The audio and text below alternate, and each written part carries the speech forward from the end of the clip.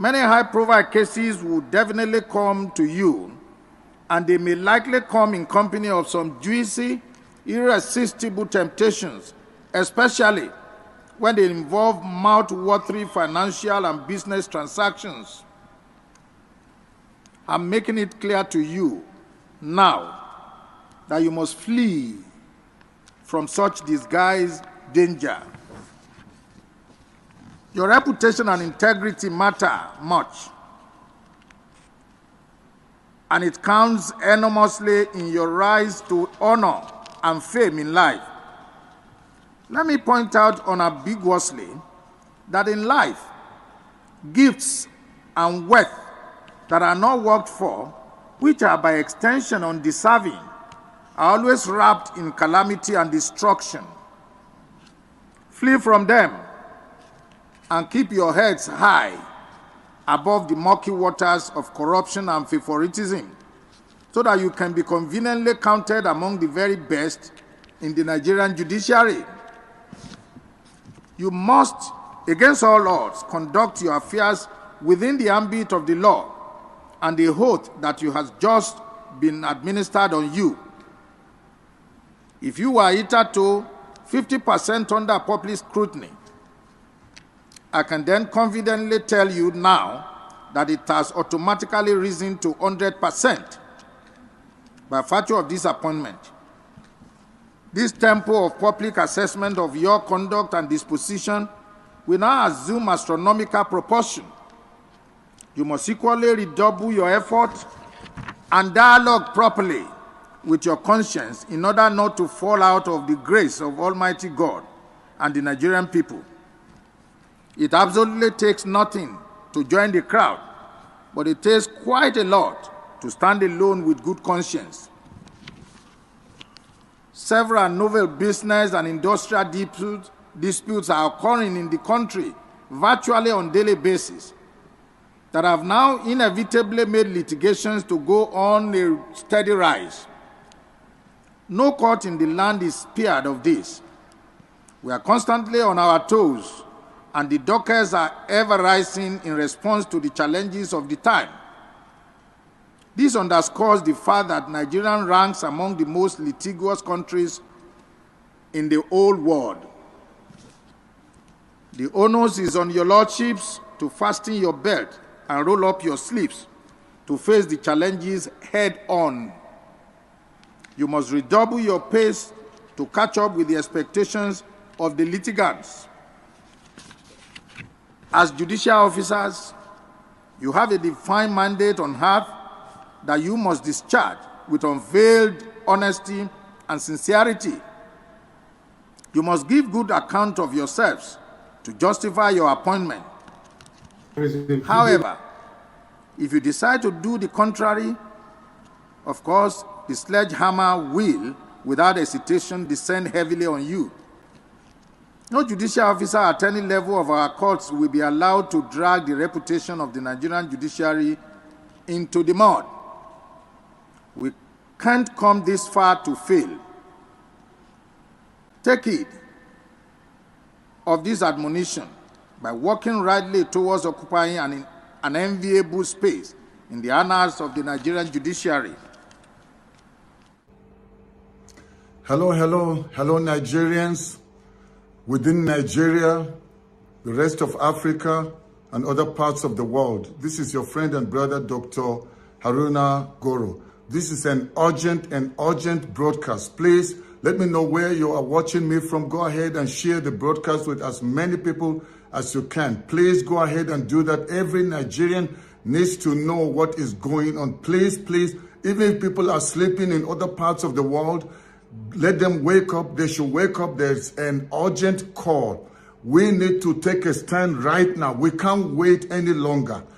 Nigeria has been captured by Tinubu and his evil team, the people around him that he has surrounded himself. It's going to be worse than what he did in Lagos. So this is the time to capture Tinubu and his cohorts before they capture Nigeria. They are determined, Tinubu is determined to maintain his grip on power and destroy Nigeria. This is a wake-up call, Those of you that always think this thing is a joke, we've told you, Nigerians missed an opportunity when Mahmoud Yakubu went on to announce Tinubu as the winner of the 2023 election. We said that was the time Nigerians should have stood up to refuse it and reclaim their nation back. But people were still saying, let's wait and see. And Peter Obi said, okay, he trusts the judiciary. But now we have seen, obviously, that the judiciary cannot be trusted. They have been captured. The three arms of government have teamed up against innocent Nigerians. This is an urgent call. Please share this with as many people as you can. Share this with as many people as you can. The judges that are sitting on the case that Atiku and Obi have taken to the Supreme Court, thinking that there will be justice, at least in the Supreme Court. Not like what happened in the court where Justice Samani and his co-rogues sat over, and they delivered that sham judgment that was not justice. They actually came there to just live up or to satisfy whatever money they have gotten from their the people that bribed them to come and give that kind of judgment. And I'm telling you, we had rumors that the judgment for this court in the apex court was supposed to be the 2nd of November. But because of the fact that the judges felt that it would be difficult for them, because financial inducement, they have been promised a lot of money, a lot of negotiations have been going behind closed doors. People like Wike and others have been the ones that have been negotiating the deal, negotiating the pay, how much they should be paid, what else, in foreign accounts, using other proxy names. So this has already been finalized. Some of us spoke and people thought we were just cooking up things. We kept saying we have inside information on what is going on. But many Nigerians are so naive, so gullible, that they believe these people. How can anybody believe that Tinubu means well? A wicked person that at heart, he knows nothing but paying and bribing his way. Tinubu believes that anybody, no matter how transparent they are, no matter how just they are, they will always sell their conscience, share their conscience when you pay them a lot of money. He believes that you can pay your way to get whatever you want anytime, any day. So he actually says, give somebody money who is saying he's not going to dance to your tune, and you give him money and he or she says no, add more money until the money is so much and they cannot say no, until the money has choked them so much that they cannot say no. That's what happened with Mahmoud Yakubu. That's what happened with Justice Samani and the rest of the judges. And that is what is about to happen with Justice Okoro, Iyam Okoro and the others. It doesn't matter what part of the nation they come from. The love of money is the root of all evil. And that's what we're about to see. So instead of waiting for the judgment to be on the 2nd of November, they have now fast-forwarded it. And it's going to be tomorrow, Thursday. Maybe you're watching me today. Maybe you're watching me when it's already Thursday. But I'm doing this on Wednesday, the 25th of October. And so they want to do the judgment on the 26th, which is Thursday of October. They're fast forwarding it because they are telling Tinubu, if your files come out at the end of the month, it will be too difficult for us. Because there is what they call in law or in justice, they talk about the court of public opinion. When the whole nation hear about all the evil of Tinubu and the files are released, then the judges' hands, no matter what money they have received, their hands will be tied. Because how would they be able to come out and deliver judgment against Tinubu when all the files are out? The FBI files are out. So what did they do? They decided the judgment will be tomorrow. They are fast forwarding it to beat the date of the release of the files of FBI regarding Tinubu on Tinubu. So that's what they are doing. The only option left now, I have been saying it for months now. People think people like us don't know what we are doing. We have inside information. is a capture, is a national capture by these wicked people, by Tinubu, his cohorts, by Jamila and all the others, Wike and the others. They have captured Nigeria. So Nigerians have got no more, there's no more nation left. See what is happening. See what has happened. Just a few months of Tinubu, he came in when the Naira under Buhari, the exchange rate was about 700 or 700 and something Naira to a dollar. But now it's over 1,200 Naira to a dollar.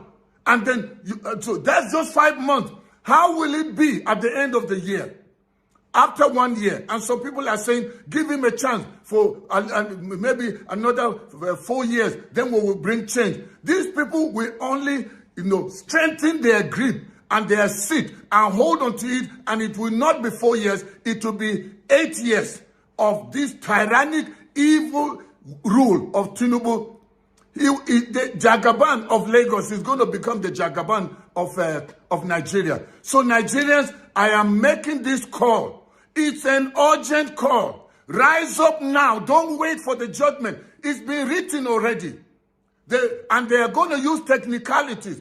They, first of all, will not accept whatever came from Chicago State University because Justice Okoro already is showing us the sign. We already said this some days ago, that why should Chicago State University give two conflicting letters showing that in one they said that Tinubu actually the certificate is not fake. Another one they said is false. So which one are they going to accept? So they're going to throw that submission from Atiku and said not admitted because it lacks the merit. And then on all the other prayers, all the other issues regarding 25%, regarding double nomination, and all the other things that they have, that they are holding on to, the one of lack of adequate, there are no witnesses, authentic witnesses, and the one of saying that they have the burden of proof of the rigging of election lies with the petitioners, does not lie with the defendants. And so they're going to bring just a replication and a duplication of what Justice Samani's team did. That's what they are coming to do. So it's a quick judgment. It's already been written. They are judging against Nigerians. Forget Peter Obi. Forget Atiku. It's a judgment against Nigerians. I pray Nigerians will wake up. Why should people be so dumb? So dumb. They are about to capture Nigeria and destroy her. What are you going to do? Will you just sit in your house and say, well, what they do, let them do. I will just jackpot out. You are jackpotting nowhere. The nation you want to jackpot to. Imagine if they had destroyed their own nation, where they have crooks, where they have drug barons, where they have people that falsify their certificate, where they have people that are involved with forgery, sitting as president, sitting in the House of Representatives, sitting in their Senate. Imagine if the nations you want to jackpot to, if they are run like that, then will you have a nation to run to? And all these thieves with the judges that they have bribed and paid a lot of money into foreign accounts, and they will make other nations rich and impoverish Nigeria. See the kind of borrowing that is taking place within 5 months. Tinubu is evil. Nigerians, wake up, please. Please wake up. You are afraid of dying. They are already killing you broad daylight.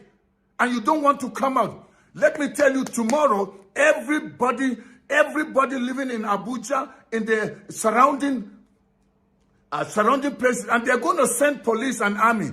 But if everybody comes out, how many are the police? How many are the army? Will they overpower us? And you, police and army, if you allow yourself to be used, God will judge all of you. Together with Tinubu, Wike, Bajamila, and Akpabio, and all the rest of you, wicked people. And I'm so sad and ashamed that even some of the people that are in opposition are sitting down there quiet, eating money. Wicked people, evil people. May God judge you and your generation. You hate humanity. You hate Nigerians. What have Nigerians done against you?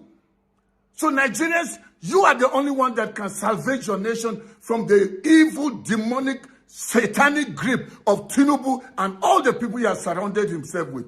Wicked people, evil. People are saying, let's wait for the Supreme Court. Let's wait for the Supreme Court. Which Supreme Court? Supreme Court of evil. Supreme Court of corruption. Wicked people. You judges, God will judge you. Tomorrow, let's see what you do. This Thursday, quickly you went and fast-forwarded the thing because you want to, live up, or you want to show to your paymaster that we delivered the judgment in your favor, sir. We delivered the judgment. Wicked, heartless people. You are not supposed to be judges. You are supposed to rot in hell. God will punish you. Wicked people. Nigerians, please, wake up, wake up, wake up. Wake up and take your nation back. Don't wait for later. Please, those of you that are watching me, share this, let it go viral. Let every Nigerian hear that they have captured our nation. They have captured our nation. They are fast-forwarding. They are going to deliver judgment in favor of Tinubu, and Nigeria will start her suffering, because then if anybody tries to protest later, they will say it is high treason. But now is the time we must stand and take our nation back. I know they are watching some of you have been sent here to come and listen to what we are saying, what the plans are. It's not about secret plan. It's open now. You are killing people openly. You are destroying people openly. You are pulling the nation down openly. And so we are coming out against you. Who are you? Wicked people, evil people. Nigerians, please, please, please. I am begging you in the name of God. Please, please, Nigerians, don't let this thing go on. There will be no Nigeria again. Many more people will die. Please, Nigerians, I'm begging you. Enough of the killing. Enough of the insecurity. Enough of the struggle. People can't even eat. But see what these people are doing with our money. Using this money, stolen money, to be bribing heartless judges. I beg, if you are there among the judges and you hear or you watch this broadcast and you still have conscience and a heart, please, even if you are not going to vote in favor of injustice, at least speak out. Let the nation know that you were not in support, so that we know we still have judges that have a heart, that fear God. Nigerians, I beg you, whether you're in Nigeria, you are abroad, those of you that are in different nations abroad, go to the embassy, Nigerian embassy, and shut it down. Go to different embassies. Go to the UN. Go everywhere and let them know there is a capture. There is a national capture by a few politicians. They want to destroy Nigeria. And this is the time we are to get up and save our nation from these wicked people. So anytime, let me tell you, don't wait for anybody to call you to come out for a protest. You begin to mobilize people around you. It must be a national, spontaneous protest, not a planned protest, because they will come out against you. But make it a thing that there's no place. All the roads must be shut down. Nothing must work until we reclaim our nation back from these wicked people. This is my call. You will remember I said this. Take this as a joke and think it's just rattling. This northerner, what did they give him? Maybe Peter Obi bribed him. Maybe Atiku bribed him. Nobody gave me a cent. Remember Peter Obi? They said we know they receive shishi. We know they give shishi. So we know what they are doing. Let's recapture our nation back from these wicked people. We are not prepared to continue to suffer like this. Enough is enough. Nigerians, don't be afraid. Don't be afraid. Rise up, rise up. Now, Nigerians. Please, please, please, I beg you. Take your nation back from north to south, east to west. Forget religion. Forget tribalism. Forget whether you're from the north or south. This time around, they are against Nigerians. We must unite to fight them and take our nation back. This is an urgent call. Do it now. Don't wait for later. Don't even wait for the judgment, because it's been written already. And we know them, and we're not going to allow them. Thank you very much for being part of this broadcast. Please help me share it with as many people as you can. Let every Nigerian within Nigeria and abroad hear this broadcast. Let them take action, not later but now. And if you have not subscribed to my channel, please go ahead and do that quickly. Do that quickly. Like this broadcast so that it will be recommended to many more people to get to watch. Those of you that have always joined me, I want to say thank you. But this time around, we are not sitting and watching these wicked people destroy our nation. May God bless you, and may God bless the Federal Republic of Nigeria. I'll be coming back to you when I get some more information. I'm going to let you know what's going on. Thank you. God bless you. This is All right. Good morning, good afternoon, good evening to every one of you. I want to thank Dr. Aruna for your wonderful expression right there. Right from the one you've been there for a better Nigeria. I want to say thank you very much, sir, for you are an elderly man. We don't have more of you like that in Nigeria. So you've been consistent. Yes, I understand we have been there as well, but we are young. We want a better Nigeria in our time. You are old, and many of your age, they are not interested of what is currently going on right now in Nigeria. So, Dr. Aruna, thank you very much for standing beside us, beside the innocent, concerned Nigerians. Your expression was very, very emotional. I felt it in my heart. In fact, since this morning, I've not been myself. I've not been myself. Yes, thank you very much, my people. I very much. So Tune, I'm thanks just for gonna stop my camera. thank you, Tune. Where are you joining us from? I'm in the UK. Oh, thank you very much. I appreciate you. Do you watch Dr. Damages? Yes, sometimes, yeah. Okay, okay. I'm one of the major panelists, so if you go there, you see me quite often. Oh, my brother. Okay, thank you. We all are doing the same thing. It's good to have you here. It's your first time here, isn't it? Watch, but it's my first time on getting into the panel to say something. Oh, wonderful. Do you want to speak to us right now? I don't know if you can wait. Yeah. Sure. I'll try you. Okay, go ahead. Talk to us, sir. Okay. I just want to say that we should just be realistic. We need to manage our expectation. Our expectation, because we've all known. I mean, people were thinking that the Supreme Court will come up with something different, but we forgot that the Chief Justice is one of the instruments of the corruption in the judiciary. He's not going to do anything. They've all planned everything. It's all planned. It's all perfected. The only solution right now, see, please, I want to just say something, and because the other lady that said God, I know, yeah, but this is not just about God will do it anymore. We just have to come out. See, Bible says the kingdom of God suffered violence, and the violent must take it by force. It is now time. If we do not stop these people, they are already planning for 8 years. Tinubu is already grooming his son. The other corrupt politicians are already grooming their children to take over the baton. And we are here talking about God, God, God, God, God all the time. God has done it already. He's giving us all the tools that we need to keep all these criminals away. And I believe personally that something very, very, very dramatic that have never happened in Africa will happen soon. That's just the way I want to put it.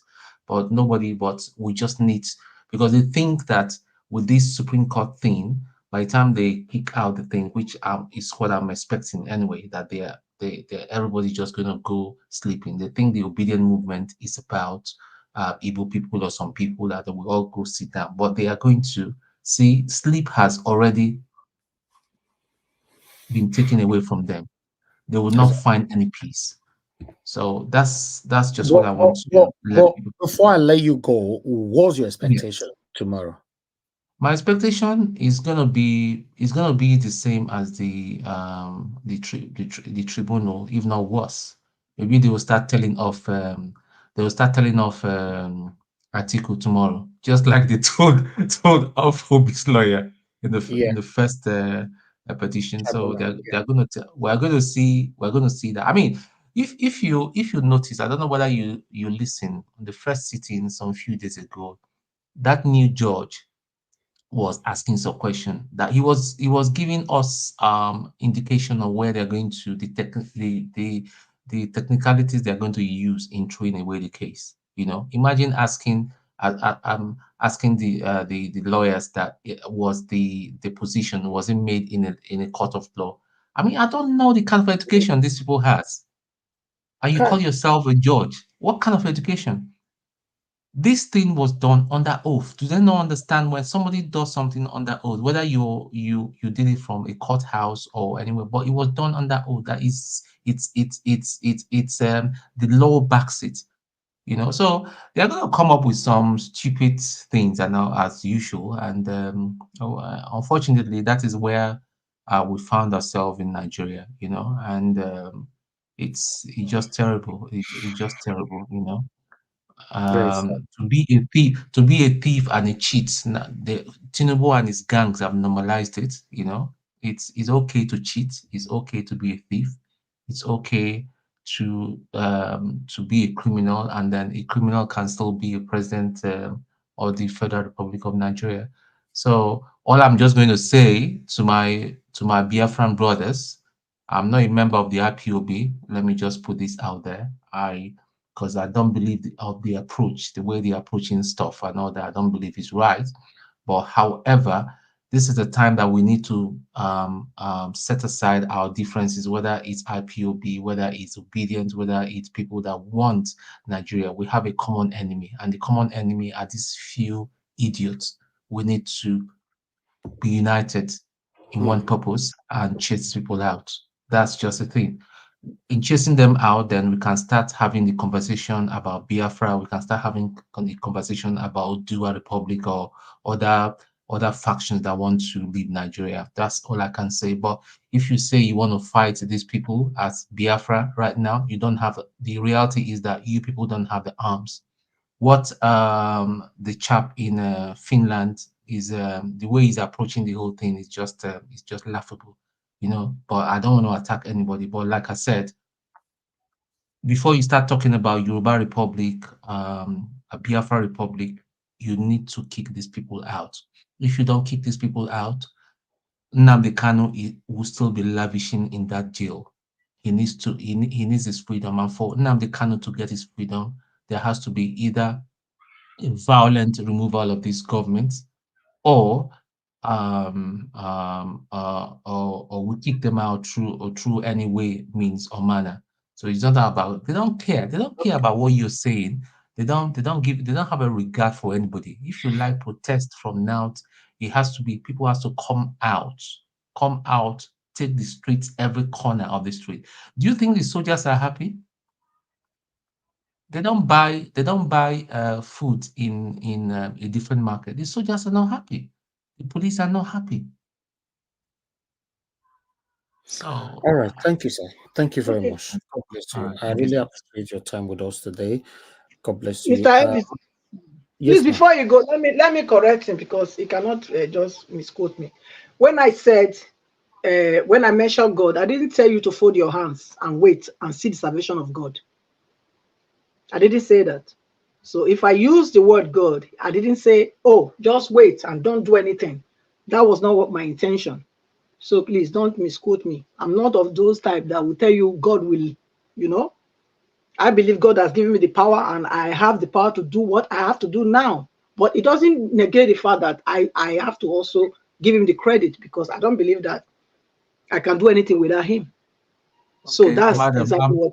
Okay, madam. Let me just let you know, I'm not a pagan either. I'm a Christian, and Yeah. I'm a saved Christian. But what I'm trying to say, if you understand what I'm trying to say, I wasn't addressing you.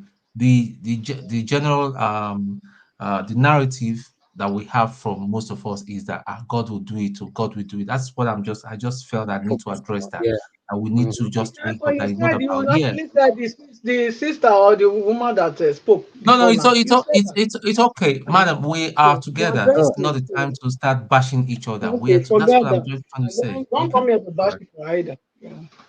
All right, that's fine. That's fine. I understand where you're coming from, Tune, because a lot of majority of Nigerians, every one of us know this. Majority of Nigerians believe that they will sit and lay down in their bed, you know, and God will do everything for them. Like the common popular saying that, oh, now only God now go help this country. Yeah, I believe that's the area you Mm-hmm. were going. Which me myself, I'm Mm-hmm. totally against it. You know, and only God will help this country. Now only God go help. We all have grown. You know, our children are growing every day. We are still saying only God will help this country. So I understand what you were saying. Madam Patricia, I also understand you as well, because you said mentioning God doesn't stop you from doing something. That is wonderful. You know, I'm a Christian as well. I pray every day. You know, I pray to God every blessed day, but I'm still very, very active. I'm here every day. Since April till now, I've been here every single day. I still remember to pray every single day. So what my brother Tune was talking about is those people, those reluctant people that believe, you know, that God will provide them everything without not doing anything. So thank you very much. I appreciate both of you. So I'd like to thank you, my brother. Thank you, Madam Ahmed Bright. Good evening to you, ma. Thank you very much for joining us. How are you doing today? Thank you, Mr. Elvis. Thank you, and you. Yeah, Yeah. I greet everybody as well. Mr. Elvis, if I tell you that I'm strong now, I'm just lying. I'm just lying because today I saw you the way you were explaining it, but people was not around. There was nobody there, no comment. I said, okay, maybe I still have to wait. I saw you, and I saw Mr. Haruna Guna that he wept, and I started crying as well. You know, I'm too emotional, but I try to be strong, but really very emotional. I wanted to go out today. When I saw this thing, I said, no, I just cancel it. Because people working in my place, they finish around 1:45 today. I was having the chance to go out to go and settle some few things. But I couldn't, I'm done as I'm talking to you now. I don't really know what to say because I've been getting this body movement from this Supreme Court right from that Monday. That on Monday, I was having my grandchildren here. One was having fever. The other one want to be also have All the right. same thing. So I couldn't really Just briefly. concentrate. Yeah. Hello? I said just briefly. We have not started Yeah, submission yet. yeah. My I don't know unless if God did wonder tomorrow. I have been saying it. I never trust these people. They are still going to judge just like the Supreme Tribunal Court. I believe that they don't. They have exchanged brown envelope. They have Thank decided.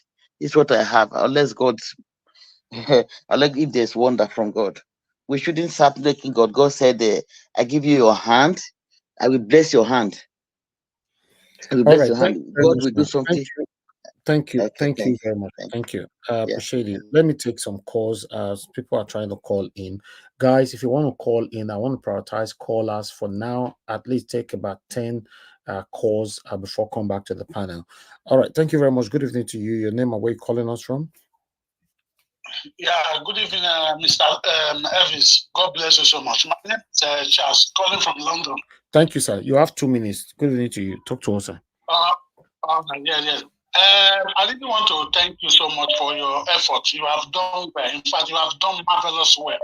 And God will continue to bless you. It's not easy from April, according to what you said now, from April to this very day. Yeah.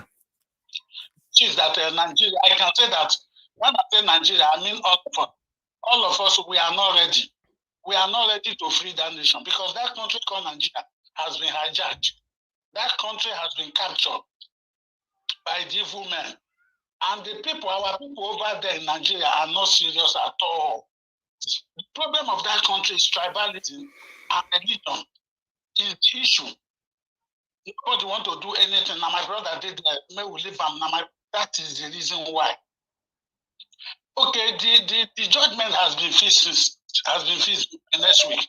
Okay, today now they are changing the date now about tomorrow. So this is a serious call for all Nigerians to come out. Nobody will do this thing for us. Nobody will do it. Even me that is in UK, I'm not happy about it. I'm not happy because almost whatever I'm in UK here, 30% is I'm spending it over there in Nigeria. So I wish my fellow brothers and sisters can come out tomorrow. I was in Nigeria during the election. I traveled to Nigeria to vote, but I was so disappointed. My ticket I bought, every money I spent traveling to Nigeria, it was waste. I wasted it for nothing. Thank you, sir. Because the election was so marketed, was so ranked.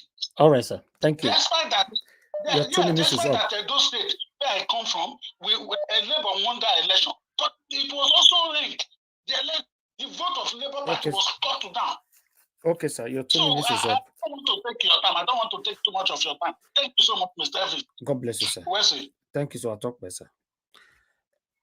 All right. Thank you very much, Madam Deborah, for calling in. Good evening to you. Please talk to us. Thank you, madam. Good evening to you. Talk to us. 2 minutes. Yeah, good evening, Nigeria Watch. Good evening to everyone. It's been a while. I just want to make a quick contribution to the broadcast. Go ahead, madam. You have 2 minutes.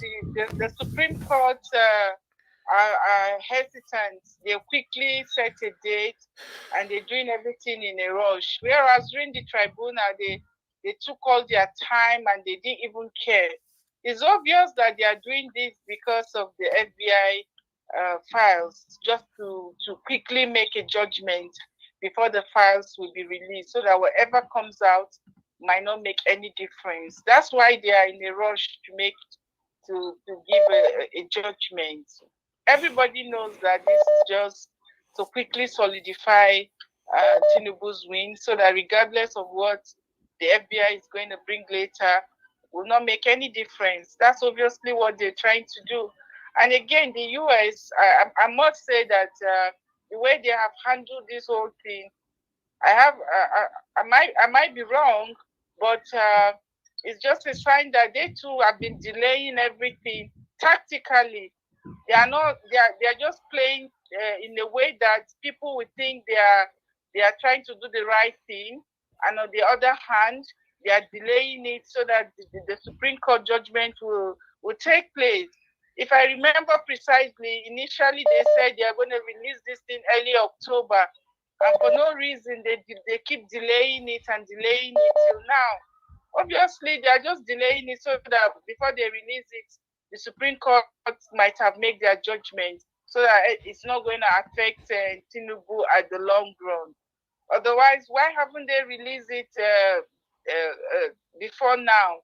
If they are not just trying to be complicit, they're just trying to play safe because of their own election, so that people will not say, oh, they are being compromised. But it's obvious that what they are doing too, they are just trying to protect Tinubu in everything that they are doing indirectly. Because I thought by now they should have released the file as they promised initially. What is their reason for delaying it? If not that they're just waiting for the Supreme Court to give their judgment before they release it.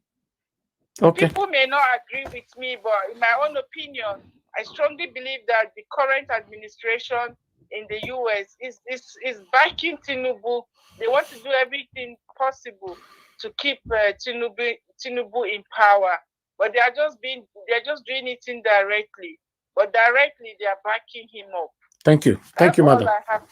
God bless you. This evening. Thank you so much, Mr. Nigeria Watch. Thank you, ma'am. All right. I have love of God is my strength here. Good evening to you, madam. Thanks for calling in. Please talk to us. Thank you, Nigeria. Thank you. Your line is not clear. We can't hear you. Can you hear me properly now? It's not clear at all. Can you hear me now? Okay, you are better now. Go ahead. Okay, thank you. Now, let me say, I want to say thank you to everyone. I want to thank you, especially Nigeria Watch. You have really done well. You have done well so much that I don't know how to thank you, the truth, from my heart. Number two, I want to thank Mommy Diaspora. God, Mama, God will bless. God will not leave you. You are a strong mother. And because you're a strong mother, you will see people who will look after you and take care of you. That's my prayer for you. Pat and every other person that I've come to know, Sister Rita, Omoye, Sister Pat, everyone, Busy Brain, my sister, and everybody, I want to say thank you. For me knowing you people, you are like my family. You know what I want to say, Nigeria Watch? I'm sad. I have to tell you the truth. I feel pain in my heart. I feel so much pain in my heart. You know, we need to do something. You know what I'm saying? We need to do something. These people, they have seen us finish. They have seen us finish because they feel that we cannot do anything. They feel that we who are you people, you can't do anything. Don't worry. Do this. When you do this, everybody will go to their house. Give some few people money and they will go and sleep. But I want to tell Tinubu, this time is going to be different. Tinubu, this time is going to be different. You people have been doing this thing since 1960. We have not enjoyed our country. All of you are putting yourself, putting your children, putting your family. Your wife will be in Senate. Everybody, you put them one place. How about the other people? Where the oil is coming from Delta State to the east, to everybody. What have we gained? We have not gained anything. What is it? We are tired. We can't live our life like this. We can't continue for these people to be treating us as if we are nothing. It's our country. It belongs to us, all of us, as that place. They cannot treat us like this. Nigeria, wake up! Wake up! It is too much. Why are you people sleeping? Wake up! Thank you. And fight. Thank you. Thank you, madam. Thank you, Mr. Justin, for calling in. Please talk to us. Good evening to you. Hello, Niger Watch. Good evening, and good evening to the panel. Thank you. Niger Watch, listen, I want to say a big thank you, for all that you've done. Your platform, the love, I didn't really see Niger Watch as a means of trying to get a good governance for Nigeria, but I see your platform as a place where people come to learn, and brings the family together. Anybody knows, or I would say maybe a couple of huge percentages of Nigerians know that there's nothing new that will come from the upper court, which is the appeal court. I'll thank the obedience for a well good fight. This is not the time to give up. We just have to look towards a brighter and a good strategy in the future. But I think the only way we can get things right, we have to be ready to play it dirty. Dirty can mean anything, but we have to be ready to play it that way. But apart from that, I feel like the judiciary, they might take Nigeria by surprise because they know that if they fixed 1 week from now for the hearing or for the judgment, and they suddenly take it to tomorrow, maybe they're trying to disrupt that means of protest so that just take people by surprise. If Nigeria is going to come out to protest, I don't really know because I'm not really seeing the sign, to be honest. There are a lot of people who really wants to, but majority of Nigerians are not ready to do it. Reasons maybe left for them. Some of them feel like Nigeria is not a country worth dying for. Like you've hear people say that in your program sometimes when you do your show and people write on the comments and we listen to stuff and so you can see where people mindsets are. Maybe because of the corruption, because of the tribalism, the religion kind of stuff. Yeah, but I think we are all in it together, Niger Watch. At the end of the day, like you said, a lot of people, unfortunately, a good poor obedience will suffer for it. But there's still a lot we can do. I don't know. Obedience might start registering. There might be some kind of register where obedience have to identify themselves. Join a kind of obedient party. They might have something like a card or something. I don't know who can do it. Peter Obi can champion that. Labour Party can do it. So that the obedient that need help, that find yourself in certain kind of stuff, obedience can rally around and help one another. And just if that's the way we want to split Nigeria, the ones who want good governance going to be on one side. If you need help, just like I talk about the pastors and, they come together, they can raise money, build hospitals, churches, build all kind of stuff that people can benefit from without collecting money from them. Or even if you're going to collect money, but subsidize it to a minimum standard. Apart from that, Nigeria Watch, I really, really, really want to say thank you. I know I've overstayed my 2 minutes, but I really want to thank you so much. I just want to say thank you, Nigeria Watch. You've done a lot. You've changed a lot of people. You dragged people to change the mindset of us who haven't called the first time.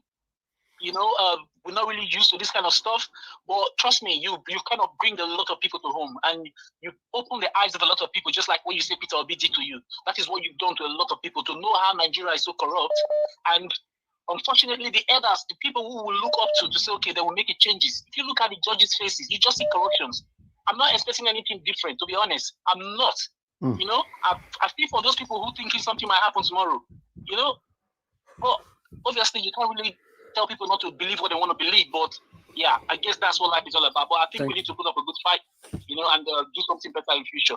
Thank you very much, Nigeria Watch, and God bless the platform, and God bless everybody in the platform as well. Thank you, my brother, Mr. Justin. I appreciate you always. Thank you. Thank you. All right, let me take another call quickly, guys. Press on the like button. Thank you very much, Madam Benis Peterson, for calling in. Good evening to you. Talk to us. 2 minutes. Hello, Mr. Elvis, Nigeria Watch. Good evening. Thank you, ma'am. Good evening, everyone, and all protocols observed. I just want to thank you for a work well done. For all this while, it's been a long journey. And I just want to encourage you that we are all behind you. We love you so much, and you've put so much in this work. I don't want you to feel discouraged, and I don't want you to think this is the end of the road. To all obedience and even everyone in the house, in the comment section, this is not the end of the road. This might just be the beginning of another chapter of a journey that will end well. Regardless of what the judgment will come tomorrow, I strongly believe we should not give up this fight. They say winners don't give up, it's losers. We are not losers, we are winners. We will not give up this fight in any capacity.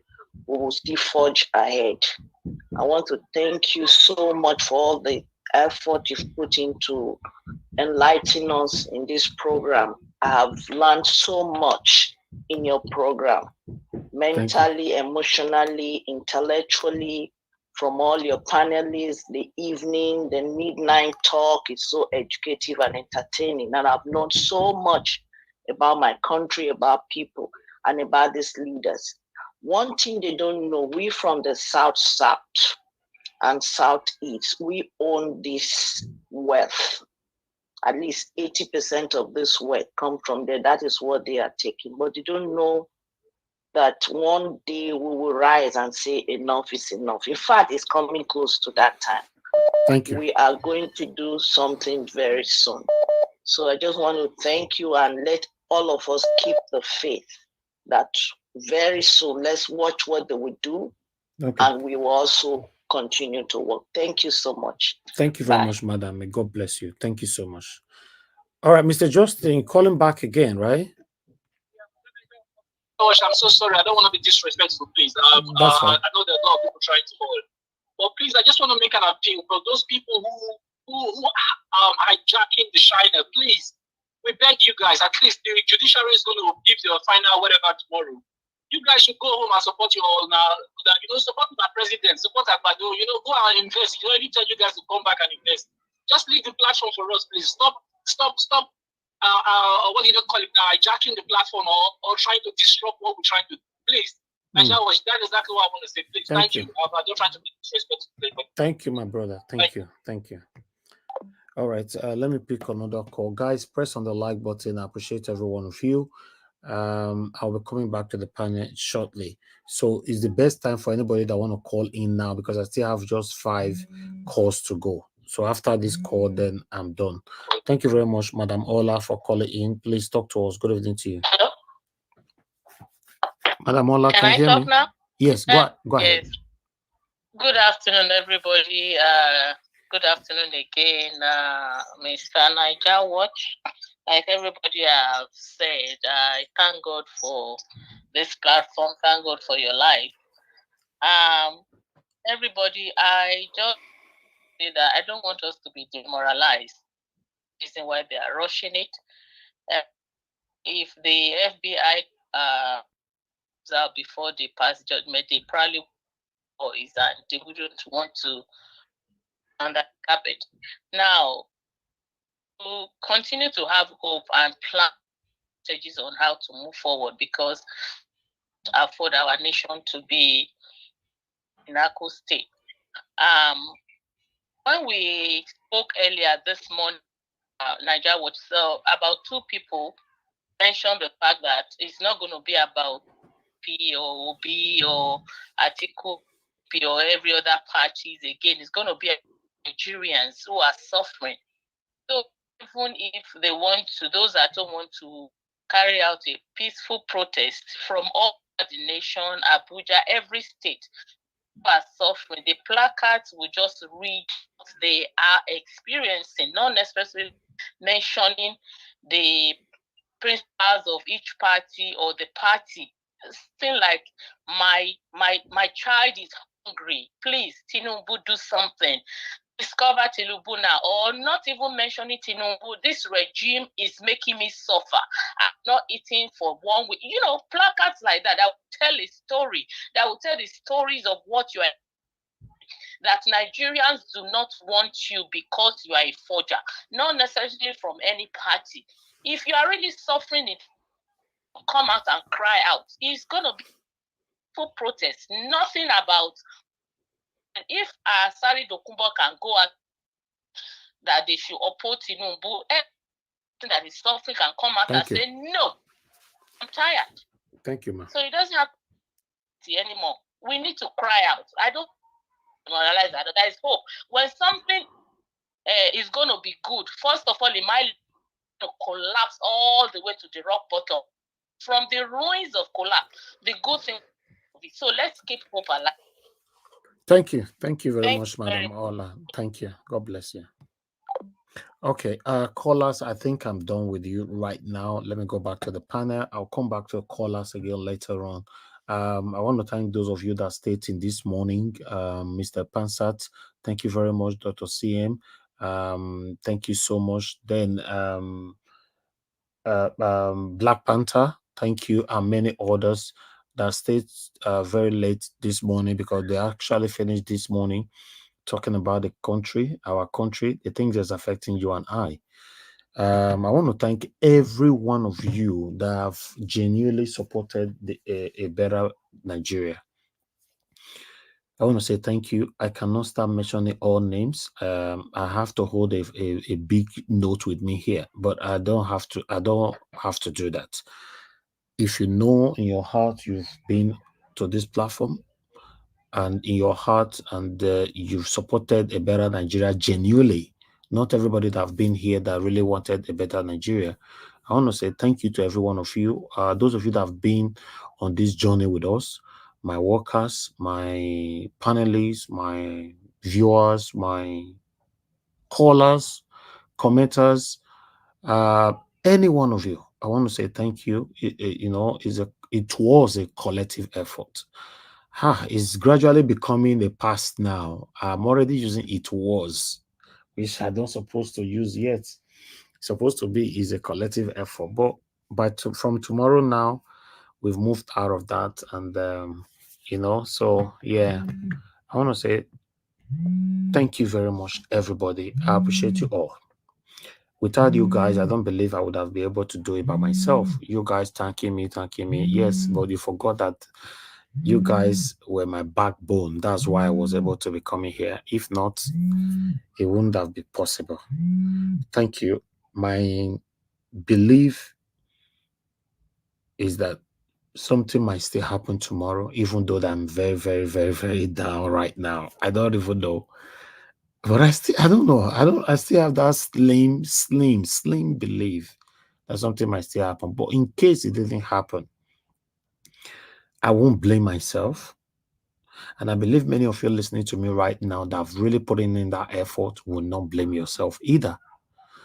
But what about our people back home? I don't know if they will say the same thing I'm saying right now, that they won't blame themselves. What I've got to realize in this whole journey is that Nigerians back home are not ready yet. So the best thing I will advise them to continue to do, let them continue to jackpot like they are doing right now. But changing the country, they are not ready yet. But I wouldn't have blamed them if maybe they were not ready or they have never been ready for anything. That would have been fine. But I've noticed that they always have the effort. They always put in the effort, the energy to do irrelevant things. You know, in Nigeria, for example, Friday, Saturday, and Sunday, every state in Nigeria, all the lounges are busy, bars are busy, clubs are busy. Nigerians are enjoying their lives. Like the video I played a couple of days ago from Fela Kuti, the Nigerians suffer and at the same time, they pretentiously smile. You see, for me, I've lived almost all my life in the United Kingdom. I get to understand that, in fact, I've never suffered in my life. Let me just put that on. It's not about bragging. I don't know what it means.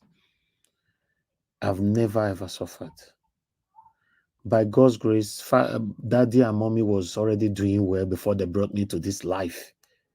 So I get to understand that, oh, everything was provided, you know. But I grow to some certain age and I get to decide that I want to live my own life. I want to be hardworking. I want to focus on my education. I did my college and university levels in the United Kingdom. As I speak to you, so my dad is a PDP man. Many of you know that, right? But I decided to live my life because I know that PDP and APC are the people that brought us where we are today. Don't forget there used to be SDP and NRC. They destroyed Nigeria with that names, that satanic name, NRC and SDP. They now changed it to PDP and APC. Even the APC you are talking about right now used to be AC as well. So to call everything short, thank you very much, Mr. Kennedy Egarewa. May God bless you, sir. Thank you so much for always being there, for your prayers, for your support. These are one of the people that is right there praying for me, encouraging me behind the closed door. God bless you, sir. I appreciate you always. So like I'm saying, so I've never ever suffered. But I've seen a lot of people suffering in Nigeria because I spent more time in Nigeria. So I decided to say no. When I started this journey, my dad actually told me that, no, you can't do this. I said, yes, I can. He said, okay. Because my dad is the kind of a father that allow you to do what you want to do. My dad is a barrister. I remember when I was going to the uni, he forced me to go read law. Then I went to do property law. On my first year, I don't like it. I decided to say, no, I'm not doing this. I'm not doing this. It almost caused problem in the house. I don't want to talk about myself today, but a time will come, I'll bring it here. I'll talk about me. Before I now went on to do film and media studies. I have my degree in film and media studies. So today, because I have grown to that age to get to realize that life is just one. I will not live forever. You will not live forever. We will not live forever. So I decided to say, okay, how do I choose to live my own life? Even though I know I cannot please everybody. In fact, there are some people listening to me right now, they don't like me. You yourself, there are many people that don't like you. That's a normal thing. That's a way of life. It's okay. You must live with it. As long as the people that doesn't like you, once you recognize it, you don't need to be amongst them. But that is not enough to stop you from doing the right thing. I've always lived my life on the right thing. Always. I've hit my chest so many times on this platform that nobody, absolutely on earth, have anything against me, even though I know I'm not a perfect person.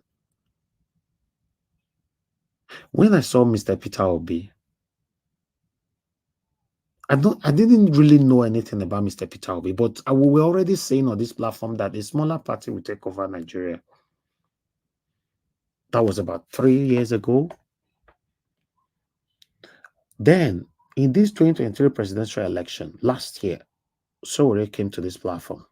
He spent about 3 hours with us, 2 hours, 48 minutes, something like that. I assured him that I will use my platform to work for him free of charge. He took so many questions from people. People called in, asking series of questions and all that. Then Peter Obi was still in PDP, my dad's party.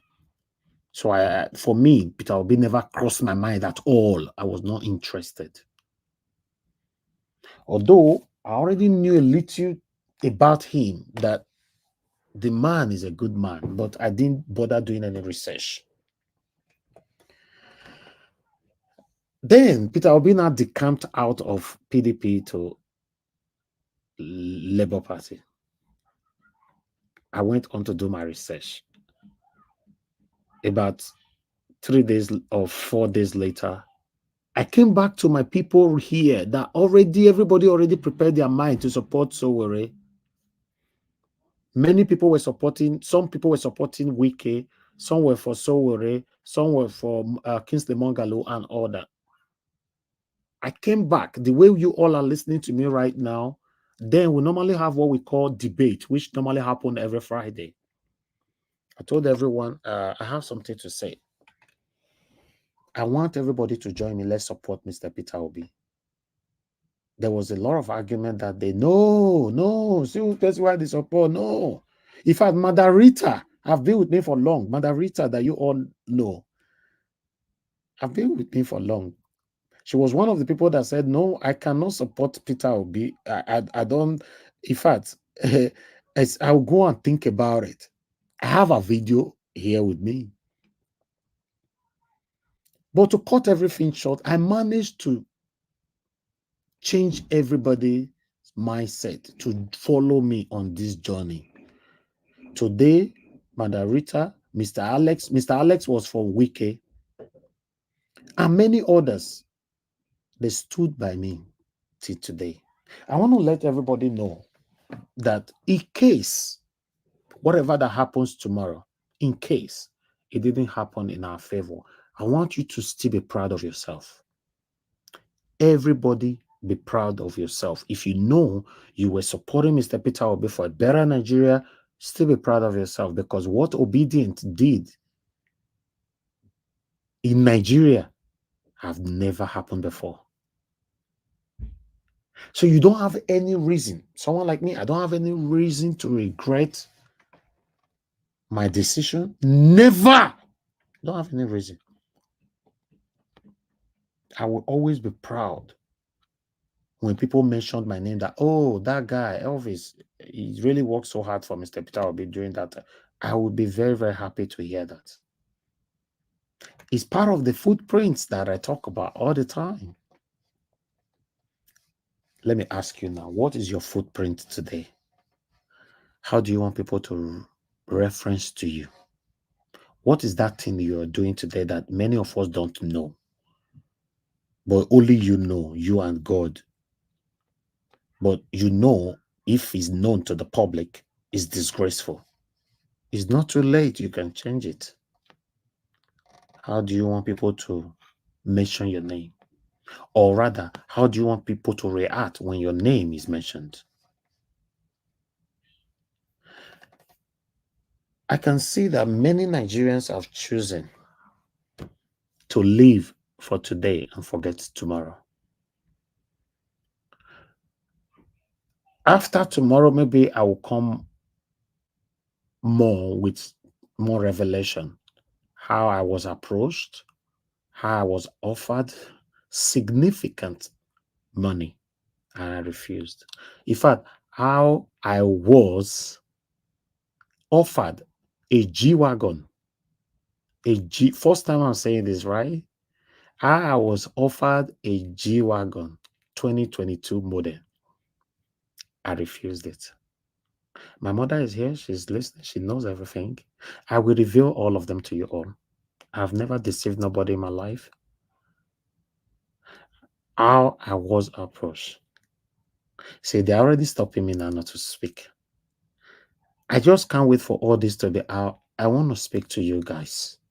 I want to let you guys know that I was happy doing what I was doing. I was not doing it because of money. Even though I know, yes, we make money from YouTube, but I was not doing it because of money. For someone like Dr. Aruna, his channel is not monetized. Many of you super chat me here every day and all that. I valued it more than anything because it's a gift that I enjoyed so much rather than taking money from satanic people. My managers have told me to stop. I will stop for now. I will talk to you guys with lots of... Okay, you are good now. Yeah. Okay, so man, well, all I can say is thank you very much now for all that you do and for the movement for Nigeria for the world. Thank you so much.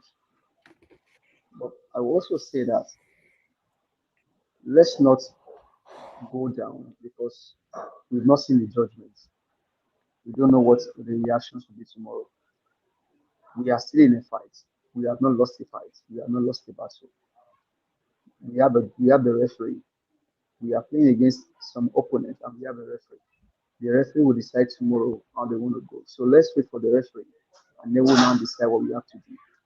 So I don't want anybody to have a low moment or a down. Please don't allow your morale to be down. You definitely work on your audio, my brother. This is not how you talk. Sort that out before you give your proper submission later, okay? Okay, thank you. Yeah, try to sort that out because I'd like to hear from you. All right, my people, I will stop from there. But I wanted to let everybody know that regardless of whatever you have today, you will die one day and leave it all. Please use whatever you have to bless people and let people speak good of you, because nobody knows what will happen tomorrow. And for those of you listening to me, before I start picking calls again, and you are one of the people that have chosen to support this satanic APC, that's fine. Whatever that happens tomorrow, that is fine. But I want you to understand you won't live forever. Yes. You know that everything involving this satanic APC, all is fraud, you know. And you still decided to keep them because you hate an Igbo man. Because you love Tinubu or because Tinubu is from your village. That's fine. I'm not against anybody. All I wanted was a better Nigeria, which I'm still very, very, very hopeful, even though it's very slim. But in the next 12 hours now, or maximum 24 hours, everybody will know their fate. But you still have time to change, though. Even though you cannot change on this, God forbid you achieve this goal, is up to you. But you still have that time to change and beg for forgiveness. That is inevitable. Thank you very much, my people. May God bless you all. Let me pick this call. I'll come back to the panel again. Mr. Felix, thanks for calling in, sir. Good evening to you. You have 2 minutes. Please talk to us. Hello, good evening, my beloved brother. Thank you. I greet you, my beloved brother. I greet all the panelists. My beloved brother, Mr. Elvis Oni Edige. No matter the outcome of tomorrow, you don't have to be weak in spirit. You need to ginger your spirit. One thing I must assure all this judicial system, no matter the way they want to do it, may they all get time for my say. Nigerians in diaspora are the people that move the economy. As far as they do the right thing, we go make the economy grow. If they decide to be compromised and do the wrong thing, sorry not their name. Sorry not the economy name. Because we don't ask so much thing from there just to do the right thing for a better Nigeria. That is a son of nobody we become somebody. They just have to do the right thing. Mr. Ariwoola, Chief Justice, when the petition, when all the political parties went to the appeal court, to make mention of one word, said all the judges should not be compromised because there is a sledgehammer. Now the final judgment is on your table. If you know you don't want the sledgehammer to be for or each and every one of you, as you advise your colleague before, just do the right thing. Thank you. A certificate forger, a drug baron can never be a president of a country according to the constitution. Thank you. But if you want to enter Guinness World Record, we wanna do the wrong thing tomorrow. We go see that Guinness World Record, still do the way to our mind. Thank you, sir. Sorry, my beloved brother, for some time now I've not been able to join the panel. I really appreciate you guys. But I know you're always there. You're always there with us. Thank you. I know you're always there with us. Thank you, my brother. I greet everybody. Thank you so much, my brother. I appreciate you always. All right. Let me pick Madam Joy is on the phone. Madam Joy, thank you very much for calling in. Good evening to you, ma. Please talk to us. Hello, everyone. All well-meaning Nigerians, obedient family, Niger Watch family, all the citizens, journalists, my intellectuals. This means a lot to me when I do these mentions, because this is the heart. You all are the heart of the part of the heart of Nigeria that is still beating. Every other aspect of Nigeria as a people or a nation is dead. You know, thank you everyone, Mr. Niger Watch. We can't thank you enough. Between Nigeria, I remember why I just wanted to talk. It says something is about when you mentioned you wanted to support Showore and someone else was for Wike and a few others. And then you see that we have a country where what was offered to the people is the devil and the deep blue sea. There was no option for good. Nothing was given to these people to work with, except the two parties and everything, including the elders. I will keep hammering on these elders until they just scream and jump in somewhere. They desecrated everything. They compartmentalized the mentality of the people, compartmentalize it into tribe, compartmentalize it into religion, and now this evil cancer called political party. And people are running like in a circle, chasing after their tails and not looking forward to what made us who we are. Humans, humanity, integrity, character, dignity, everything lost while we were chasing these crops. And there emerged Mr. Peter Obi. There emerged Mr. Niger Watch. There emerged a David Hundain, Jimmy.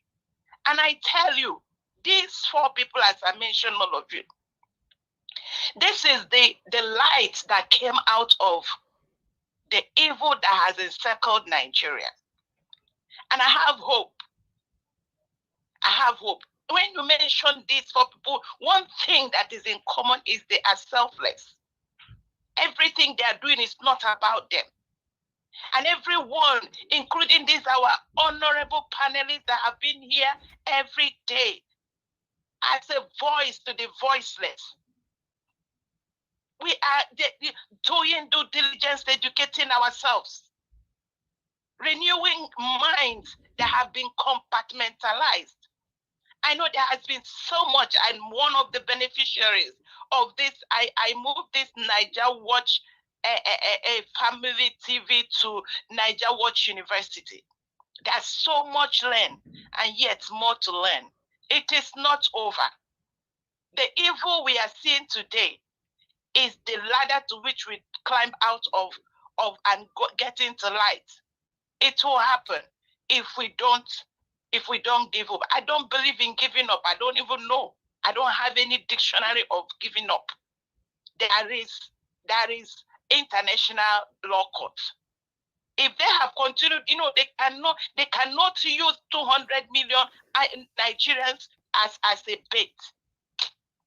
This is criminality cannot define us. I say it again, criminality will not define me. I don't believe in it. I don't meddle with it. And so do many Nigerians. It shouldn't define us. We are moving forward. I encourage everyone, we are in. And God is going to help us as we fight. Executive, legislative, judiciary, now we know they have failed. Religious leaders have failed. When they want to bamboozle you, they flag it in your face. Everybody is running after tribe, running after religion. We left what made us who we are, and we refuse. There is Mr. Peter Obi, there is David Hundein. God will continue to protect all of you. Mr. Niger Watch, you are a hero of our platform, and God will always look. We are praying for you. Don't worry, your blessings are here. They're here to stay. I rest it here. I greet everybody. You all have done great and will continue to do what we are doing. God bless everyone. Thank you very much, Madam Joy. I always appreciate you. Thank you so much. Thank you. Okay. Callers, I hope you guys will allow me to give opportunity for the people to speak from the panel. Okay, Madam. Okay, I think. Hello, Madam. Can you hear me? I think I've picked a call. I don't know what's happening here. Madam Helen, are you there? Oh, I lost her. Oh, I lost Madam Helen. So sorry about that. Madam Maumi, thanks for calling in, man. Good evening to you. Please talk to us. Good evening, my brother. Yes. Thank you, ma'am. I can hear you. Good evening. Thank you, all protocols observed. I greet all the panelists. Mr. Elvis, one thing I want to tell you is that I don't want your spirit to be down. I don't give up easily. On this platform, I gave a solution that what we can do as citizens, but nobody responded to it. I even said so that even if not on your panel, we can do it on another ground. Now it is not over until it is over. Nobody should be down that it is over. No, it is not over. There is International Court of Justice that can overrule any country's will. Yes, it is not over. I'm not giving up. We are going to fight it to the last, and it will finish. Go and read the book of 2 Kings 7. Elisha the prophet said, by this time tomorrow, wheat is going to sell for 1 shekel in this land. Some people say it can never happen. Those that said it will never happen did not live to see it. I'm telling you, when this new Nigeria will come, very soon, as we are going, we are not giving up. Those judges, all compromised people, all evil people, they will not live to see it. Write it down today. New Nigeria is coming very soon. And it is this Peter Obi session. Write it down today. It will happen. That's my own people. Thank you. Amen. The problem we are facing is from the Fulanis. Thank you. They don't want to leave the power. They put Tinubu there so that they will say, oh, it's not the Fulanis. Then he will return the power to them. No, it won't happen. It won't happen. God will take this out of their hands. Thank you. We are not Fulanis and they are not Nigerians. They should. Oh, sorry, I've caught it. Let's hear from someone else. Madam Ellen, thanks for calling in. Good evening to you, man. Please, 2 minutes. Talk to us. Good evening, Mr. Elvis. Good evening. Thank you, ma. Everyone in the panel, people at the comment section. Good evening, Mr. Elvis. God bless you. You are an exception, and I know you know that. You are, you can't be stained. So whether they bring whatever they bring is not for you. God has designed something for you, and you know that. So you're like Joseph, who had everything, but yet would rather not want to go for what man could offer, for what his destiny had kept for him. God will continue to bless you, and very soon you begin to see all of them play out. Amen. I don't want us to think that we have been defeated. Guys, we won. This victory is big for us. It's huge. Think of it. For a very long time, only two-party system existed in Nigeria, and they did all sort of shenanigans. And then just within less than 2 years, a party sprung up. They said they do not have structure. They have nothing.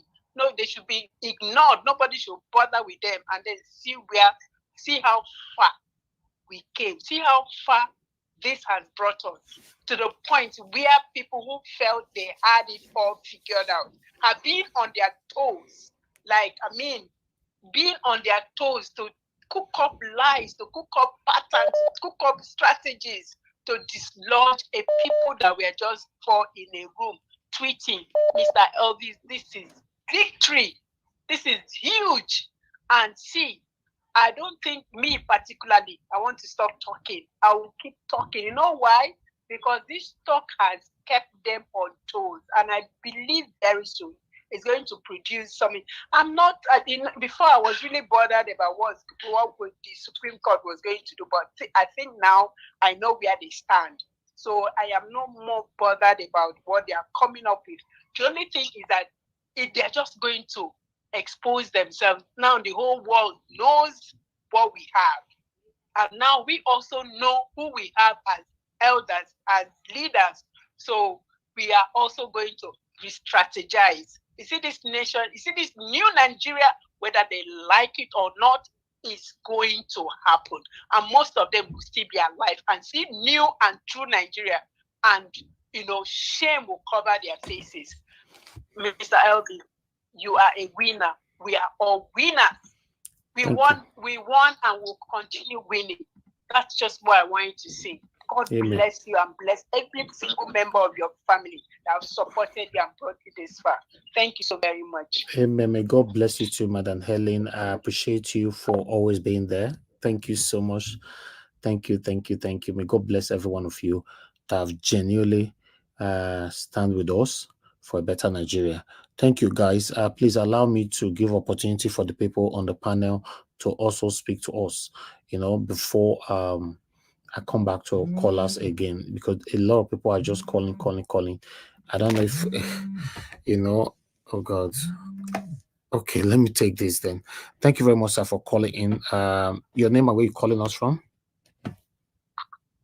Hello? Hello, sir. I can hear you. Your name and where you calling from? Good evening to you. I'm Chase. I'm calling from London. Nigeria, I want to salute you and greet you for everything that you've done during this period. Thank you, sir. I want to encourage you not to give up. You won't understand. These people were fighting. They never expected us to put up such a strong resistance against them, and they are thinking that if they can hold us just a little bit more, they will be able to just take it off the finish line. The more they are pushing, they are saying that we're pushing from our side, and then themselves are confused. Don't think that we that fought this battle will just roll up our sleep and go and sleep. Tomorrow is just even the beginning of the new chapter. We must remain resolute. We must dig our feet in. We must continue speaking. Okay. And Nigeria, I can tell you, I think we still have two more solutions that we've not used personally. We that are in the diaspora. One of them is the Western countries that are supporting these people. I'm talking about especially the Americans and the UK. If they are hell bent of ensuring that Nigeria does not move forward, we here in the diaspora, we should come together and and form a group and say that we're going to vote in a certain way. Okay, so if you're going to keep Nigeria stranded, we're going to come as a bloc and we'll vote. We start lobbying our MPs here, either Labour or Conservative, and we say people in America do the same thing. I tell them that, listen, if you continue with this thing that you're doing, we're going to start swinging the election here in this country for them. And if they know that we'll have a formidable force that can actually impact them losing their seat here, I tell you what Nigeria was, you will see how these people will sit up straight and start taking us seriously. The Nigerians that are here in the UK and America will have that number to influence the election. And I think that's one of the most powerful things that we've not used so far. And the other solution, Nigeria, which I wouldn't want to say, they are probably sending you a text. We need to consolidate some of our platform and form a formidable media house that can actually go after these people. Okay, thank you. And I think, I was saying you've written stuff regarding that. Yeah. Thank you, sir. Thank you very much. Thank you. God bless you, sir. Thank you. Oh, God. Hello. Yeah, good evening to you. Your name and where you calling us from? Good evening, Mr. Evans. This is Fat Jacka. Oh, Fat Jacka, thanks for calling in. I saw your comment earlier on. Good evening to you, sir. Talk to us. Mr. Evans, I am baffled at the obedience. What is going on? Why is everybody feeling like we've lost? This is shocking. This is shocking. Do you know why? This is shocking. Do you know why? Because the whole Nigeria is quiet. The whole Nigeria is quiet. You and I live abroad, right? The whole Nigeria, as you and I speak right now, is only what's it called? What's this man called? From with his native doctor and talks on the streets. Yeah. Asari the Combo. Asari the Combo. Yes. So you know what you're talking about. This guys is about to, I don't know. The chances is still there, very slim. But the old Nigerians, I don't know. Everybody's quiet. Yes, get it, Mr. Davis. And I wish everybody would hear me out. I'm not trying to go against you guys being emotional, but you don't let your enemy smell fear. You don't let your enemy smell fear. You don't let the sharks see the blood in the water. You don't. We are winning. I'm shocked. Mr. Davis, prior to this time, I keep telling you all the time, we didn't have a platform like Nigeria Watch. I'm promising you, I've been telling you, they will come after you. Because you are giving us a platform to go against these behemoths. We are fighting and we are fighting. People are not saying it. I've been in this since 2015. I've seen it all. I've seen it all. And I thank God for this day. Because a lot of Nigerians are awake now. Prior to 2015, this is just a shock jock to the system. Nigerians are waking up and finding out every system they believed in is a fraud. So you are bound to be emotional. I get it. But Mr. Elvis, I promise you, God is my witness. We are winning. Okay. I like that. Don't let them smell fear in you. Okay. I like that, sir. I like that. To be honest, I want to hear things like this at this moment. Thank you so much. I promise you, God is my witness. God is my witness. Okay. God is my witness, Mr. Evans. You point to this day and say, this guy told you. Thank you, Fat Jacka. Thank you. God bless you. Okay. Thank you, my brother. Thank you so much. Yeah. Okay. I like that. I like that because, you know, at the moment we are human beings. We need somebody to lift us up at this particular moment, even though we know we have less than 24 hours to go. Like I said before, I'm not totally giving up, but my hope is very, very slim. But in the next maximum 24 hours from now, we will know where we belong. we'll know where we belong. Thank you very much, all callers. I have to cap it right there. Let me come back to the panel. Thank you very much, my people right here. I would like to quickly verbally appreciate those of you that have supported the channel once again. Thank you, Bella Naomi. Thank you very much, madam, for all you do. I appreciate you always.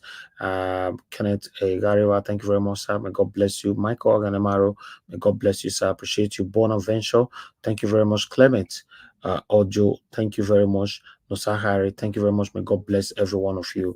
I appreciate you all. Thank you, thank you, thank you. So let me call on the first person now. Before I call on the first person, I'd like us to quickly listen to, our brother right here. One moment. Let me just put this a 3 minutes video. Ned Media. Let's take this. Thank you.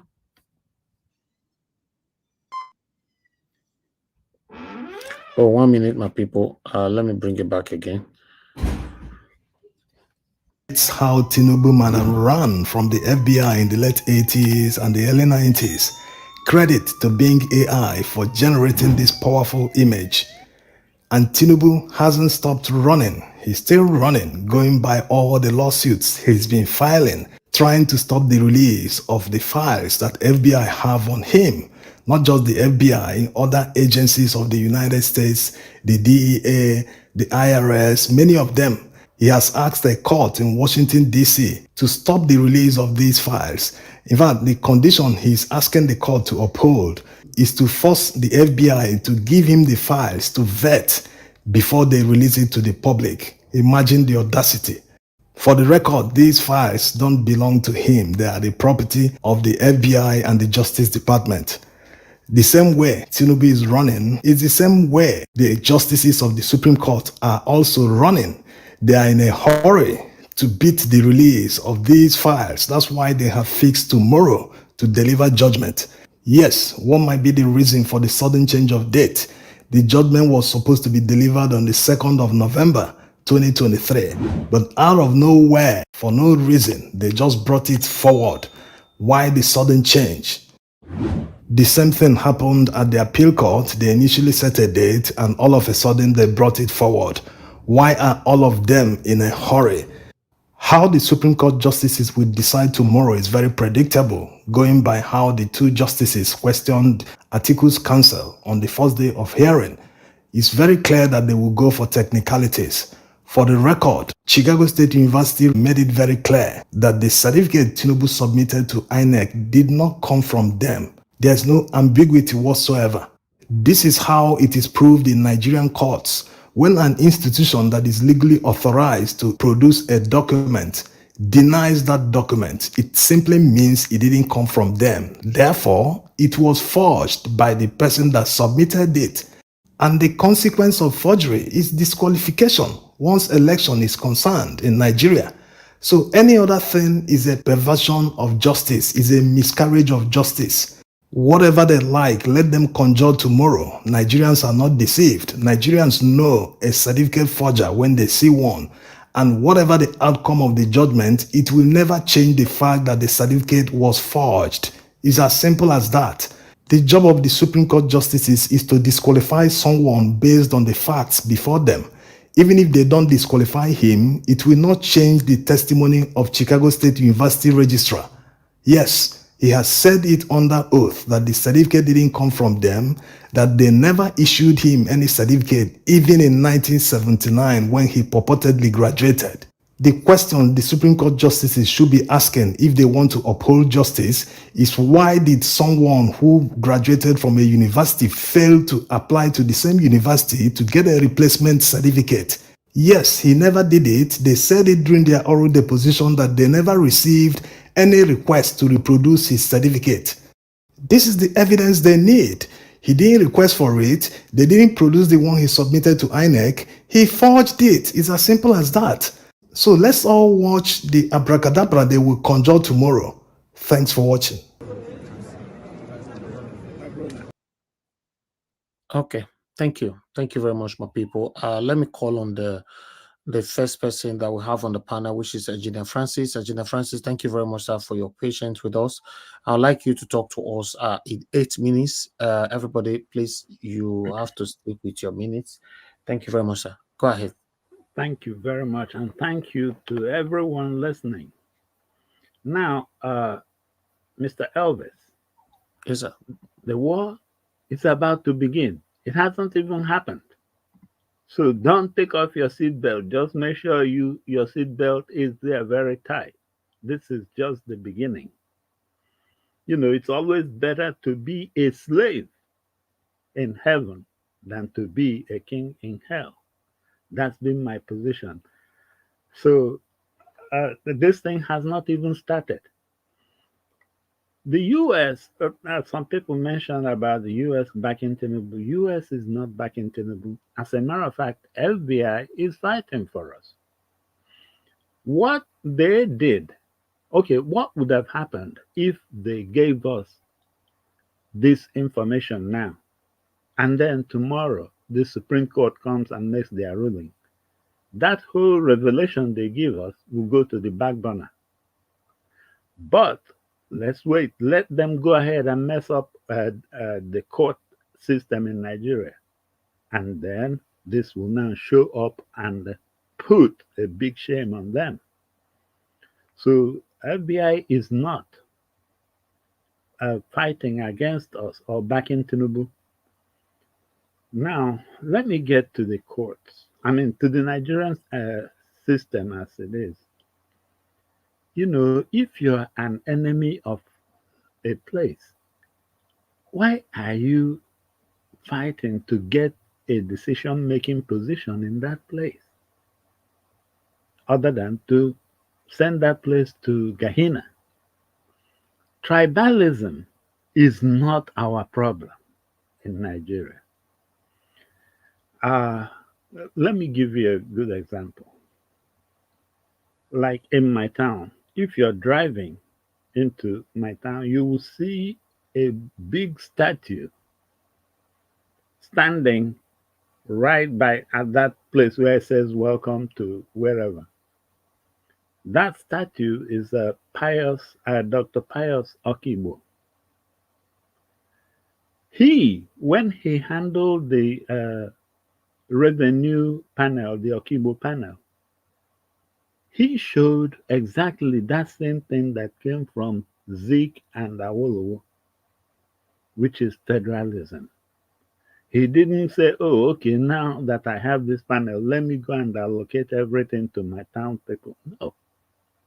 He did what would be fair to all Nigerians. So tribalism is not our problem. The enemies of state, that is our problem. And that enemies of state, exactly from Tinubu all the way down to the court. There were two questions that still boggle my mind that came out from that Supreme Court. First, one of the justices asked about conflicting message from CSU, that in the information they gave Nahuru, they said they issued the certificate, and oral deposition, they said they didn't issue the certificate. The point is, Jamar Orr, that is, his last name is ORR, who was the person that signed that document that came to Tinubu, was terminated. He's no longer with CSU. Why? Of course, they didn't give us basically what it is, but we all know that it's like he is the person, the inside mole for Tinubu at the CSU. But when CSU came to the oral deposition, they stated it plainly. They did not issue this man any certificate, no diploma. He didn't pick up. So anything you get contrary to that is not what we did.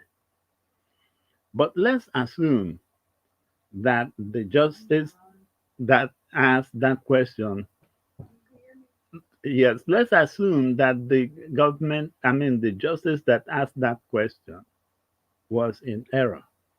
No problem. How about the justice, I think his name is Agim, that asked one question that really got me so offended? He asked whether they should follow the Constitution or the Electoral Act. A judge asking that kind of question? That's not a juvenile question? Follow the Constitution or follow the Electoral Act. There is something called judicial review. Whenever any act, either from the legislative or from the executive, is not in agreement with the Constitution, that is where the judiciary steps in to be that third arm of the balancing of the country. That's when a judicial review is in order. Marbury versus Madison in U.S.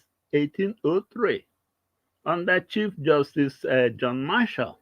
He was the one that read out the decision that time, that if you, the Congress, the Senate, the National Assembly, if you guys come up with an act like the Electoral Act that is going the other direction from the Constitution, definitely the court will step in. That's the whole essence of the checks and balances. How in the world can a justice not see a constitutional review situation in this? If they are in conflict, then the Constitution takes precedence over whatever act it is. Now, based on those two questions, I can tell where they are going. They are trying to find a reason, but they are going to be very, very ashamed when they finish their rigmarole tomorrow and then the bombshell drops from the FBI. That will be the real backbone that Nigeria needs. And that is when I call those our guys in khaki. If they swore as they were being taken into the Nigerian military forces, if they swore to defend Nigeria, like here, it's against all enemies, foreign and domestic. Well, Nigeria now has domestic enemies. Since the people that should make that decision, the courts, are now turning to be Nigeria's enemies. They, our military, are supposed to fight foreign and domestic. And as a matter of fact, if they don't know what the charges will be, treason, because the courts, from the appellate level, the panel, the tribunal, all of those are guilty, or those judges are guilty of that same treason. So they should step in, gather all of them, even all the members of the current House and Senate, all the INEC electoral resident officials, gather all of them and let them go through a military tribunal. Please, guys, this is not time to play anymore. And the military will also order all those police copies of the election results and do their collation from it and tell us who won this election. But gather from Tinubu, all these judges, all of them, and put them up for military tribunal. Thank you. Thank you very much, Engineer Francis. Thank you, sir. Mother Patricia, please, if you're available, I'd like you to talk to us. 8 minutes. Good evening to you, ma. Good evening again, Mr. Elvis, and thank you for the opportunity. Thank you very much for everything. I appreciate you. Thank you. So, like other people have also said, I will not rule everything out yet. Let's keep hope alive. I'm sure that definitely uh, something sinister will happen, and no matter how much they are rushing to try to make the decision, the damage will still be there, no matter what. And we still have to continue speaking because we cannot just leave them. Even no matter what happens tomorrow, we just have to keep on talking. Keep hope alive. Even even if tomorrow they still declare our appeal president, definitely we will not be quiet now. We will continue. So in that regard, I will encourage you and every one of us to keep the hope alive, to know that surely we will definitely see the end of this thing, and these these wicked people will definitely be dealt with collectively, because we cannot leave them to continue to ruin our lives and those of our children. So that's what it is. I don't think it's all hope lost. I don't think so. I have a belief that things will change and things must change. So in that regard, we just need to keep that hope alive and hope for the best tomorrow. And if the judiciary refuse to do the needful, Nigerians will take their destinies on their hand. That's what I can say. Because I don't think our quietness or whatever it means that people have forgotten and they have moved on. I would want to differ from that. I would not want to believe that that is the case totally. Yeah. And therefore, we just need to keep doing what we are doing, because even as we are here now, if we want to really know what is going on ground, what are the percentage of the people that can actually hear what we are saying? What are the percentage? A place where they don't have lights, they don't have internet. Even the internet that they have, everybody is scrambling to save it because the salary is so poor. The ones that are working, you know, they don't have enough money to even use for themselves, talk less of buying data. So we can't just say, oh, they are not doing anything, because information is key. As they say, somebody will say his knowledge is power, but I want to differ. If application of knowledge is power, but for you to apply knowledge, you need to have the knowledge first. You need to know about it. If you don't know about it, you cannot apply it. So that's where they've left Nigeria. They've weaponized poverty. They've weaponized every evil that can be found in this earth, just to kill the people subjected to them. And that's what it is. But God did not create slaves. He created kings. And definitely, something will happen. Where are the pharaohs? Where are the Nebuchadnezzars? Where are the Hitlers? So that's the question we need to ask ourselves. There's always a day, that end day. It doesn't matter how a lie has been in the office for long. It doesn't matter how many donkeys of centuries it has been. There's one day that truth will dawn, and that's the truth that is dawning on Nigerians now, that the so-called business entity called Nigeria is not a country, and that we are not one. We should stop deceiving ourselves. We are not one, and without that oneness, because we are not really one, we are meshed together by the British, so we cannot say, now we have to force ourselves to love ourselves. The earlier we admit to these facts. And that's why these so-called elites, you can see that whether they come from Fulani, whether they come from Urobo or Bini or Igbo or Yoruba, they are all behaving the same way, like Satans. Satanic, they are like devils. They behave the same. So because they know that this is not about one Nigeria, it's about themselves and what it stands for. So the masses that believe that they want one Nigeria, is either you fight or you let it be. Or those that want to go have to make sure they go. That's what I can say. Because me, I don't want to be a Nigerian. That's my opinion. I don't want it because Nigeria has not been fair in any category, in any ramification. It has not been fair. So why should I want to stay in a relationship that is unfair to me?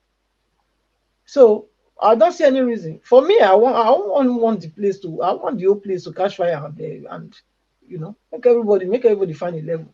Honestly, that's how I see it, because now not be waiting good for you, not be you go to stay inside. If you marry a woman or marry a man, the man not they treat you right, you not go leave her. So Nigeria has not been fair to me, has not been fair to any my generation or even my father's time. It has not been fair. So why should I be conjured to deceiving myself to be in this one Nigeria? And I'm seeing even on the internet today that some people are going about, some Igbos or some creator, what's it called? Content creator are going about saying that those are Igbo, they are from Ogodomino, whatever they belong to. I mean, what nonsense is that? They are Biafra, they are this, that. I don't get it. So all this wahala they are bringing everywhere, that's not what is matter. What the matter is now.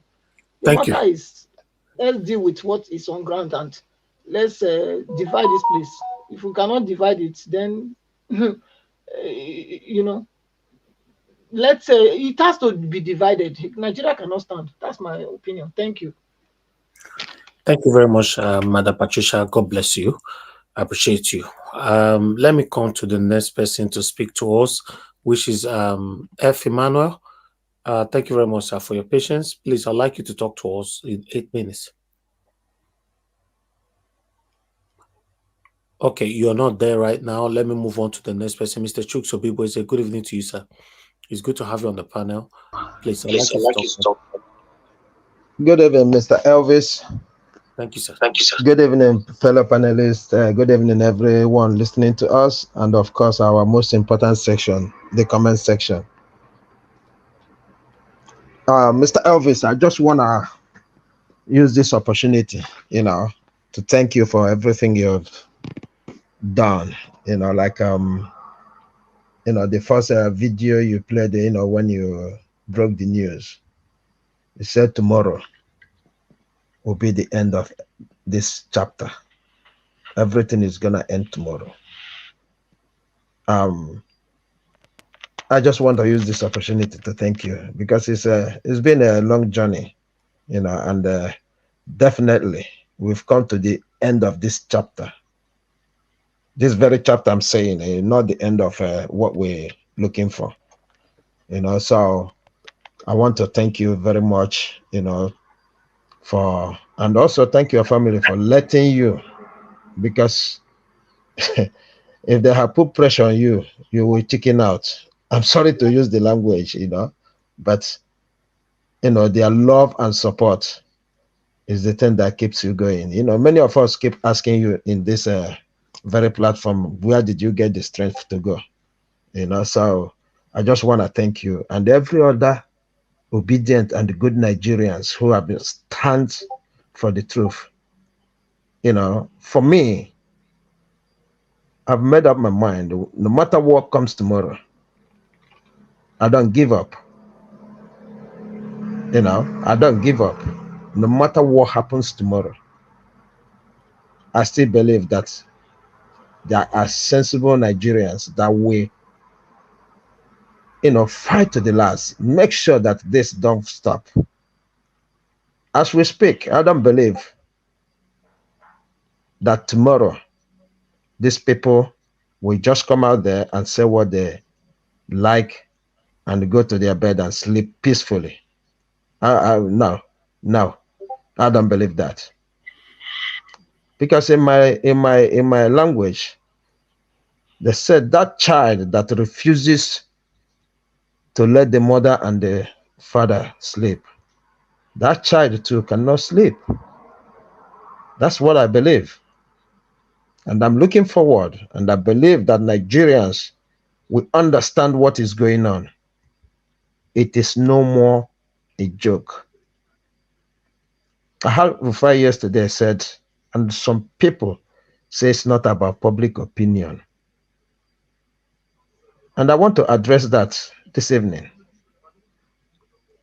You see, we Nigerians, it is high time we stand up. We tell these people how it is. Look, I keep mentioning this here. Anytime you go to the polling booth and you vote, the whole power in you, you have given it to these people to look after. And if the Supreme Court can tell us that it's not about public opinion, I want to challenge Nigerians today. It is about the public opinion. In the first place, even the judge, who gave him or her the power to act? Who? Were they not sworn in? The senators, who gave them the power? What is it called? The parties. Because if you don't vote these people, they don't do nothing. If you don't vote them, they don't do nothing.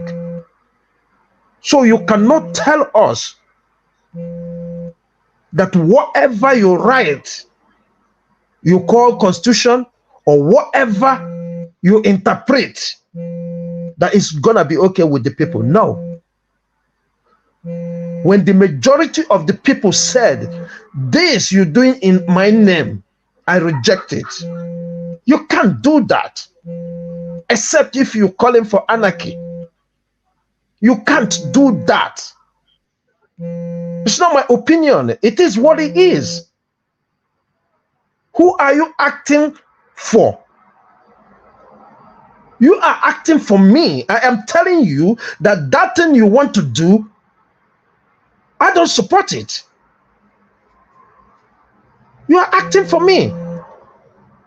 If I said that this thing you're doing, it is not for me, you can't do it. And that is why anytime Mr. Abati uses that language, I know that he don't understand. He might be educated, but we call this kind of education educated fools. He is one of the biggest educated fool I've ever seen. For him to sit on a national TV to say that it's not about public opinion, it is about who? It's about who? What is he even talking about? And all these stupid liars that come on national television to say it's not about public opinion. Who are you? Power belongs to the people. And you shamelessly to come out here to say it's not about public opinion. It's about the stupid things you guys organize yourself to do. I challenge every Nigerian today to understand that this is not, it's not about government or party. It's about Nigerians. Mr. Bati will sit down on national TV to tell us how many million people that are out of education, how many million people that are poor, and yet it's not about these people he's talking about. I'm very, very angry this evening. I am very, very angry. And please, in my own opinion, there's no need for us to come here to talk about FBI file. This thing we are talking about has nothing to do with FBI files. You and I know the truth. Why are we waiting for people to come and fight for us? You and I know the truth. Whether FBI released this or not, if we can say that this man presented forged certificate, because that is what he is. Who is the Supreme Court to even come out to tell us what is forged or not? This is number one citizen of Nigeria we're talking about. We are not talking about any other individual. For you to come and tell us how to prove that the certificate he presented to work for me is fake. Which court?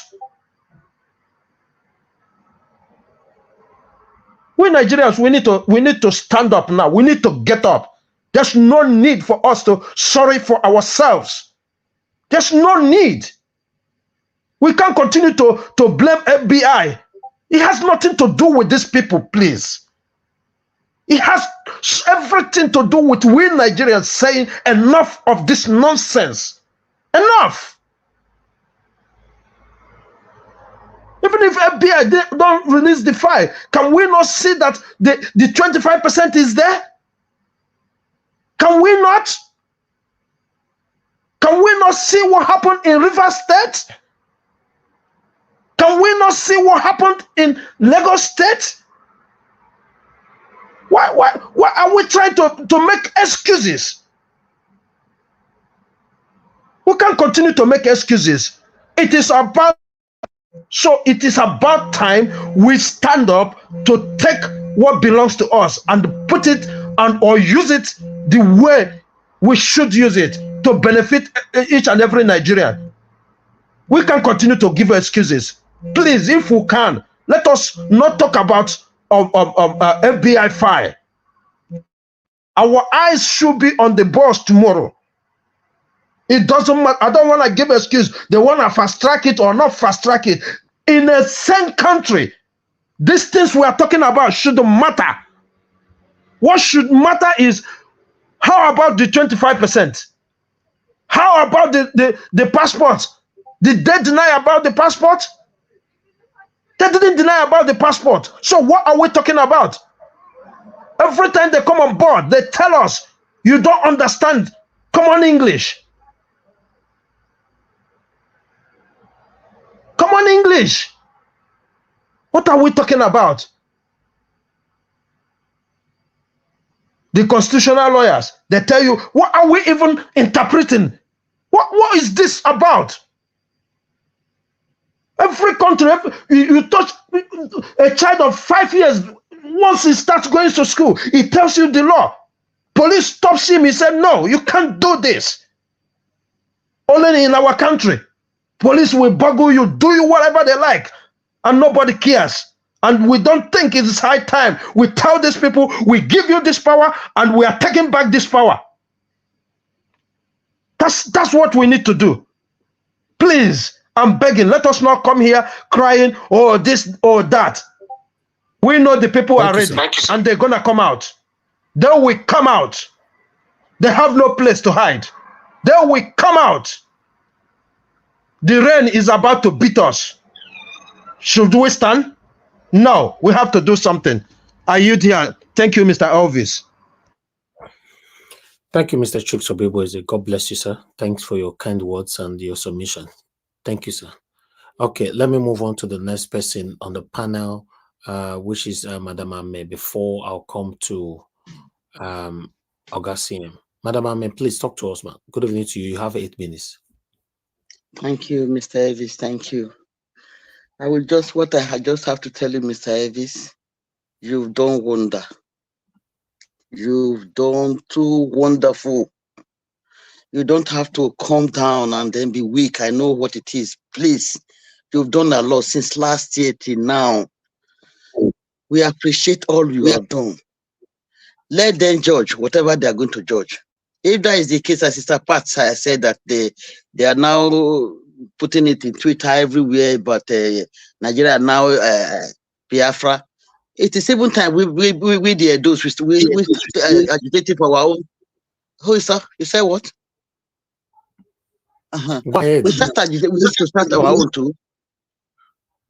I'm not hearing what you are saying. Are you talking to me? No, nobody's talking to you, man. Okay, we are not. We have to start agitating as well. You know, let them do whatever they do. We will leave. If I have to give Tinubu, I don't want to suspect him. Maybe he's going to use our money if he's there, like a Buhari, to be treating himself so that we look long. If too long, Tinubu, I give him 3 to 5 years. If with the treatments he's taking, maybe 10 years, because free money to change, to maintain himself and his family. Let him be there. We will not live there forever. We will not live there forever. I only pity the Nigerians that we are going to suffer. All this is ways of handling our mineral resources, wasting our money. It's only but God will also protect his children. You know, God knows how to protect his poor children from all these wicked people. We just have to see, maybe there will be changes if things will work out, if God will work for us. Let us see, not lose our hope, continue waiting for them. All those judges, I studied for them. This is what I've been saying about these the educated people that are saying I'm doctor, I'm professor. You don't, because I love education. They don't give, they no respect again for them. They just go to that university, whatever, if not for fake, to go and study how to lie. It's a pity that money can easily carry them out like that. So, Mr. Elvis, I'm also not to. I appreciate you. That's just what I will say. I really appreciate you. And I thank all our brothers and sisters that have been coming here every day to judge. Me, I started joining you last year, though I will still come with about 1-2 hours sometimes. I know the time I'm wasting. Not talk of you. You will stay there in the night like that. Sometimes those days we close 3 o'clock in the morning. And you will sleep again. For how many hours do you sleep? You wake up the next day you start. It's not a joke what you've done for Nigeria. It's no joke. You will be in our life history. This world record, you will be. Don't just worry. I pray you've done a lot. I just want to say thank you because I'm short of words. I don't know what to say again. Everybody here that have tried the well-meaning obedience, I thank every one of you. Thank every one of you. So, but notwithstanding, so long as you are still going in future, let us stay there and see if you can see. I have begged Mr. Elvis says you did relent our effort. There are governors there. There are election coming on. We don't know. So we thank God for Obi, for what has happened now. For us to Tinubu forcing himself now has made us to know things I did we don't know more before. So we have opened our eyes. So let us not leave it. Otherwise, they will just continue. That is what have made the Tinubu now to be more stronger now. So we don't have to still leave it for them. Whatever we can still do, let us do it. I will say, I'm just saying thank you. I don't know how much I will say thank you, Mr. Elvis. Thank you. Thank you, ma. Thank you very much. May God bless you, ma. Thank you so much. All right. I would like to pick 2 calls here before we move on. Thank you, Ginger Breadman, for calling in. You have 2 minutes, sir. Please talk to us. Yeah, Mr. Elvis, I want to call to let Ruben about to know that the motherfucking human being. No. Don't use those words now, please. Okay, hold on. Let me rephrase my thing. Any moment from now, I can assure him very soon. No, please. Think on top of your head. This what I want to make right now, Nigeria Watch. You see the Supreme Court, you see the judicial system of Nigeria is a product of the conquered Nigeria. Okay, it's a product of those people who believe that power belongs to them. I can tell you that everybody on that Supreme Court are incompetent. They are all criminals. And you cannot expect anything to come out from a criminal system. People who assume the seat of being a judge of the Supreme Court when they are not qualified, they don't understand jurisprudence. You don't expect anything to come out of them that is just. The new Nigeria that we are looking for is a threat. Sitting on that seat, those 7 justices, I subject them to the test of law. You will find out that they are not qualified to be a lawyer, more or less, a Supreme Court judge. So if you think Thank you. Justice that will be in consonance with what the Nigerian people are clamoring for, it is not going to happen. And I want to prepare the minds of Nigerians. I must call what Ginger Breadman has been singing. Not a man of peace. I'm a man of war. Because even the people that fought, people that fought against the nation, they continue to suppress them. Okay. How more less if you do not fight? Thank you. So stand up, take over. Thank you. Thank you. Thank you. Thank you, Gingerbread Man. Thank you very much. Let me quickly hear from somebody else. Mother Deborah, you are calling back again. Thank you very much, Mother Deborah. You're calling back again. Please, 1 minute I'm going to give to you. Madam, go ahead. You have only 1 minute. Go ahead. 1 minute. Thank you for picking my call again.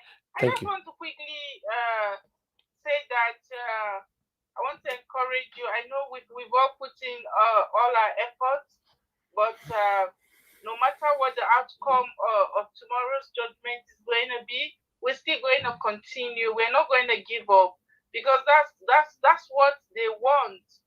I was talking to somebody. I think people are demoralized because of what happened during the NSAS. But I keep saying the reason why they did what they did is to put fear into people, so that people will be afraid to come out and do anything. But at the end of the day, if we stay back, they are going to continue. That's what they want, and they are going to achieve their aim. So no matter what, we're going to keep. We're not going to keep silent. We're still going to keep pushing. Thank you, Mana. We're not going to give up, because if we give up, we're still going to lose. Okay. But if we continue to... Oh, sorry, I cut you off there. Sorry. Hello. Thank you, Mother Joy, for calling in. Thank you, Madam. Thank you, ma'am. Please talk to us. 2 minutes. Protocol to all the whole members of the house. My brother, I'm just laughing because Nigeria is a joke. All those educated illiterates,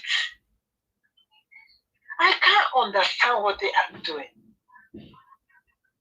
How can one person, I keep on saying it, one person, because he can sell drugs to destroy their children. Money from the drug that is using to destroy children. Their children his own children is not like that too. So he's not using the money to buy them. I just understand it. Our court, there's no human being there. There's no human being in our court system. I can't believe it, because the giant of Africa, this giant of Africa, they said this. It's not the mouse of Africa. All right. The person that went to school that is not in existence. Only that one alone. Is it not enough to disqualify him? Thank you, ma'am. Because anytime I hear that, that is why I don't call in anymore. Because when I call in, my blood pressure will just go high. I'm just okay, man. Thank you. You are over 2 minutes now. Thank you so much, man. Thank you. Thank you for calling. God bless you. Thank you, man. God bless you. Thank you very much. Thank you. Yeah. Let me quickly hear from somebody else here. Let me pick one more call. Hello, Ghost Power. Thanks for calling in. Please talk to us. Good evening to you, sir. Yeah, good evening, Mr. Andrew. Good evening. And good evening to everyone, both on the panel and the comment section, and all well-made in Nigeria. Mr. Evans, I just called to say, may God continue to bless you for what you've done, for the sacrifice that you put into how we're going to take our country from these satanic people back. Well, for me, I know that this is a script which they've already wrote even before the elections. So they are now playing it gradually. Now, the days now, they just change it automatically, as in without, it's only Nigeria you can see all those things. Anyway, like the other people have said, you know, in this race, Mr. Evans, I pick you and Mr. Peter Obi as a hero of this year. So no matter what comes out, you now are a hero. I give it up to you. You know, may God continue to bless you, sir. And uphold you with his right hand. God bless you. God bless you, my brother. Everything that you have done. I appreciate you too. Thank you so much. Thank you. All right. Let me come back to the panel. Callers, please just hold on, please. Let me come to August CM. August CM, thank you very much, sir, for joining us. Good evening to you. I'd like you to talk to us, sir. Mr. Elvis, you don't forget me. We don't call you tired, sir. You know answer now. Okay, let him speak. Are you serious? Yes, now we called you. I called you before I called Madam Ame, but you didn't answer at that time. Oh, So, I'm so sorry. Okay, no, wala. Let's see him yeah, go ahead. after After CM, CM, I'll come back to you then. Thank you, sir. no shaking, no shaking. Yes, sir. Okay, good evening, Niger Watch. Good evening, everybody. Please let me stay on the already established protocol. I said I must have to come in today. In the afternoon or thereabout, I know the news flittered out that tomorrow the Supreme Court will be delivering their judgment. I know it's because of the fear of the release of FBI papers. So they want to say they've delivered the CNN, whatever that one may not have effect also.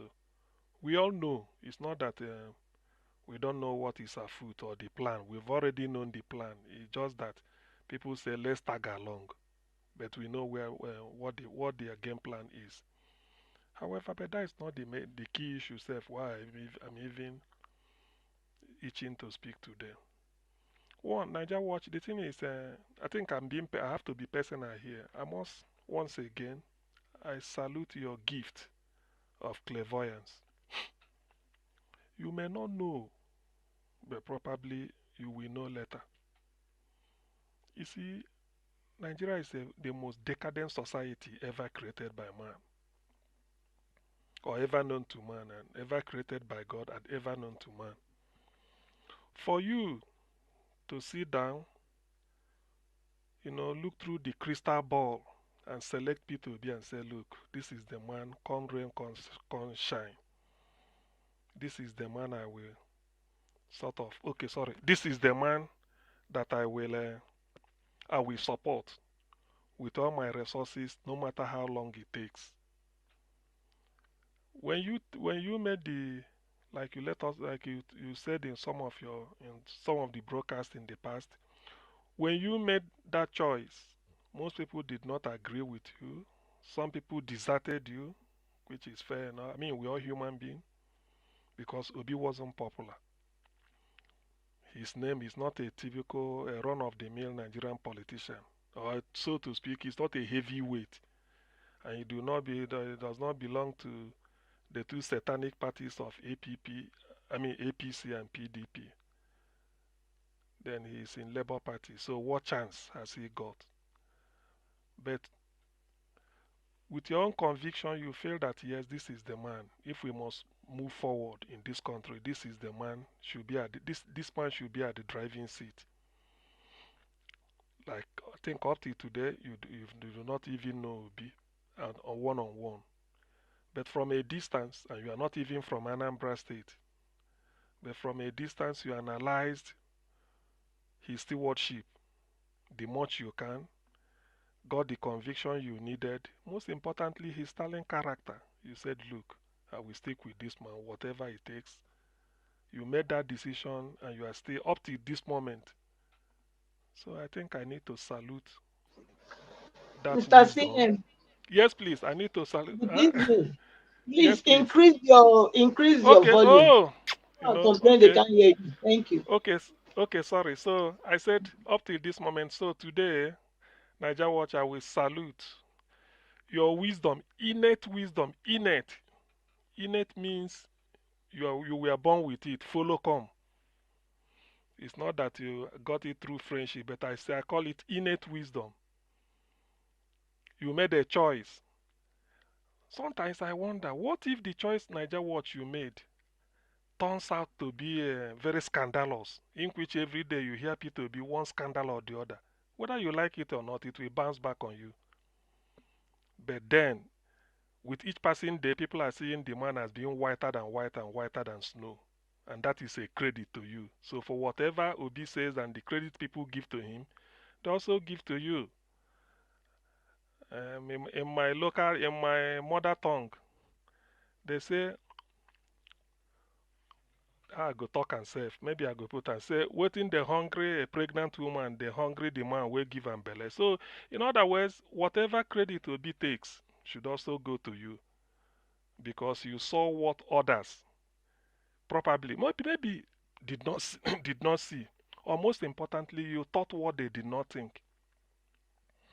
So you stuck with Obi, and today people can bear witness that irrespective of what happens tomorrow, Obi is an excellent candidate. And whoever associated with him, not later day converts, but who started the journey, even when Obi was, I think that was before the primaries, even Labour Party, or maybe before they started all this registration, whatever. So you saw it early. In other words, that gift of clairvoyance was made manifest. So I salute you for that. And that is why I told you one time that I have so many acquaintances, so many.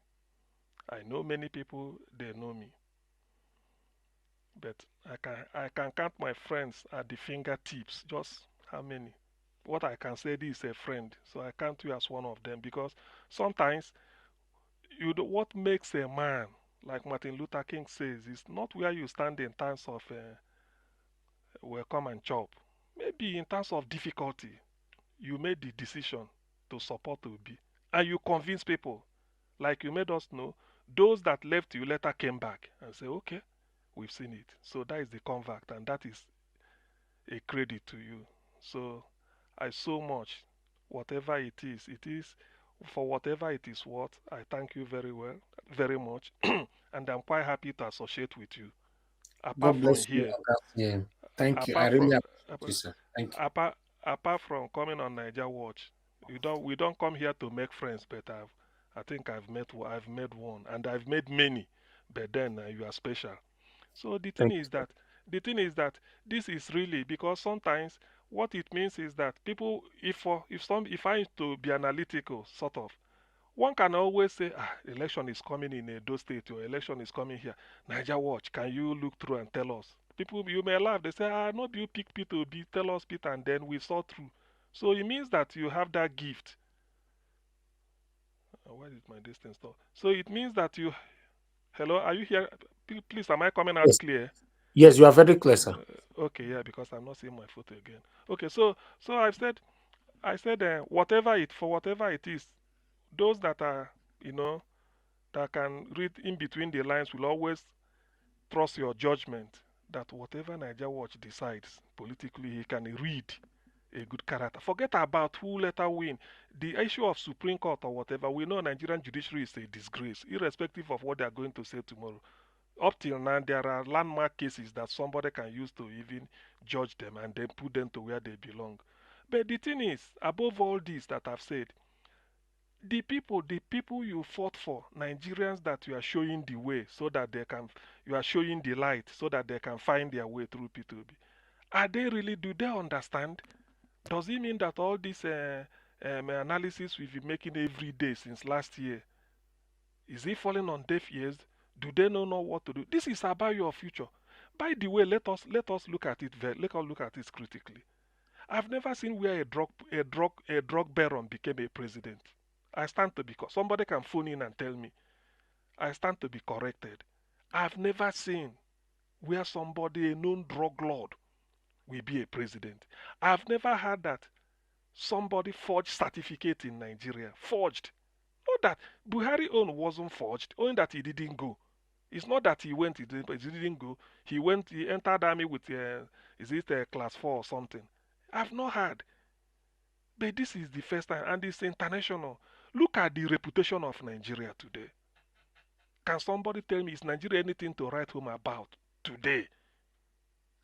I invite a debate on it. I want us to have whoever it is.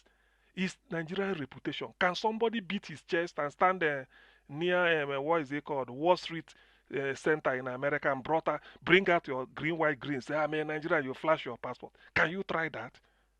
Can you hope that in attempt to attract attention? You say, oh, fellow Americans, people look in your direction, say, I'm a Nigerian. Today, can you do it? You can't. Not because you are not good, but the fact that the moment you mention that name, where all attention will leave you and then focus on the forgery that the world has been known for. Somebody in Germany told me the moment Mahmoud announced Tinubu the president and everything, there's an editorial, one newspaper in Germany. He said, Nigerians elected a drug baron. Can you imagine? This is a white country. You thought they don't know. So, you see, this is Nigerian stock has been going down since last year.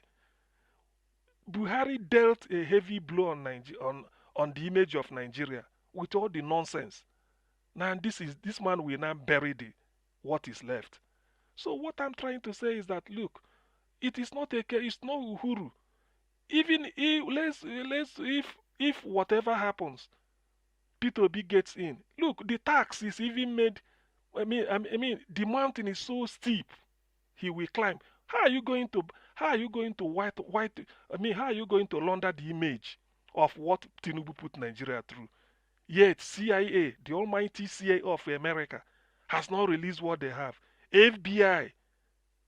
Somebody told me America, whatever you say about them, FBI is what makes America America. Somebody told me this. FBI in United States. Now they have a file on Tinubu. And this is a man before he tell you that if they release it, I will irreparable damage. It is not, that is irreparable damage on Nigeria. But sometimes you ask yourself, are those called the morons in the Supreme Court? Do they know what they are really up against? So tomorrow they will carry their head and say, "Oh, I'm a judge of Nigeria Supreme Court that returned the Tinubu to power." Is that what? Is that how? Sometimes I wonder, where has common sense gone? Some people do not even have shame. What is the essence of you being a judge? In which forget that, okay, let's even throw whatever nonsense they're calling legality or whatever. Can you, as a judge, judges in a Supreme Court, they have clerks. We all know this. They've all got clerks, people helping them. They have secretaries in the office, maybe 1, 2, 3. They have so many different aides helping each Supreme Court judge. In which you have to employ, you happen that one of the people you employ, even if it's a clerk or whatever it is, the person is a secretary. He said LLB, maybe University of Ilori or Ibadan or Ife or Nsukka, anywhere, will look at it and employ, only for you to realize that somebody told you this chap did not attend the UNN or University of Eragbiji. He said, are you sure? He said, yes. You took the certificate and go to wherever it is. They say this did not come from us. You, the Supreme Court judge, how will you feel? How will you? So, which means you say you are prosecuting the chap. We will go to court.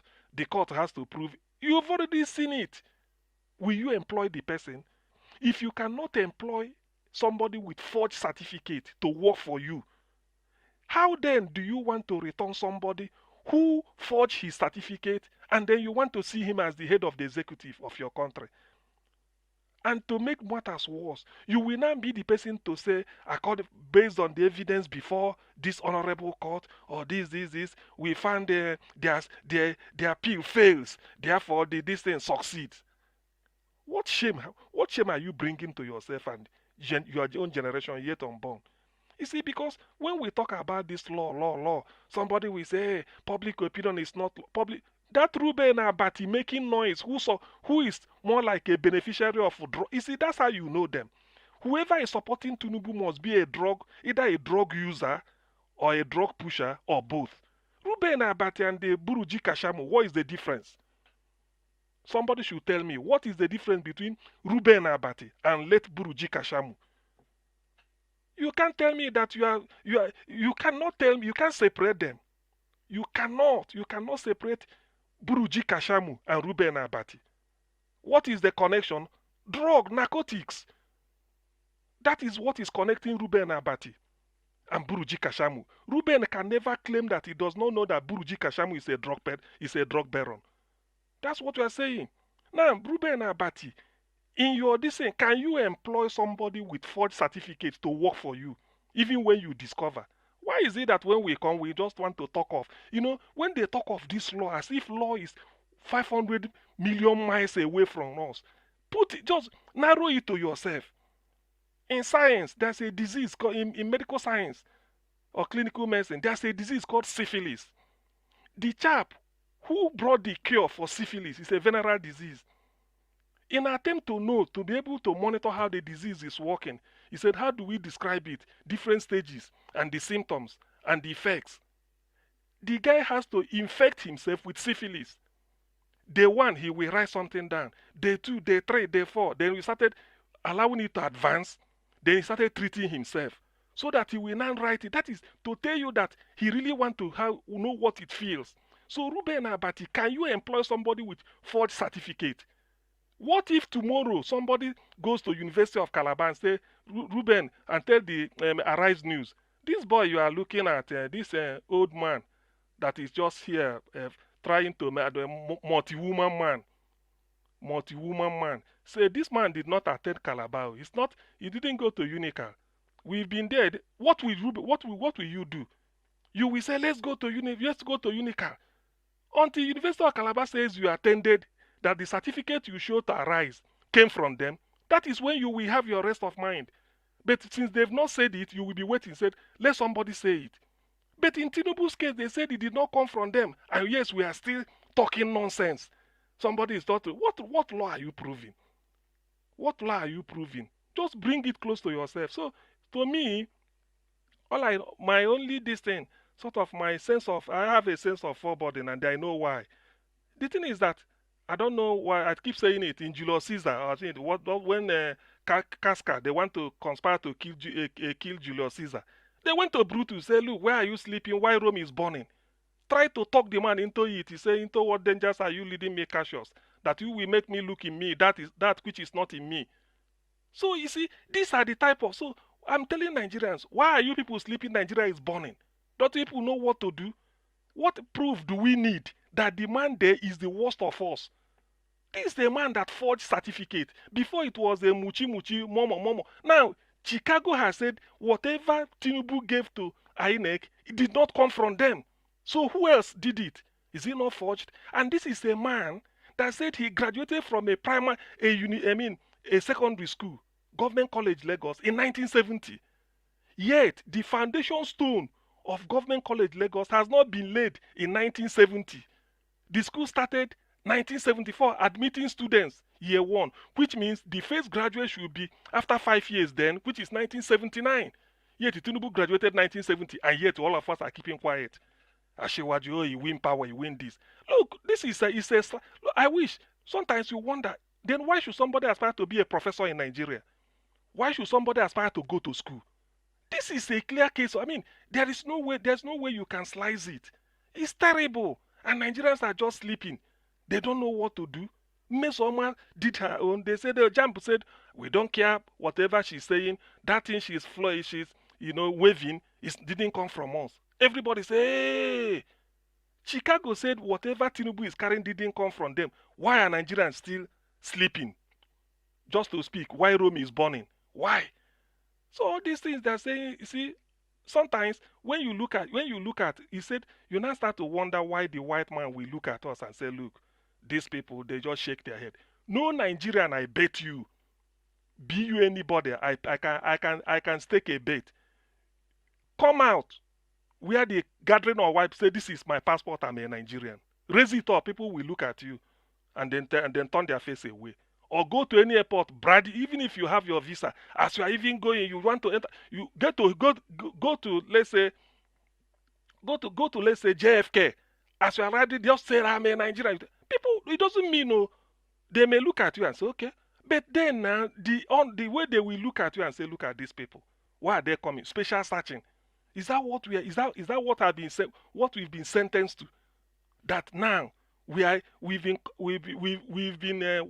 tolerating mediocrity at local government level, tolerating forgery at everywhere, every level. Now, number one citizen of the country, we now be certified. If it were a Nigerian university, they say not be bad belly because the university is from their own side or it's not from. This is Chicago State University, an institution in the United States that is not even part of Nigeria. Yeah, they said what this man forged is not from them. Now, how do we feel that the president of Nigeria will be having a fight with FBI? What does that tell you? Are we running? It means that the country, if you can select, because the word they said, Every country, every country deserve the leadership they get. So does it mean Nigerians deserve Tinubu or what? Are we all nation of forgers? Are we all certificate forgers? Are there not Nigerians that are excelling? Do you want me to be calling them? Do you want me to mention like people like Chimamanda Adichie? These are stars, Ngozi Okonjo-Iweala, of the women folk.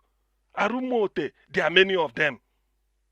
Even the lady who was the best, who took gold in 100 meters hurdle. These are the people these are the stars. Then when they now talk, they say, look at their president. They can't even, so we can't even screen somebody. We bring the worst. Debate he did not turn up for. Call for debate he didn't. Come and address the people he can't. Why not start? Just take to the podium and say, I am so and so. I was born in so and so. I attended so and so schools. He cannot do that simply because we just want to impose in there and Nigerians are keeping quiet. I mean, it means that if we accede to such things, it means that, well, probably we are part of it. People will say, and they didn't do anything. There was no protest. Everybody kept quiet, even when they know that he forged his certificate. This is a forger. This is a criminal act. Claiming what you don't have, and you steal somebody's identity. So what really are we talking about? And Nigerians are keeping quiet. Nobody is saying anything. People are just trying. What are you talking? Look, is there no correlation between the evil man on top and then the crash of the economy? Is somebody telling me that can they work out the correlation? That since he came in, look at the way Nigeria has been crashing. He forged, there is nothing. Even if you ask Bola Tinubu to bring a letter signed by God in heaven, he will present it. So what sort are we talking about? Even when you can easily go to Christian Association of Nigeria and talk to them, he didn't. He go and recruited Agbero and give them cassocks. Say these are bishops. This happened before our own very eyes. What really are we talking about? And people are keeping quiet. What sort of bloody money do they use to buy Nigerian journalists? Are there no more delegiwa around in Nigerian Nigerian journalism? Are there no more delegiwa? Can somebody be courageous enough to call a spade a spade? All you hear them is to wear one type of okreka suit and then be talking nonsense in studio. You think that these are human beings? It's a shame. To be honest, it's a shame. I feel like I'm personally feeling the pain because I know what it is to burn the midnight candle every night. I know what it is to read to the level that I am and publish a paper, make a contribution to world store of knowledge. I've done a research. I know what it means. I publish my research work. It is there. So I've made a contribution. If I die today, there's a particular aspect of car protecting, which is an analyte you use to diagnose and treat inflammatory bowel disease. I made a contribution. I can beat my chest. Yes, I published it in a scientific journal. So I know what it means to study. I know what it means, what academic rigor means. Now somebody will go and for a certificate and then then expect me to, to keep quiet. No, I can't. Nigerians, they have to rise up. You have to, if only for the sake of people like Chimamanda Ngozi Adichie, people like Ngozi Okonjo-Iweala, what is the man in African Development Bank, our sportsman Victor Osimhen. Let me even put it, the chap in Napoli that the Italians are comparing to Maradona. They say since Osimhen since Maradona left Napoli, there is no other person they know than Victor Osimhen. Do you know what it means? They made a statue of Maradona in Naples. They named the stadium after Diego Armando Maradona. Now look at Victor Osimhen. So because of people like this, we now have a forger. Do you know what it means? Don't we have shame as a people? Must everything be denominated in Naira and Kobo? Do we not have shame? A criminal, certified criminal, is now in charge. What are we talking about? What shame can we use to confront our ECOWAS neighbors? What shame can we use to stand within the Committee of Nations, say you're a Nigerian? And look at the type of people you have. Even then, the American university have helped you to say, this is the man, we don't know what he's carrying, he forged certificate. And then people are keeping quiet. They're still saying Supreme Court. It's not, so if I forge a check of belonging to Niger Watch, is it Supreme Court that will say whether it's forged or not? It's Niger Watch that will say, look, this check didn't come from me. The moment he says it, that ends it. And people are telling me, what is Supreme Court my foot? And by the way, the law says that if you submit a false certificate, you are disqualified. So ab initio, the man shouldn't be there. And then Nigerians are keeping quiet. Nobody's saying anything. Mr. Elvis, please go to the next person. My attention is needed somewhere now. In case Mr. Okay, that's fine, sir. Thank you. I'll go to Mr. Pansat. Sorry, to me, I'm reeled up this night because now I want people to digest the meaning of forgery. For number one, look, anybody can forge. Even a taxi driver, a danfo driver in anywhere in Nigeria can forge. You keep it to yourself until you show yourself to public office. That is when you bring the opprobrium and disgrace to your people. What are we talking about? How do we look at this? Certified, and even said before then he confirmed that, oh, if they release this, my details, it will cause irreparable damage to Nigeria. Though he may say it to himself, but it's to Nigeria, and it is true. People are now laughing, oh, Nigeria, nation of forgers. It's a Nigerian thing. Now, when the FBI releases their own, it will also be the same thing. And yet that person is still bragging, sitting there as number one. Don't we have shame? If, what is the name? If the former British Prime Minister, Boris Johnson, resigned, not because of forgery, not because of, just because he said, Augustine, round up in 2 minutes. we have coronavirus in the UK. Part of the regulation, public health regulation, is people should not mix together. Not much of a social life. So, remain somewhere, don't come together. And the guy did it at that time, secretly in his flat at Downing Street. It was found out, and he resigned. Just that. So if he hadn't that one, and the money he spent was even his own money, and he resigned. And tomorrow Nigerians will be running to UK. I want to come to UK. I want to Japa. We are Japaring to UK. Look at their prime minister, very clean. But your own, you elected a rogue, and you are even here defend. Some of us abroad are even defending the criminality that is down there. It's a shame, to be honest with you. If anything, although Delegiwa said Nigerians have come to a state of Nigerians cannot be shocked anymore. If nothing came out of this, Nigerians did not blink an eyelid. To be honest with you, the black race, the leadership of the black race should shift to the next country that is willing to take it. Nigeria will continue to be a disgrace, a scar on the conscience of the black nation. It's a waste of space, to be honest with you. I don't care what people say, because this is quite unbecoming. We've never had this bad. Our economy is crumbling. Today, one British pound gives you 1,500 naira. I bet you in a week's time, it will give you 2,500 naira. Let's be here and be watching. So what are we talking about? You can't do anything. And you do not see the correlation between the two. These are criminals. For Nigerians that are always religious, they will say when the righteous is on the throne, the people rejoice. Now that the people are not rejoicing, what does that tell you? Because the criminals are in the throne. It's as simple. It's a no-brainer. One can easily know it. And yet Nigerians are not saying anything. People are just going about their normal business. Oh, I want to Japa. And Japa for. Look at the person you kept there. Look at the mess Nigeria has become. Look at the mess. A nation of talents all over the world. Nigerians are excelling. A Nigerian made a minister in Canada, and we are selling. A Nigerian is in the cabinet of Joe Biden. Then there's one in Canada again, and all over the place. Yet you have a criminal. So if tomorrow if tomorrow I happen to arrive at Nnamdi Azikiwe Airport and you search my suitcase, you see drug there, what moral right have you to arrest me? What moral right has NDA have got to arrest me? Because, oh yeah, I saw him. And so the man in Nassau Rock, what? Or tomorrow then I decide to look for a job in Federal Ministry of Health. I tender a forged certificate. They say, hey, forged. What of the man in Nassau Rock? He taught me. That is the meaning. Please, people should reflect. Thank you. Thank you. Thank you. Thank you, Augustine, for that submission.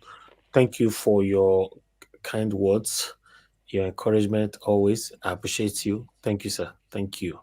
Thank you, everybody that's listening to me. Press on the like button and let's do this together. Let our voices go far. I still have a couple of people to speak here, about 3 to go. But I'd like to go to Mr. Pansat now. Mr. Pansat, it's good to have you on the show. Good evening to you, sir. Please Good evening. Thank you very much. And let me say hello customarily, like I do to the panelists and people in the comment section, especially Mami Diaspora. Elvis, It's been uniform and it's been a chorus here that you've been persevering, persistent, pertinacious, determined, and dogged in the fight for your country, our country that we'll all love, Nigeria. Thank you, sir. I add my own voice to that and say, please do not stop. Made a lot of progress. It doesn't show the conversation we're having here right now. That situation in Nigeria, everybody shares the blame of the status of things today. Everybody. Now, Dr. CM just mentioned opprobrium, vituperation, criticism, and all that kind of stuff. Shame, disgrace. The people we're dealing with do not have shame. They don't. They're not supposed to have shame. But unfortunately, the international community cannot point any finger because four will be pointing right back at them. See, that's why people like Tinubu, they get away with this stuff, APC. Is because without the international community as of date having no shame, they have absolutely no shame. As a matter of fact, they don't mind being in the midst of people like Tinubu. Maybe give them oil features like Buhari used to give them. They're all corrupt. It's not the way the world used to be. The United Nations has been watered down. It's not like when we had our son from Ghana at that United Nations, as Secretary General of the United Nations. He had a soul, he had conscience. When there's a problem, he will intervene. When people are being killed, he will bring an emergency meeting and be able to handle it and take care of it. But we don't have anything like that in the international community. Not even the United States. The president we have here, it's no good. Because if they're any good, Tinubu cannot emerge over there. So if one thing is going to come out of it is that we're then going to have to learn how to sit tight on our own. I said in my opening remark that everybody is going to be responsible right now for this. I will start with our principal, Mr. Peter Obi. Okay, you speak softly. And a lot of us say people who speak softly should be our leader. But you have to be carrying a big stick when you speak softly. And that's Theodore Roosevelt here in the United States in the 20th century. He said, you speak softly, but you carry a big stick, especially in foreign policy. So I'm saying you've done very well. You've done it by the book. You've done it by law. Tomorrow, that process will come to a halt, but that's not the end of it. I am urging you to remember all the efforts, all these votes that we've went out there. A lot of Nigerians, they don't have a boot to piss in or a window to throw it out of, but they went out there and they voted. They were ashamed to do it. I was part of those on this platform that said, look, go out there and get your PVC. We fought that battle and we argued about it, and go out there and you vote. Some of them, they live in Lagos, they have to go all the way back home in the east. Some of them in the east, they have to go all the way back to the north and go get their PVCs. Whatever it is, they're going to vote. And they did all that. So nobody this time should blame the Nigerian people. No. They did what they had to do, what they're supposed to do. So now, I want you, speak softly, but you must now begin to show, after tomorrow, you have to show your big stick. It's not enough to be a nice guy. When there's injustice, we have to correct it. And this one, the provocations have been many. They start all the way down to the INEC. You registered, you're a candidate. You did what you're supposed to do to qualify as a candidate. And you summoned for our votes, and we gave that vote to you. INEC did not play the role that's in the Constitution. They did not.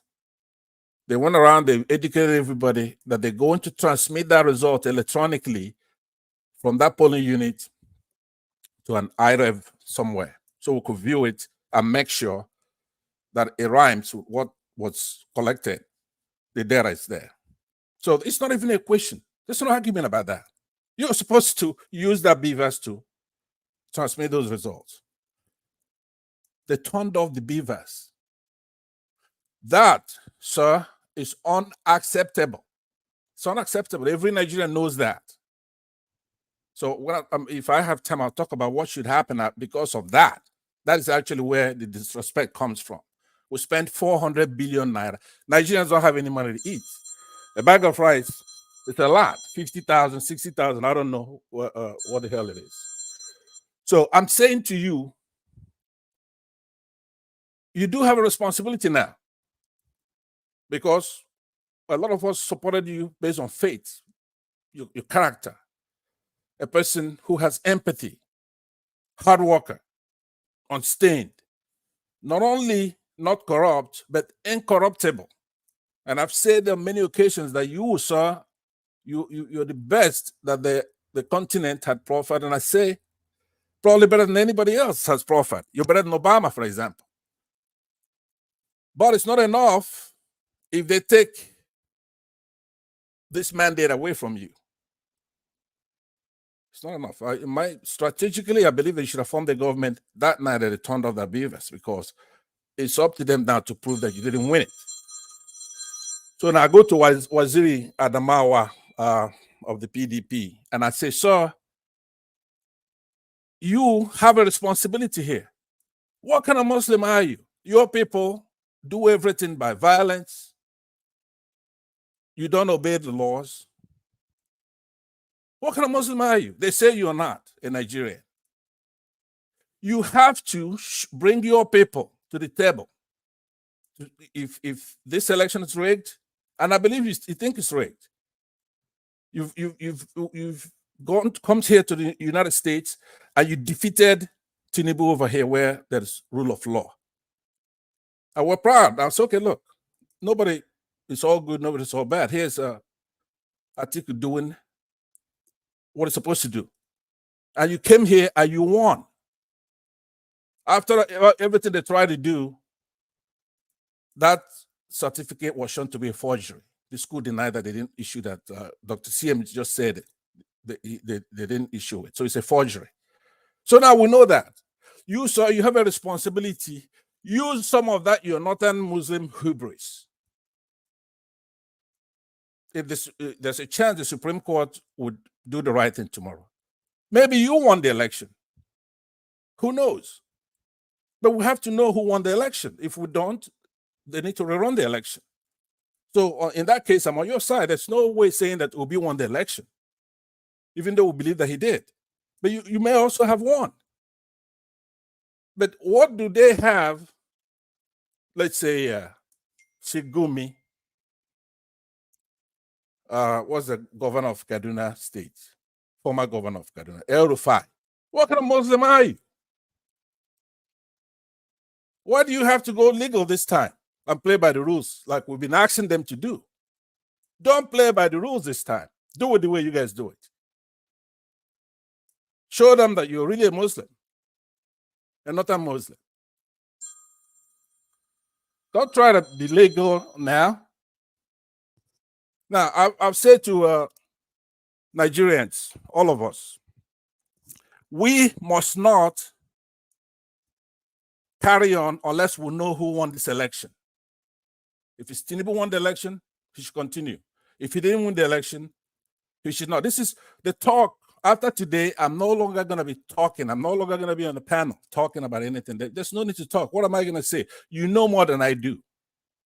What are we going to do? We know that this election, it's not clear what happened. So if they tomorrow convince us, show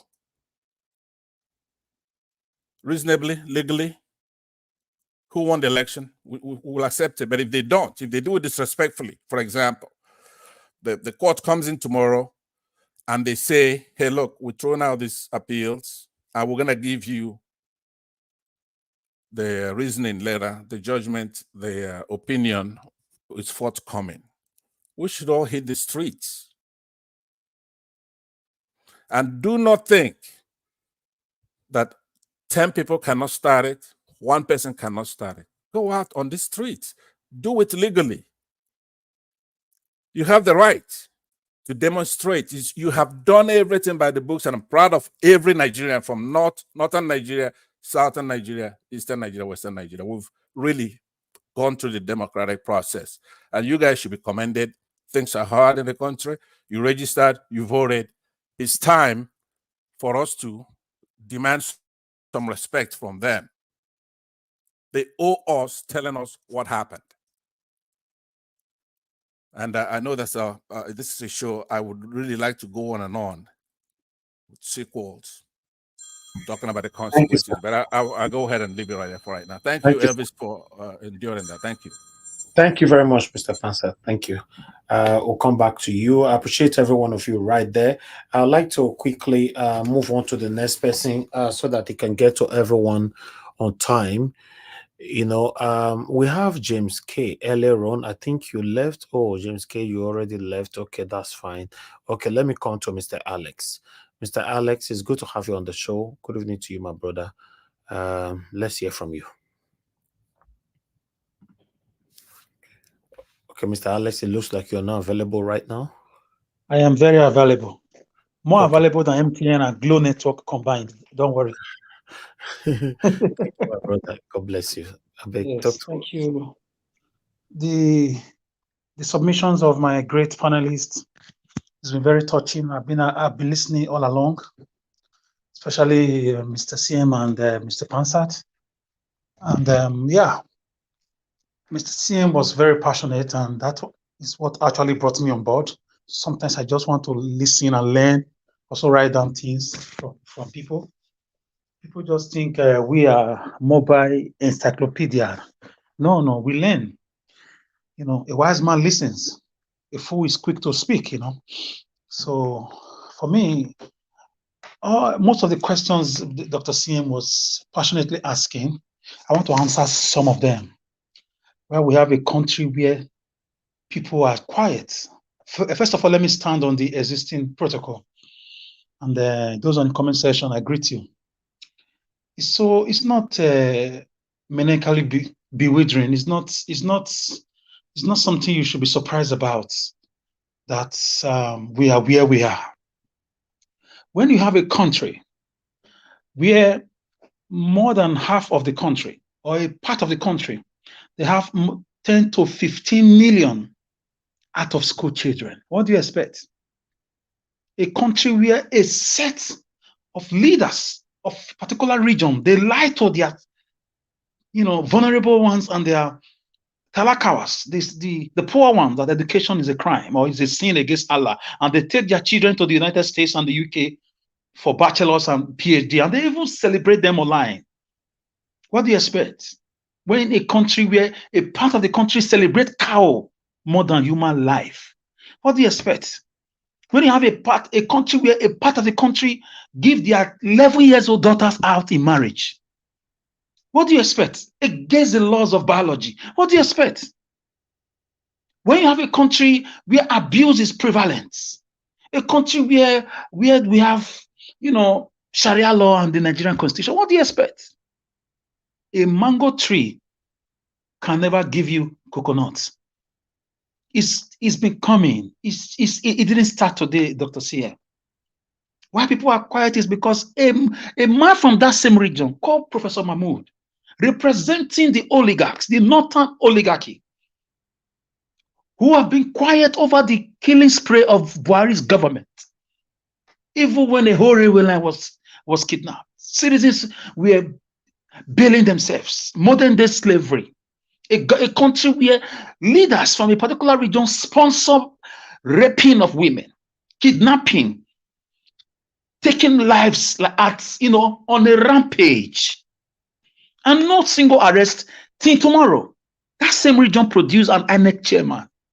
A country that tell more than 20 million people who are so-called marjories that education is not good. Don't go to school. You have to go and read, what's it called? There's a name they call it. Is it Saraka they call it? Go and read Quran and beg for food. What do you expect from such a country? They don't know the value of education. Exactly what Ojukwu was teaching us. They don't know the value. Oil and water.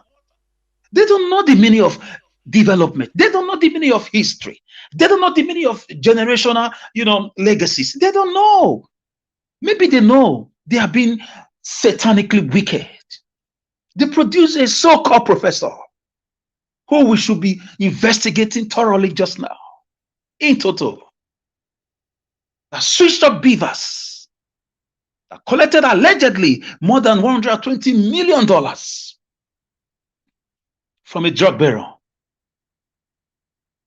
and did all the shenanigans, all the maneuvering, all the election malpractice we saw, everything we saw. All these people just felt it's one of those things. They didn't know it will linger. Like, they just felt Nigerians will just go around looking for visa to travel as usual. They will just forget, like 1993 Abiola case. They will just, of course, allegedly, my own brother from our state, the late Tony Aneni, allegedly collected $30 million from Ibrahim Badamose Babangida, the money from the CIA, allegedly. So this is where we find ourselves, where money is the order of the day, the love of money. And the love of money is the root of all evil. It's a shame. Why are we quiet? I don't know. There is a maybe they are waiting for tomorrow's judgment, but I feel there is a magical mysticism going on. It has been a diabolism. It has been placed on most Nigerians, minus me. Because normally, the Nigerian where I grew up from, people came out to chase away Babangida in the infamous or the famous Babangida must go. People stood against Abacha. People stood against even this Buhari. So where is the momentum? And a government where opposition is almost dead is going to be filled with impunity. That is the words of Nelson Mandela. Impunity is the order of the day. So for me, this is not a democracy. It's just a government of few people who revere cow more than human being. Cow. Kill one cow in that area, a whole community will be raised down. I don't know where that ideology came from. So where do you expect them to know the value of an election, of a transparent election? How do you expect them to know the meaning of international image? How do you expect them to know that a sitting president must never have such scandal? It should never happen. In an Asian country, this guy would have taken his own life. I'm not encouraging suicide, but that is how it's done. You all know. In Europe, the guy would have resigned and handed himself over to the police. Brothers and sisters, there is no country at all. It's a business center for Northerners and Buckingham Palace, the British, and some corrupt Southerners too, a few. That is just the description of Nigeria. If you have connections, you can get away with everything. There's no system. It's a decayed and a rotting country where rapists go free, forgers go free, killers go free, kidnappers go free. Till now, did we talk about Deborah's death again? No, that is your country for you.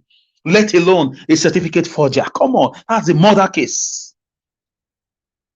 In the developed country, that case, we will see the end of that case.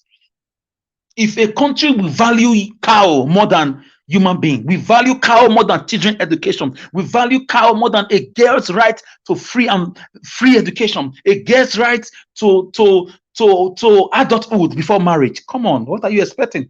You split the damn country and let them go and mess themselves up. I don't want to use the F word. Let them go and F themselves. If the oil we have in the south was in the north, the so-called Nigeria would have been long time gone. But they don't know what to do. They thought it will soon dry. It will soon dry. They went to go and bring Swiss company, American company, to look for oil in Adamawa, to look for oil in Kano, to look for oil in Kaduna. They check and check. It didn't work. You can't play God. Eventually, what we are running from, the division we are all running from, that is where we going to find ourselves. Because you cannot continue to tell a blind man it's raining. One day, blind man will grab you by your shirt and say, I know it's not raining. You are just stoning me. Gentlemen and ladies, there is no country, The wicked people, some wicked people in the north, unfortunately, it's just the truth with respect to my lovely brothers from the north, but some wicked northern leaders, they are the one calling the shots. You can never be anything in Nigeria without going to bow down somewhere in Sokoto, in Katsina, in Kaduna, in Kano. Why? I'm asking questions. Why? Why? Why must I come there to give you 50 million? Why is it that during election your markets are always burning? Why?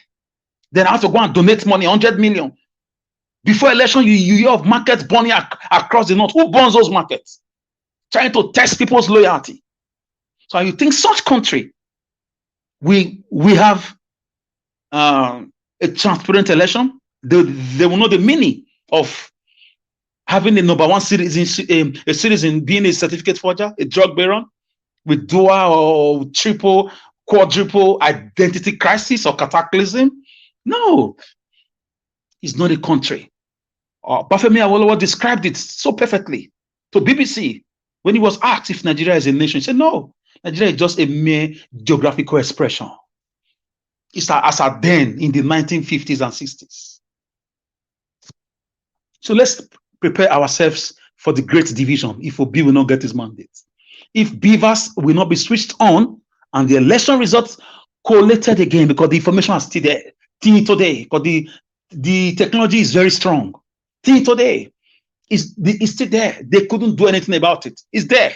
Forever is there. They try to configure it, is there. The guy, the experts from the company came and said the information are still there. So if they will not do the right thing, now I present to you what you call a country. This is why countries don't respect your green your green passport. Once you're Nigerian, anywhere across the Western world, they set you aside they will call it random check. It's not random. Before you board that plane from your departure, they already are waiting you that you are a Nigerian and you have to go through double screening or scrutiny. So when people teach people that cow is more than a human being, how will they know the meaning of elections? How will they know the meaning of democracy, separation of powers, arms of government? How will they know the meaning of rule of law? How will they know justice? How will they know generational legacies? How will they know that the children are watching us? How will they know? They just think about marrying women. Even some of them in the north, they came to the rep or the senate. They came with their wives, 4 wives. He said, I have 4 wives and 27 children, and I'm still giving birth. A lawmaker said that. A lawmaker, because his brain has been programmed to think about cow. You are living in the same country with people who think about cow more than human being. You saw it under Buhari. It played out. No book has been opened. No questions has been asked over the rampant murderous activities, the wiping of lives. Amnesty International says 1,078,000, like almost 1.1 million lives were lost on that boy. The ones they could count. Nigeria government came to debunk it to say it's just 60,000 people. A country is saying they killed their own citizens, just 60,000. No investigation. Have you seen a government they come out and say we killed our own city? We only lost under Buhari 68,000 people. Have you seen that madness? Because there's cow mentality in their brain. They didn't lose 500 cows, but they lost 68,000 souls according to them. Amnesty is saying 1.1 million, 1,078,000. Human beings were wiped out because of nefarious, because of the kind of culture, the kind of things they stand for. And you want to live in the same country with these people? No wonder a human rights activist, a freedom fighter said the country is a zoo. Is it not a zoo? Are we not really in a zoo with baboons and monkeys? Even monkeys will not even kill their own children. Are we not? Is it not justified? Is that not why he's being held captive?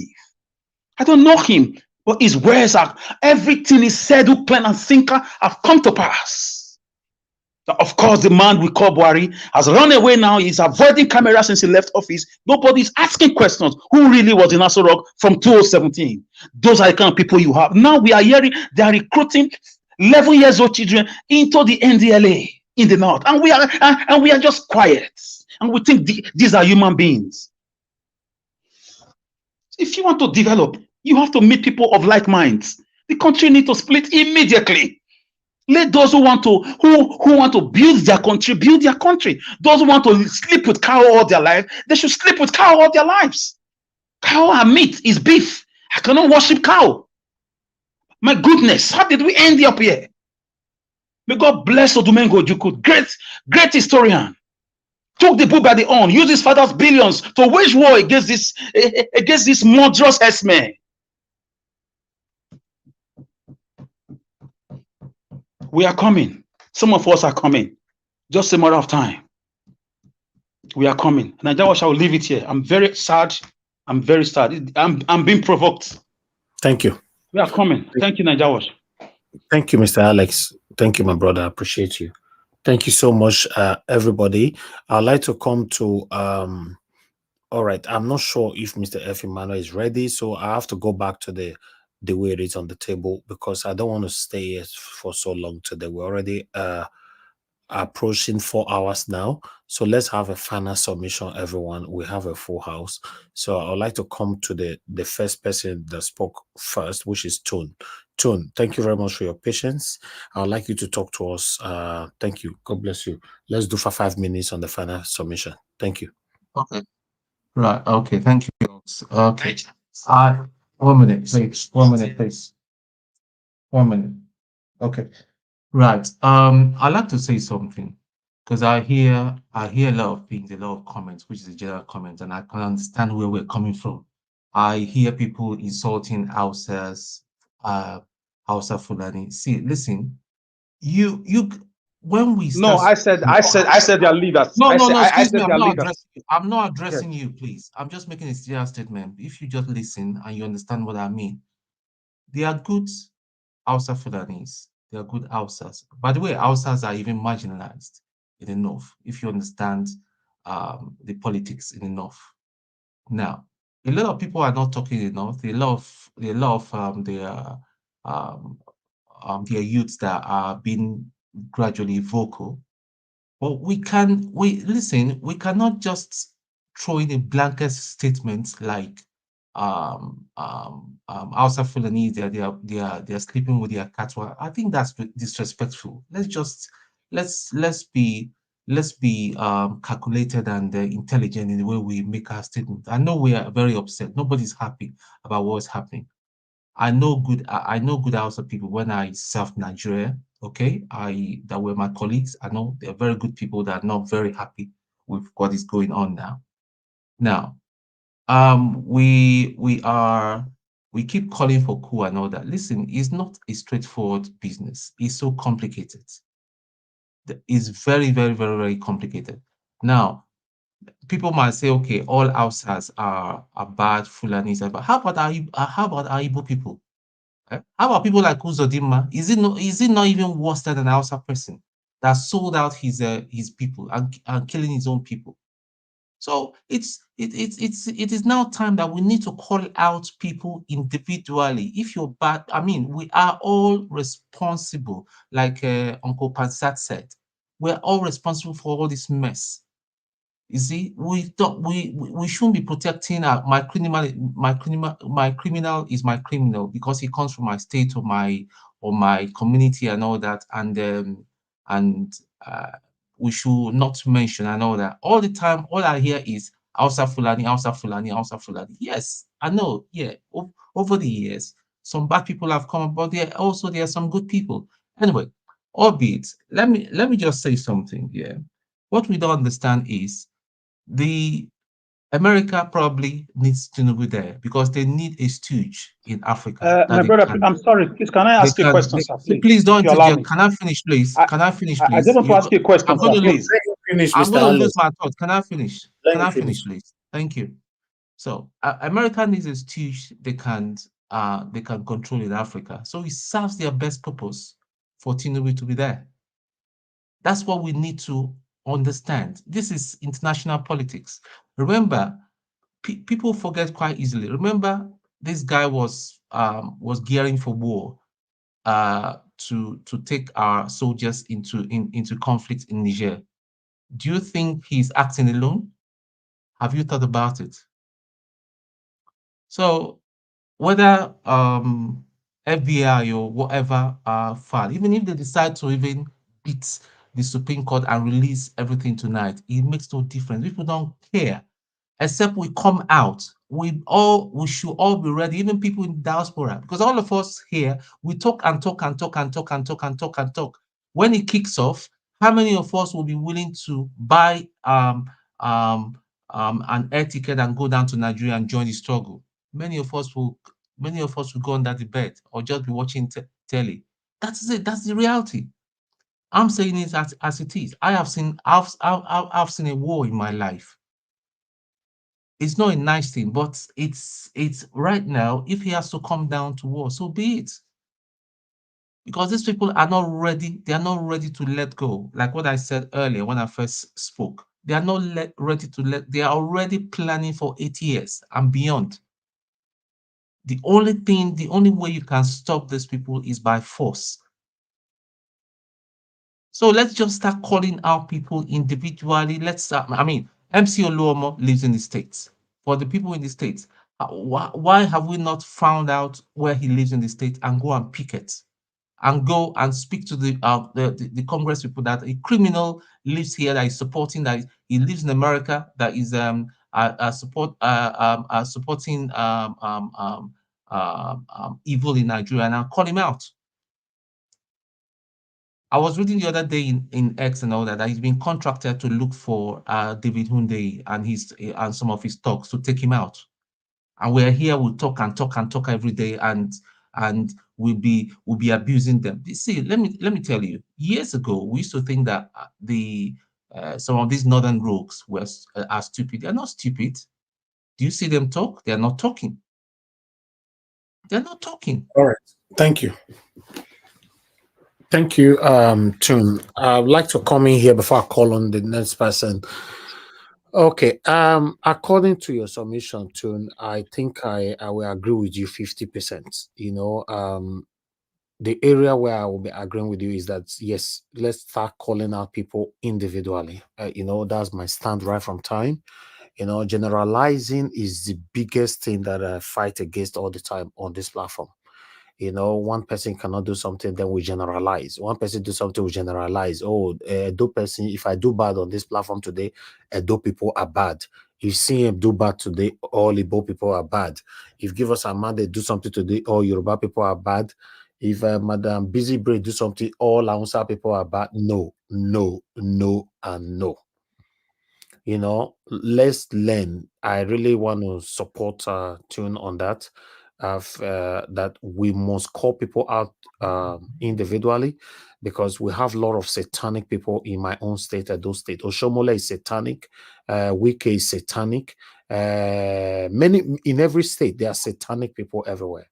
So when we're now beginning to say, you know, say some kind of harsh words to the entire Hausa people, the entire Yoruba people, the entire Igbo people, or rather the entire Edo people, then it becomes a problem. You know, please, if we all can learn from them, because nobody's perfect.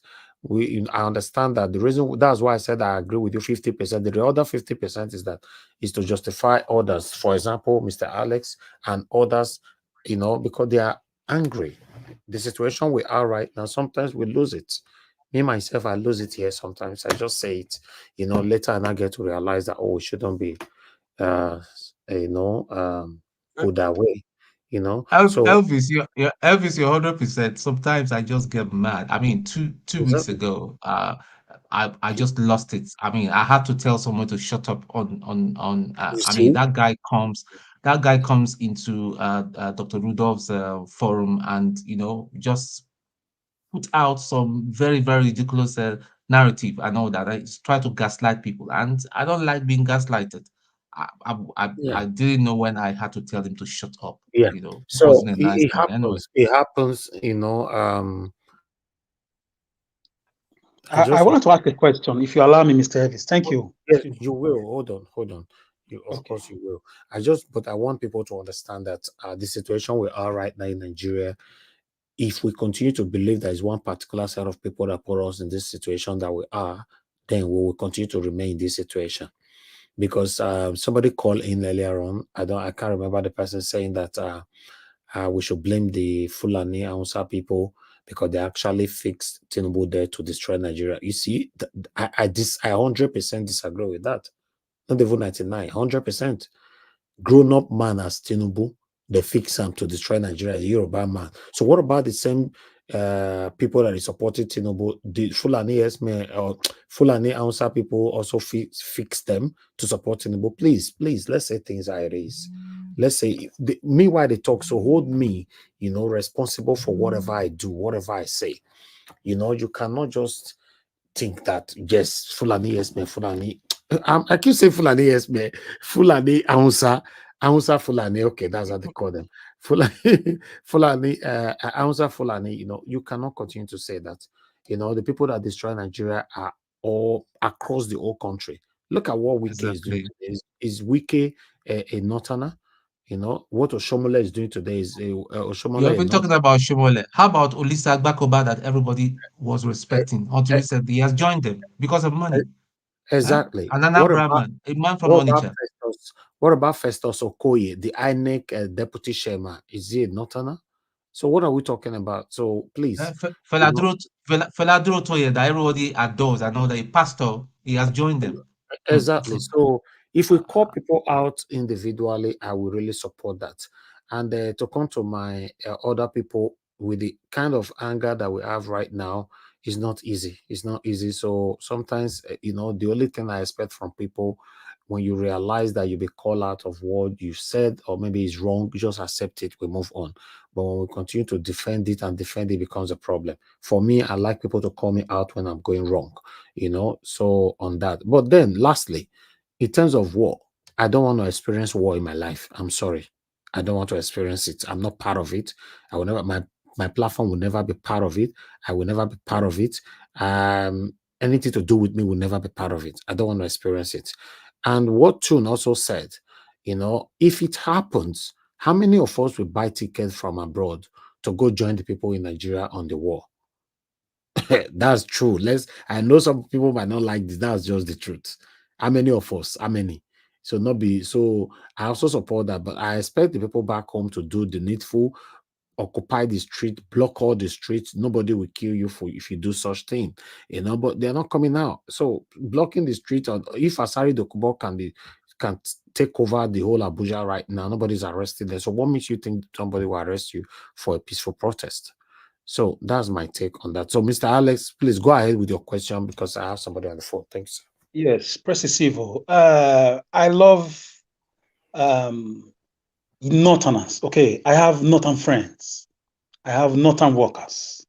When you listen to me sometimes, and maybe you are the one who's mistaken. I said Northern leaders.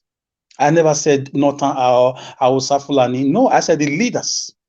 And you can prove me wrong. My question is this. Why do people who wants to do anything in Nigerian politics, they must have to go and bow down in Sokoto, bow down? Can you expect me not to ask questions?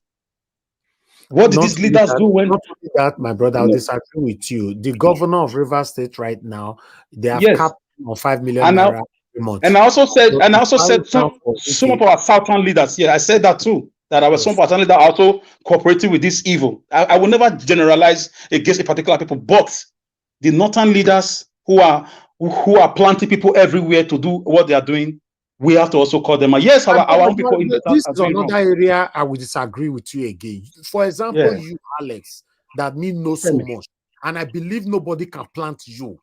So are you going to tell me today, if any Northern leader plants you today, you start misbehaving like them and practicing the same satanism like them, then you not come back and say, oh, that plant, they plant me? Maybe the word plant was wrong, but what I'm seeing is this. What I'm seeing is this. They are doing what they like. Yes. You are right. And I just was maybe my vocabulary is wrong. What I'm seeing is this. I have never seen anybody who wants to be a governor, who wants to be a senior president, or who wants to be a president in Nigeria that don't go and pay one homage or the other in somewhere around all these places. In Sokoto and Kano and all those places. As a son of the soil of the country, I'm asking questions. Why is it always so? With what that went wrong with Buhari government, look at what Tinubu is doing now. He's copying the same thing, and everybody's quiet.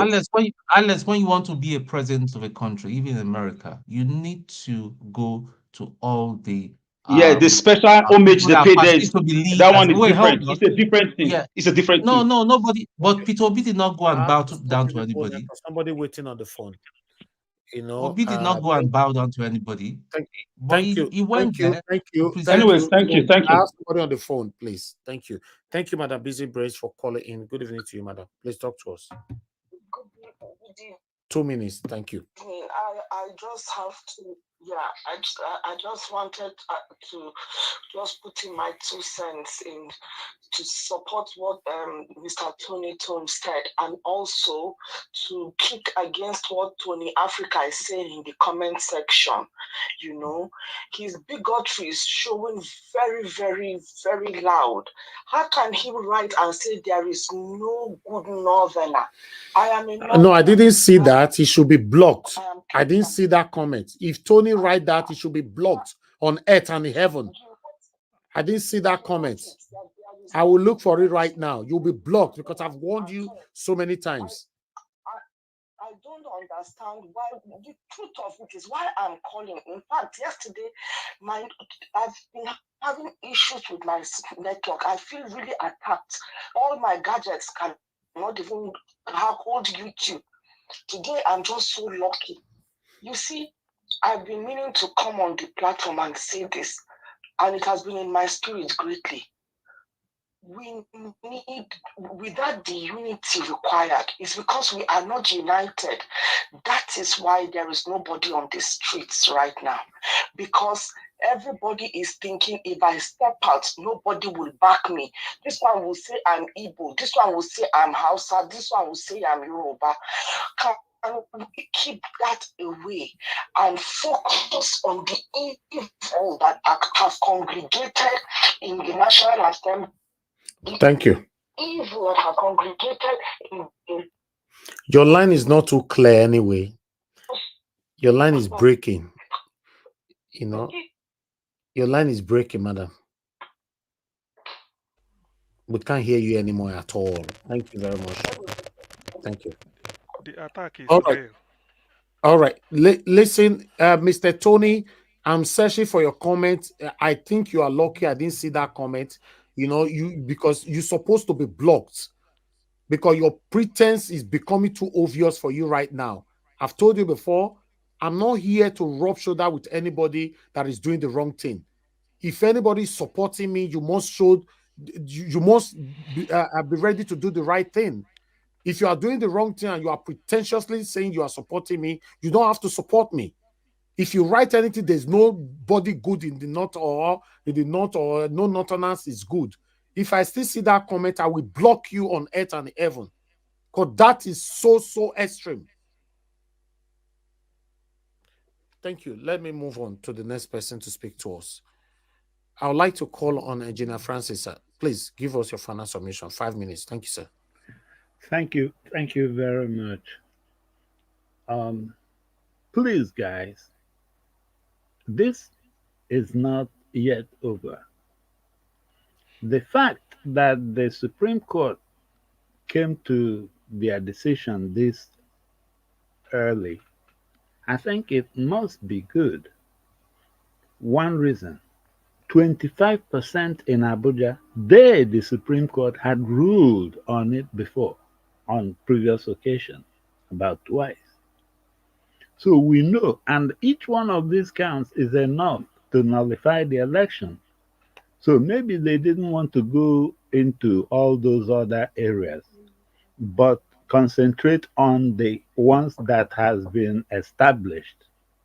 And that is exactly what they are doing right now. And I hope that's why they feel like they have the decision already wrapped up.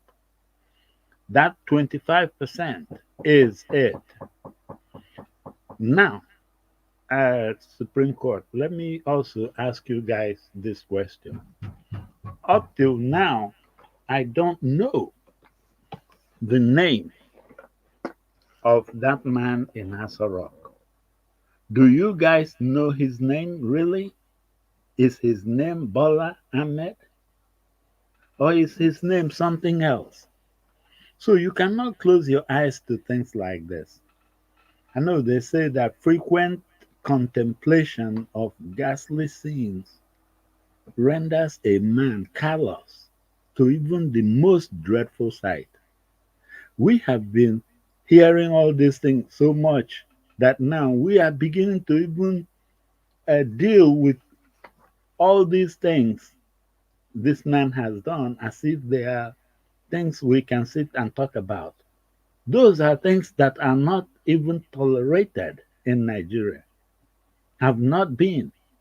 But because he has too much of it, that it's now overwhelming. Every part of whatever he's doing is criminal. Even you guys, I'm still expecting to see or hear any one of you guys that will come out and say yes, that he has been approached. Even Niger Watch here, I'm quite sure that he has been approached to be skewing the news. But the point is, none of you judges have come out to say, hey, this is it. Which means you all caved in to that. Anyway, we will hear tomorrow when you guys tell us your decision.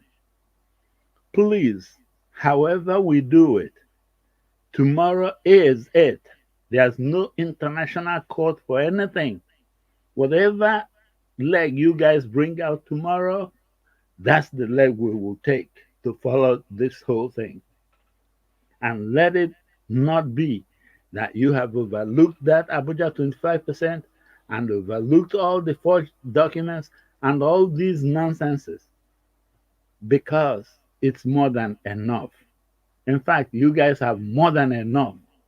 And each one of those counts is enough to nullify the election and to remove this man from office. So, however you slice that cake, please don't give Nigerians the short end of that stick. You may not like the outcome. Don't push Nigerians to that level because they may not know where to draw the lines. And all of you judges and justices, if you know that you are against what is going on, come out now and speak. Don't wait till tomorrow. And then after tomorrow, uh, if anything happens, you will now come out on TV and say, oh, that we're against this. We know. And we are keeping count. And we know all of you guys. So stop and turn this train around. It's going the wrong direction. Thank you.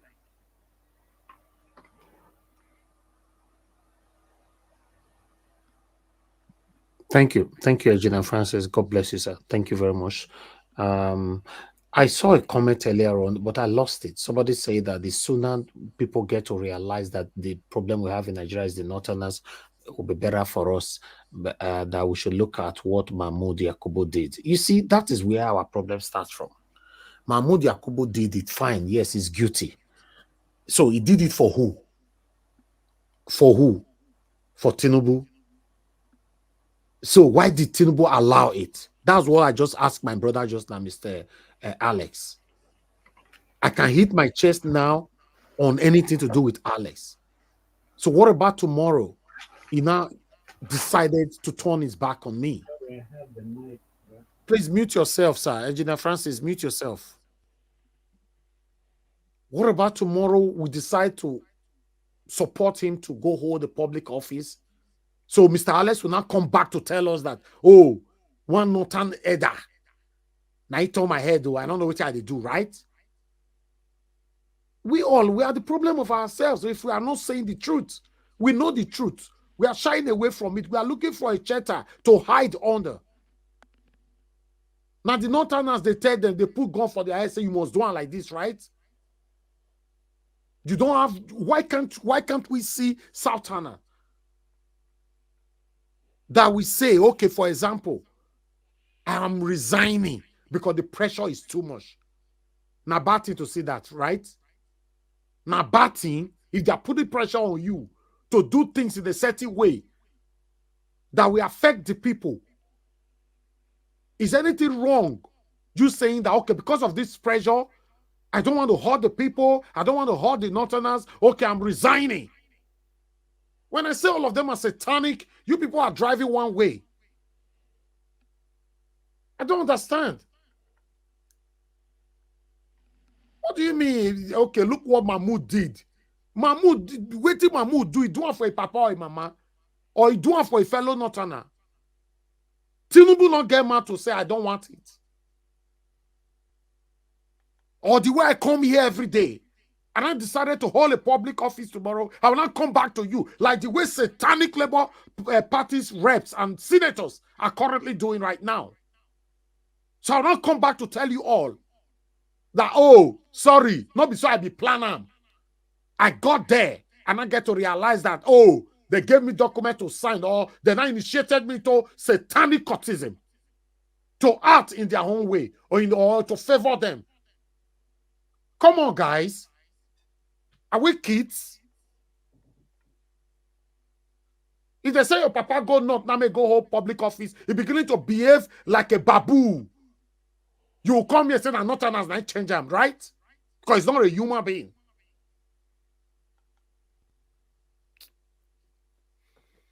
Let me call on the next person. Thank you. I don't know if F. Emmanuel, if you are ready. If you're not ready yet, I'll go to Mr. Shooks or Bibozi. My brother, sorry, I just came in now. Sorry, just calm down, Mr. Evix. I know your temperature is rising, so high. Please take it easy. Calm down. I want to specifically speak to the judiciary, those who are in charge of this court issue we have in the Supreme Court. First of all, they are not going to tell me that they are not aware that Bola Tinubu don't have school certs.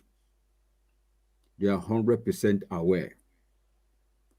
They are also not going to tell Nigerians that Bola Tinubu didn't forge that certificate. They can't just pretend about that. They can't also pretend that they are not aware that this man rigged the election. They're not going to pretend about that. What about the 25% of FCT? Are they also going to pretend that the man that they swore in on the 29th of May didn't have 25% of FCT? The judges, are they also going to close their eyes on that? Are they also going to close their eye that this guy, sometimes years back, he forfeited 460,000 US dollars as a result of narcotic trafficking?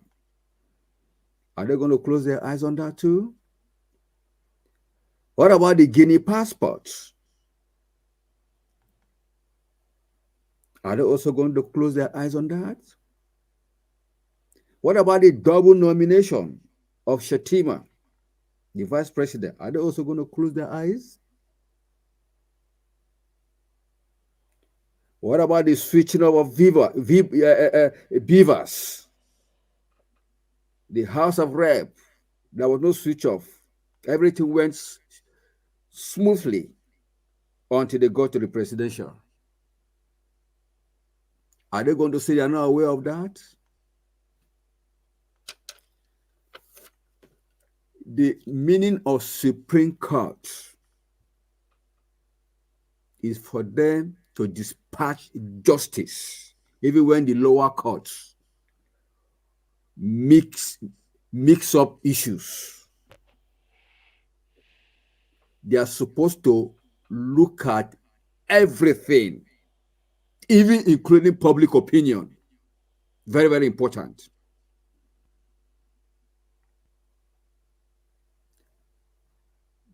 They say the voice of the people is screaming every nook and cranny. Are they not hearing the voice of the people, both within Nigeria and outside Nigeria? Is it just only one person that is talking about this issue? These are evidences, left and right.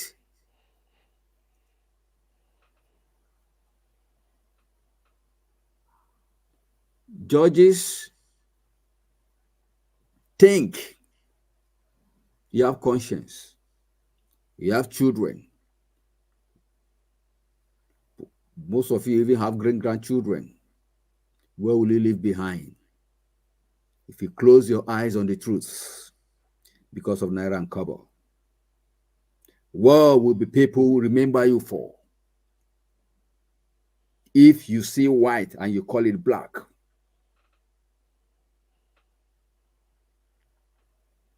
why you hear people shouting here and there? Because the petition tribunal court, they have messed up. Say once bitten, twice shine. That's why you're hearing Nigerians shouting, making noise, saying all eyes on the Supreme Court. We started with all eyes on the judiciary. The petition tribunal, they messed up. Now we are at the last point of our country to determine whether we're moving forward or we're moving backward, or whether there's even going to be a country. It's in your hands. That's the message I have for you, those of you that are going to preside on this matter tomorrow. Mr. Evans, I don't know how true it is, allegedly. I learned that Nadeko is also following up on FBI to make sure that this thing is released. I don't know how true it is, allegedly. The firmament, the earth, the wind, the air, everywhere knows that Tinubu didn't win this election. Yeah, but yes, the information is going on that particular one. But my question is that what significant that will now do to this if they pass judgment tomorrow in favor of Tinubu? Well, the truth is that the only thing I have, and this is my own opinion, if they decide to go ahead to pass this judgment in his favor, the only thing I can tell the people of Nigeria, they should go to international court. That's my opinion. That's now here, according to it. So now where your sense reach, now where the TikTok, I mean, that's where my sense reach. Because if you look at it, all the stages that Nigerians are supposed to come out en masse to react, to take their destiny in their hands, none of them reacted. None of them.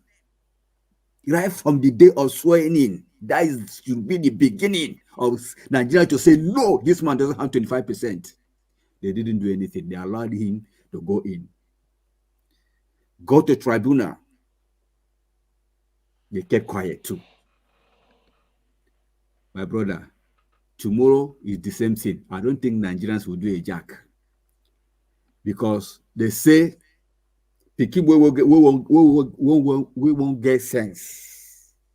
Now, from a certain age, you will say the signal. Woman will get belly. We won't bump Pekin. Now, from the movement, you will know say the Pekin don't do. Even before water go bust. Now, from her movement, you go know. So, in all indications so far, I have not seen any jack from Nigeria. In fact, according to you, right now, Nigerians are pressing blow, taking their Isheu, Nkobi, Agidi, as long as I know. But if you say Nigerians are going to do anything, well, except I start to be corrected. Tomorrow, maybe they will prove me wrong. So, as long as I'm concerned, if the Supreme Court cannot do justice to what Nigerians want, Nigerians are intelligent enough to take this matter to International Court of Justice. That is where there is international relationships. That is where Nigeria will want to have dealings with other countries across the globe. Then they will look at this matter clearly and see whether the Supreme Court did the right thing or whether the tribunal also did the right thing. I raise my case there.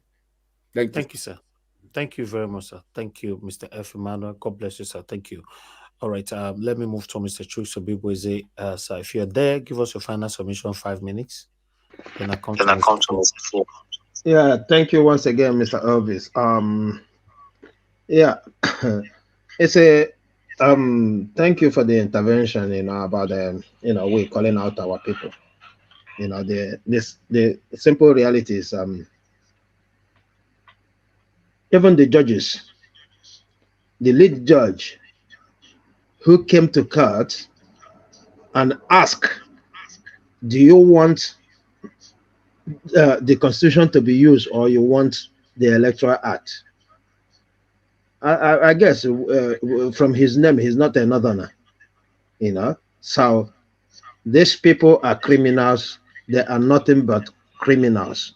There's no excuse for any one of them. Yes, we know where the instigations comes from, but there's no excuses. And that's why I am asking Nigerians, this time around, it's not a time for you and I to chicken out. No. If we want a better Nigeria, it is no any other time than now. We need to let these people know. I don't know about the international court, if they got anything to do. This is completely, in my own view, this is completely domestic affair. Election, they know nothing about our election. Even the crime he committed. If any one of us want to do anything, we take it to United States. That is where he commits the crime. I believe that is something. If we are ready to do, that is exactly by international court. I think international court deals with country by country or somebody suing their country for whatever reason. But I don't think matters of this nature, especially when it is something that holds fundamentals of the country. You can always hear them say it's a security matter, it's a security. And in actual sense, forget that these people are playing, that this is nothing. If we understand the real meaning of this thing we are going through now, it's a security matter. Even for anybody who didn't win an election to assume that office, to see top secrets, it's a very huge security matter, and it shouldn't be toyed with. And that is why people like me are very, very angry that this is happening. So Nigerians, please, we need to unite. We need to see each other as the same thing I'm suffering, the same thing you're suffering. And that is the only way we can deal with these people. That is the only way we can come together. Yes, we know what is going on. There are so many things, but this is not the time to talk about it. The only one thing that binds us together is Nigeria. And that is the soul we are fighting for now. Any other thing should be left aside. Then when we clear this, we come back to that and discuss it. Because if we don't discuss these things, I mean, the people who fought 1993, if they have sat down and really discussed before they move ahead again, I don't think what is happening now will be happening. And that is one other thing. I think when we finish this fight, we must have a conversation, real conversation, and sit down and talk about this country, because we cannot continue like this, and we cannot leave it again to get even worse than now. Then we start crying again. Nigerians, you are hungry. I am hungry. If these people decide not to take our hunger into recognition when they give their justice, we know what to do. A hungry man is an angry man. I rest it here. Thank you, Mr. Elvis. Thank you, Mr. Shooks. Thank you, sir. Augustine, please, your 5 minutes, final submission, sir. Okay, thank you, Niger Watch. Once again, yes, we're on the eve of a very historic day that is coming tomorrow. Tomorrow will mark the day when those supposedly at the Supreme Court of Nigeria we either sanction, so we either confirm that a known drug baron and drug addict, a certificate forger, should retain his seat as number one, the president of Nigeria. It's a shameful thing, really. That's why I'm making, let me repeat or sort of recap what I said before. All the whole Supreme Court judges, they've all got secretaries working for them in their offices. They've all got assistants, whether the person that helps to do the filing for them or typing letters or whatever it is. They've all got them. And obviously they were employed, maybe on their recommendation. Now, the question is, employing somebody, the person must have stated some level of expertise or skill and abilities. Usually it's captured with a certificate. Now, if it happens that the person you employed and somebody hinted to you that that person did not even attend this university he claimed to have attended, and as a challenge it was taken up, you, the Supreme Court judge that the person is working under, you can never, there is no skill that you possess to detect a forged certificate, because it is not you, the Supreme Court judge, or the Supreme Court that issued that certificate. What you will do is, you say, but the lady or the man said he attended the University of Benin, or University of Ibadan, or whatever university. What you will do, you go to the university, say, look, this certificate, please confirm it. We are doubting that this. The people will go through their system and say, no, it did not come from us. Now, the thing is, you, the Supreme Court judge, what do you do? Do you now say, okay, no problem? You will quickly tell the person, in fact, you even prosecute the person for getting admission with forgery, false certificate. That is what you will do. You won't tolerate it. Now, how then do you want Nigerians to live with the fact that number one person in Aso Rock forged certificate? It's no more hearsay, no more allegedly. Nothing like allegedly, nothing like nothing. He forged it, a master forger. Even then, before the university confirmed what everybody has been thinking, he said if they release it, it will damage his reputation irreparably, which is true. So sometimes when they mention this law, I look at it, I said, I don't know what English language are you going to speak to tell us Nigerians tomorrow that the certificate wasn't forged? How do you determine forgery? How do you prove forgery? Atiku and the Obidia, what the case before the Supreme Court tomorrow is that Tinubu forged the certificate he gave to INEC. That is the main issue tomorrow. Now, what you people should be saying is, how do we know this certificate is forged? Where is it from? Chicago State University. There is no university in the world that can prove it except Chicago State University. The question should have been, have you been there? Yes. What did they say? They said they didn't issue it. Then Tinubu, are you doubting it? Why didn't you take them to court? You didn't, people, because if it's me, if you doubt my certificate and the university denies it, I take them to court. But Tinubu, are you taking Chicago State University to court? No. Which means you are sure you forged it. Now, the Supreme Court justices, what are you going to do? Are you still going to be saying this or that? Because that was what he submitted. You see, if he had forged Chicago State University, but the one he submitted is a secondary school certificate he did not forge, that's a different thing, because everything based on what did you give to INEC. We don't care whether you attended the 1 million universities.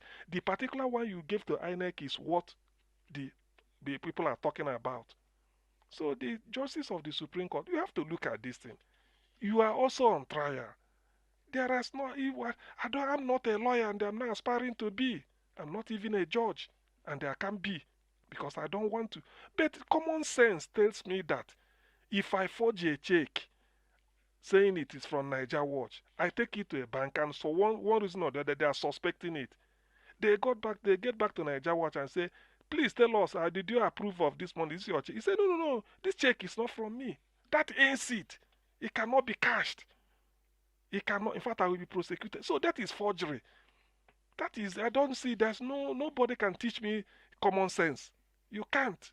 You may teach me advanced law, but common sense, no, this is pure common sense. It has to do with morals. Now we get a criminal certified, waiting for you to certify tomorrow. How will you go down in history? However, I must say this. You see, sometimes people might not say anything. It doesn't mean they are stupid. I will tell Supreme Court justices, whatever Nigeria sees as from tomorrow, let them take, or the day after, let them take. But whatever happens from the day after tomorrow must be located in what happens tomorrow. That's what I'm trying to say. Tomorrow is 26th. So whatever happens in Nigeria after 26th, going forward, must be located on what happened on 26th. So let them take it easy. We are a laughing stock. Some of us, our interest is not because we want to be president. No. My interest is not because I'm going to look for a job or I want my person to get me a job. No. My interest is that when you come out of any airport, after with your hard-earned money you buy a ticket. When you tender that document, past Nigerian passport, I don't want people to bring me down. That's what they call dignity. The white men, I lived in England, I studied here. I've interacted with the Welsh, the Scottish, the Irish, and the English.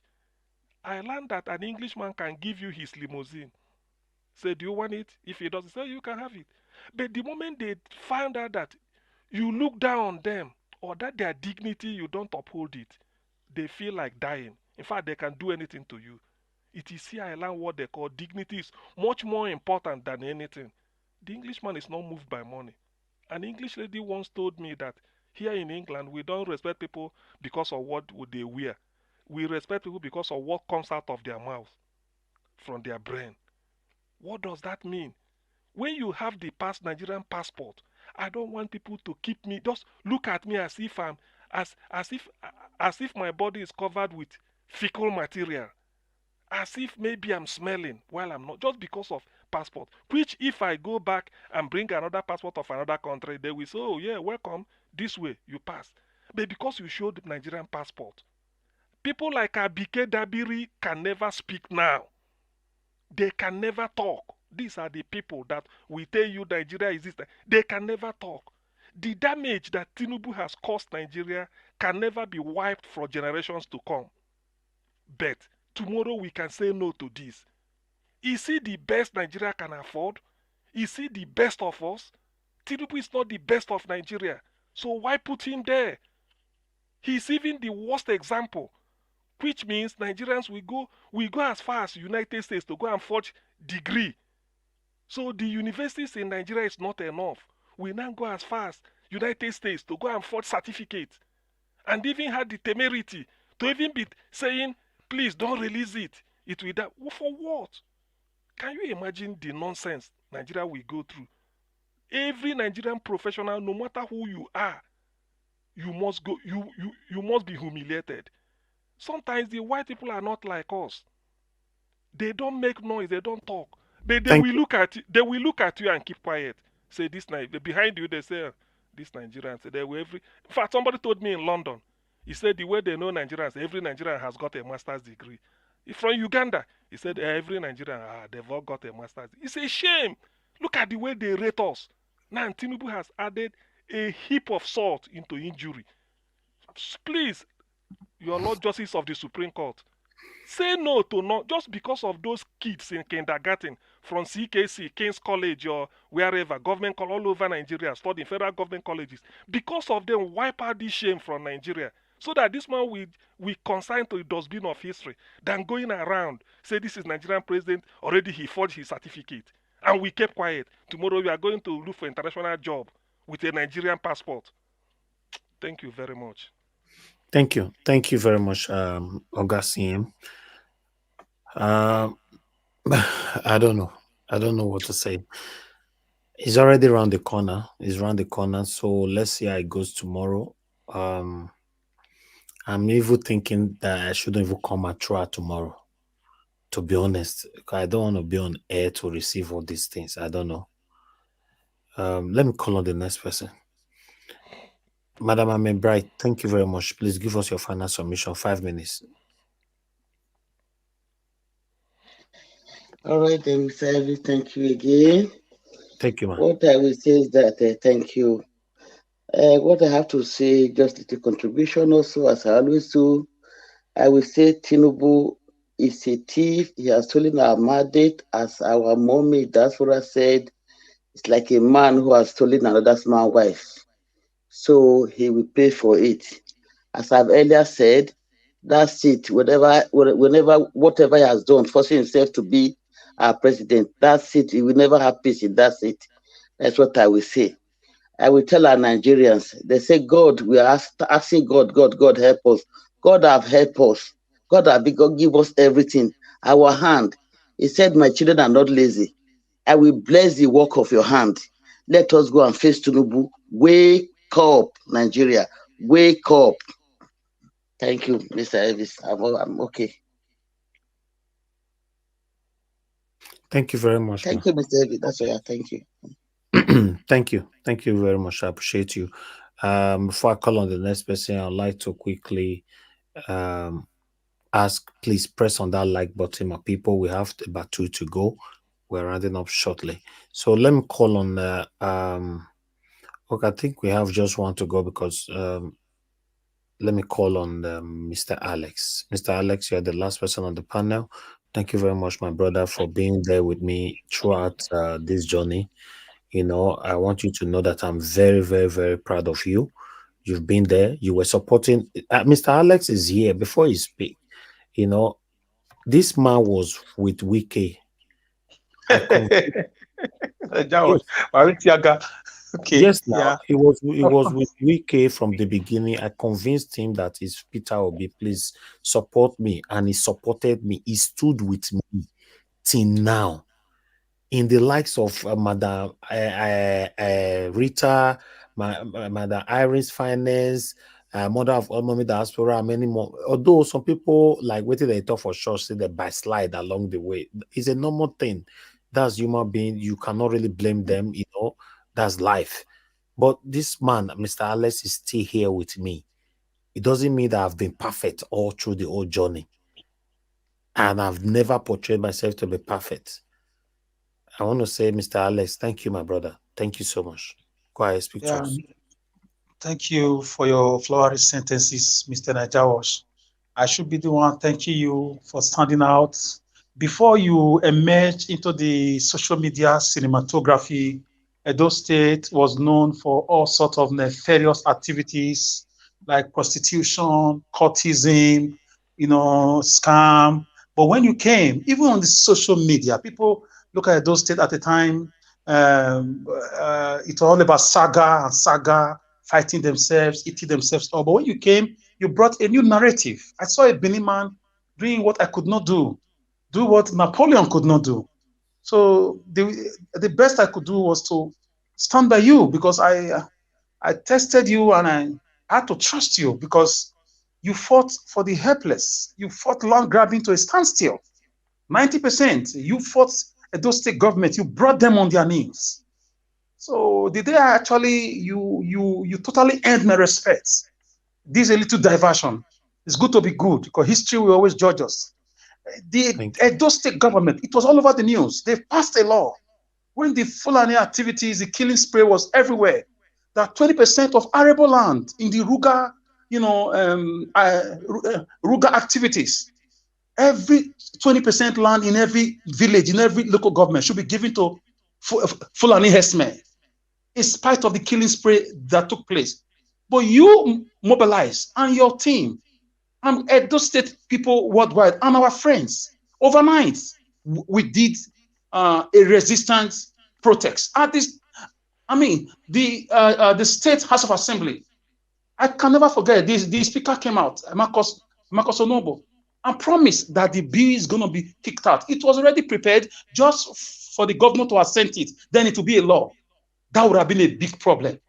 So it was you and the Edo State Civil Rights Society that fought that job. And today, Edo State is one of the least states or the least affected states with the Fulani activities across board in the Buhari administration. I mean, the killing spree and the kidnapping and the invasion. So Niger Watch, since then, I've learned to trust you. I've learned to support you. I've learned to also give you my strength and my talent with the little I can to support a fellow tribal man who is fighting for the whole country. So thank you, Niger Watch. And finally, let me go to my submission. Are these people really seeing the dwindling economy? Are they seeing the currency, naira to dollar? God bless you, my brother. I appreciate you. Thank you. Yes, thank you. Are the House of Rep, the Senate, PTP, APC, Labour Party, YMPP, whatever they call themselves, are they seeing the way the economy is doing? Especially our currency. Are they thinking about our refinery? Even the Supreme Court justice or justices or judges they call themselves, are they seeing these things?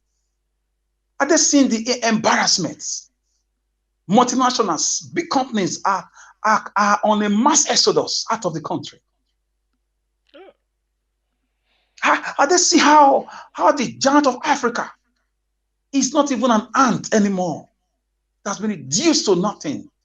Thank you, Madam Rita. Nothing of Africa.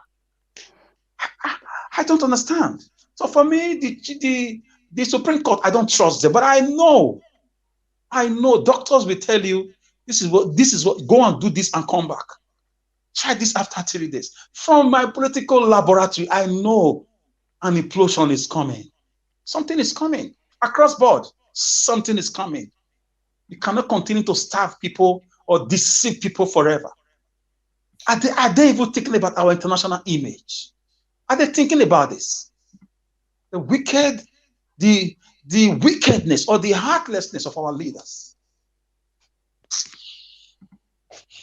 Gentlemen and ladies, I adjure the Supreme Court. If they want to deliver a fair judgment on Peter Obi and article submissions, if they want to continue with Tinubu's millions of dollars allegedly they've taken, so be it. But I know when the doomsday come, it will not spare anybody who is evil. It's going to come like a flood. When I say we are coming, I just mean that anywhere it starts from, because we cannot continue like this. I'm not calling for war, but I'm just telling you the people will have to react. They must react. They must react. Do you know the price of fuel now? We are even hearing that the petroleum dealers, they want to peg it at 1,000, although they came out to debunk it. Okay. Obviously, before January, fuel will go to 1,000. You know how it is in every Christmas. They'll create artificial scarcity and they will shoot it up and it will stay there at 1,000. And naira would have been approaching 2,000 naira to a dollar. Pounds will go into 3,000. Do you mean by January or next month? I'm not an economist. I'm not a forecaster. I'm just hypothesizing. I'm just. Let's just say in a week. Don't do it week by week. Just week. God.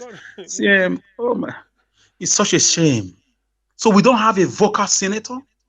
We don't have a vocal House of Rep member who can take the assembly by storm, like we used to have in the days of Kibo Kadibo. May so rest in peace. Little wonder he was taken out. So we don't have people who are what I would call opposition in the masses. People who stood against government in the past. Where are they? The same senator that is fighting so hard to have their SOV, have their jeep everywhere, is it the one you are calling to come and help us? Niger Watch, those days you hear like 3 or 4 senators are saying no to Obasanjo. You hear that 3 or 4 senators are saying no to Yar'Adua. 18 senators are standing against Goodluck. Where are the activism?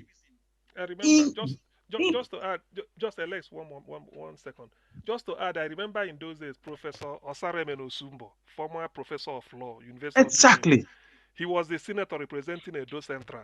Okadibo will say, let him speak. After speaking, he said, who are you to speak when a professor of law has ruled?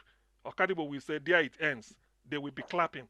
So go and look for Professor Osumbo. These are the people. They interpret the constitution at the floor of the Senate.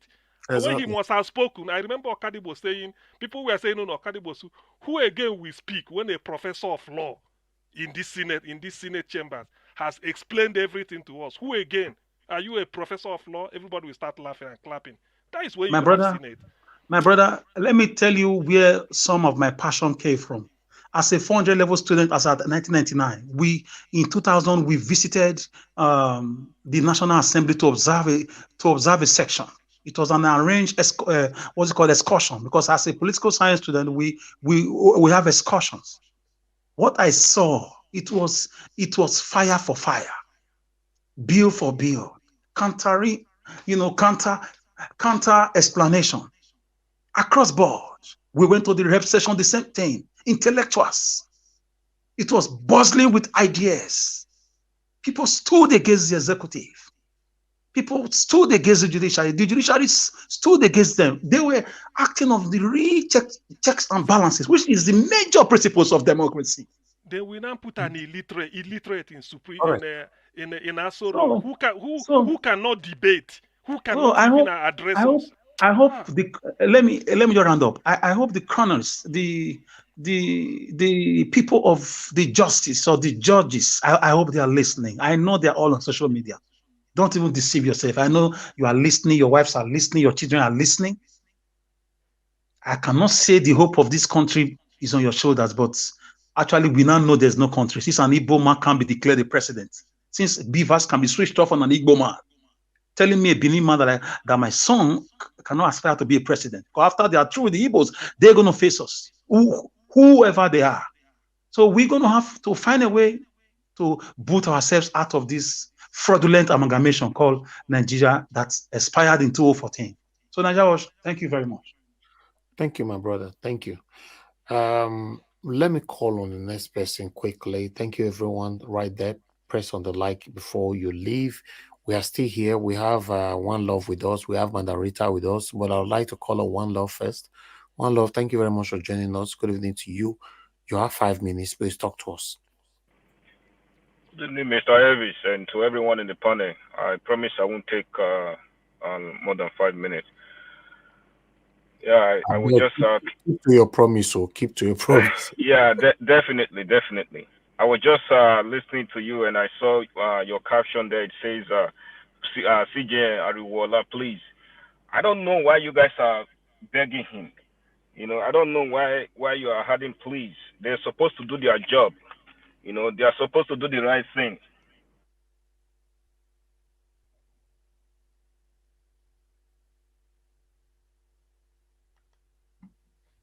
All right. Are you done, One Love? Okay, we lost you there, I guess, because you were still talking, but you are muted now. Can you hear me? The reason why, yeah, we can hear you now. The reason why we have to add please. Sorry, I think it's my network. Sorry. Okay, the reason why we have to add please to it, my brother, is that we've been hoping that these people know their job. They should do it. They are not doing it. No, they don't. They don't know their job, or either they know their job, or we've seen what happened since February 25th and September 6th, and now there's no way they can convince us that they don't know what they are doing. Basically they know what they are doing. They got some dollars from Agbado, and they just want to shut up everything to make sure the law doesn't prevail. They bettered the Constitution before our very own eyes on February 25th and September 6th. So for me, at this point, look, I'm not an Igbo. I told you before, my dad is Edo. My mom is Yoruba. At this point, I just believe Nigeria is not going to work. We all just have to go our own separate ways. Figure out something that is going to work for if we want to have a country. But what we have right now, it's not a country. You understand? But the situation where you have thousands of people going out there to vote for the right person, and they just twisted the constitution before our very own eyes, and they expect us not to react and do something. And I just think, though, I'm sorry, I know people can be religious and emotional, but I just think at this point, this is showing again over and over again that we just have to bury this whole idea of religion, Muslim, Christianity, or whatever it is, because this thing is not working. God is not going to come from heaven or from whatever belief that is to come and do something for us. We just have to take these people by the bull's horn and go right by the same power that they are measuring up to us.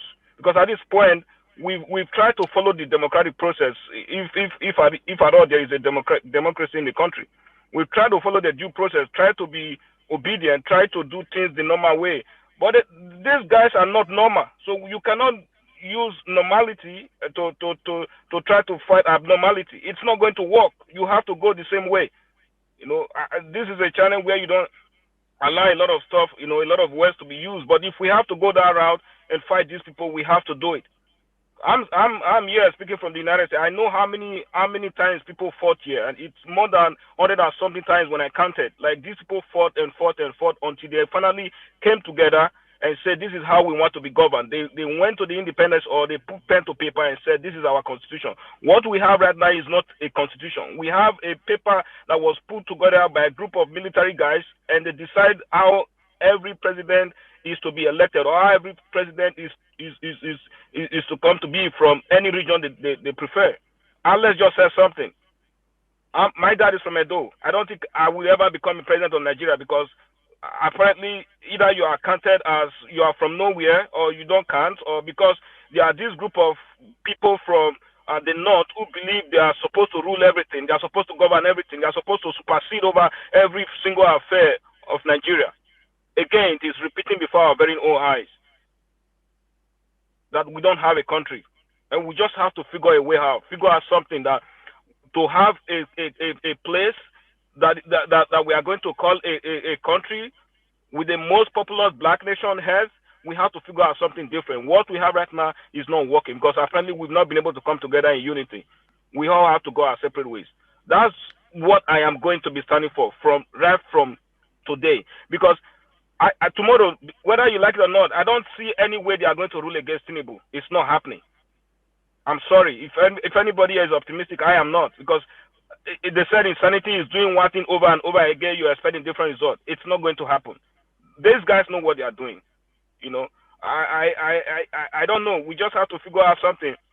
If you are from any region, if anybody who can come together should come together. If they can, then let them all go their own way, because what we are having right now and what we've had since 1963 or 1960 is not working. It has not worked. I don't think it's going to work. So the idea of Nigeria, for me, is gone, and is completely gone out of my equation. Sorry. Other than that, I just think we should probably try to be, discussing something else on how we are going to have a different country, or a different state, or whatever it is. But Nigeria is not a country. That's all I have to say. Thank you, Mr. Najawash. Thank you. One love. God bless you, my brother. My Do brother right there. God bless you. It's my first time knowing that your dad is from Do. Yes, Mr. Alex is right.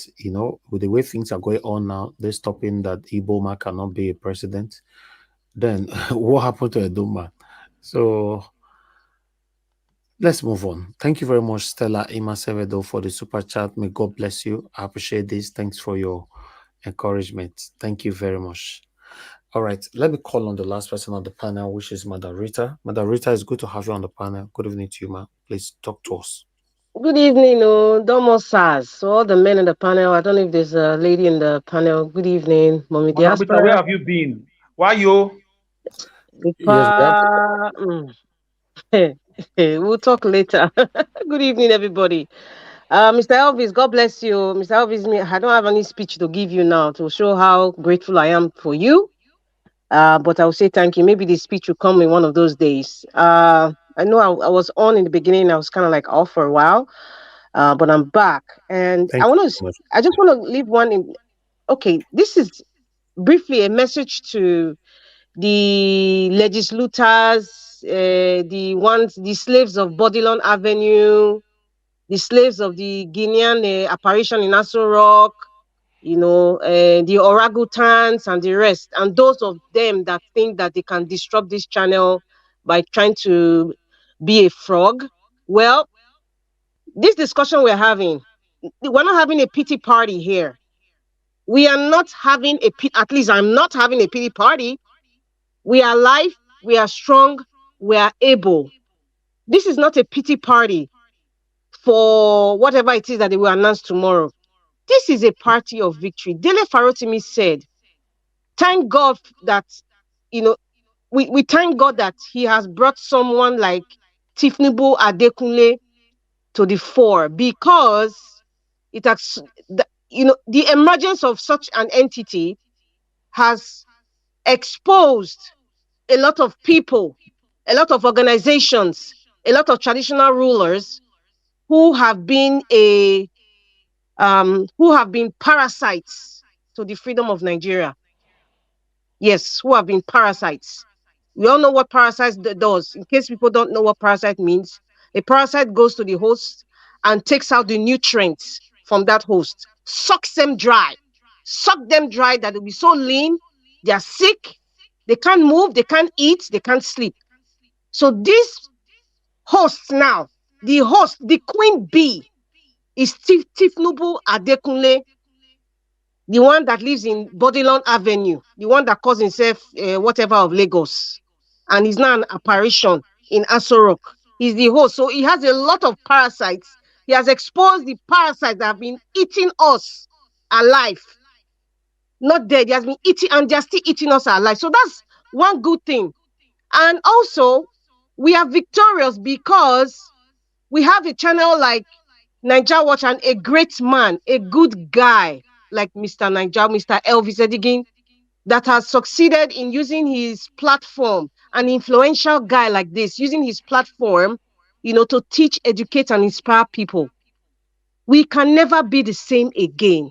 They say when you have a relationship with somebody or a relationship with an entity, even if you leave, you will never be the same again.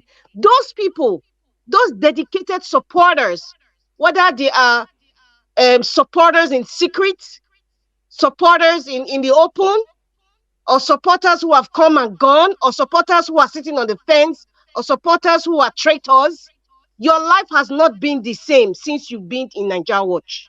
So therefore, we are victorious. I don't want to go to Peter Obi. In fact, there's a whole lot of speech. I want to talk about that, but that's for another day. So this is not a pity party now to all those slaves of Bodilon Avenue and the apparition of Aso Rock, and also the orangutans. This is not a pity party. Maybe you think you're celebrating. No, all of us, that 80%, I would say, of us here in diaspora, I can eat 100 times a day if I feel like. There's 24 hours electricity. I have Wi-Fi. I have, my service provider is working well. So what else again is left in life? What else? I'm comfortable. I can go out at 3 a.m. and come back by myself. I'm not even feel afraid. But where you are living now, I'm talking to those in Nigeria. I don't want to go to the blinded bats like they're in diaspora that are supporting this evil entity. You that is in Nigeria that is supporting, before you eat, you have to shout, is a chair, as my brother Alex used to say, or Megida, as they say the North, like, you'll be shouting. You will shout 5,000 times. You will roll on the floor. You'll be running with their cars and be shouting Megida before they fling maybe 1,000 naira to you.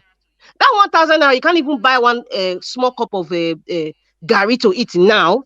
You don't even have car to even say you're going to buy fuel at 600 naira or 680 naira. You don't. So you are suffering in the sun. You don't even have electricity to have AC, to even buy fan. Even I better pass my neighbor generator.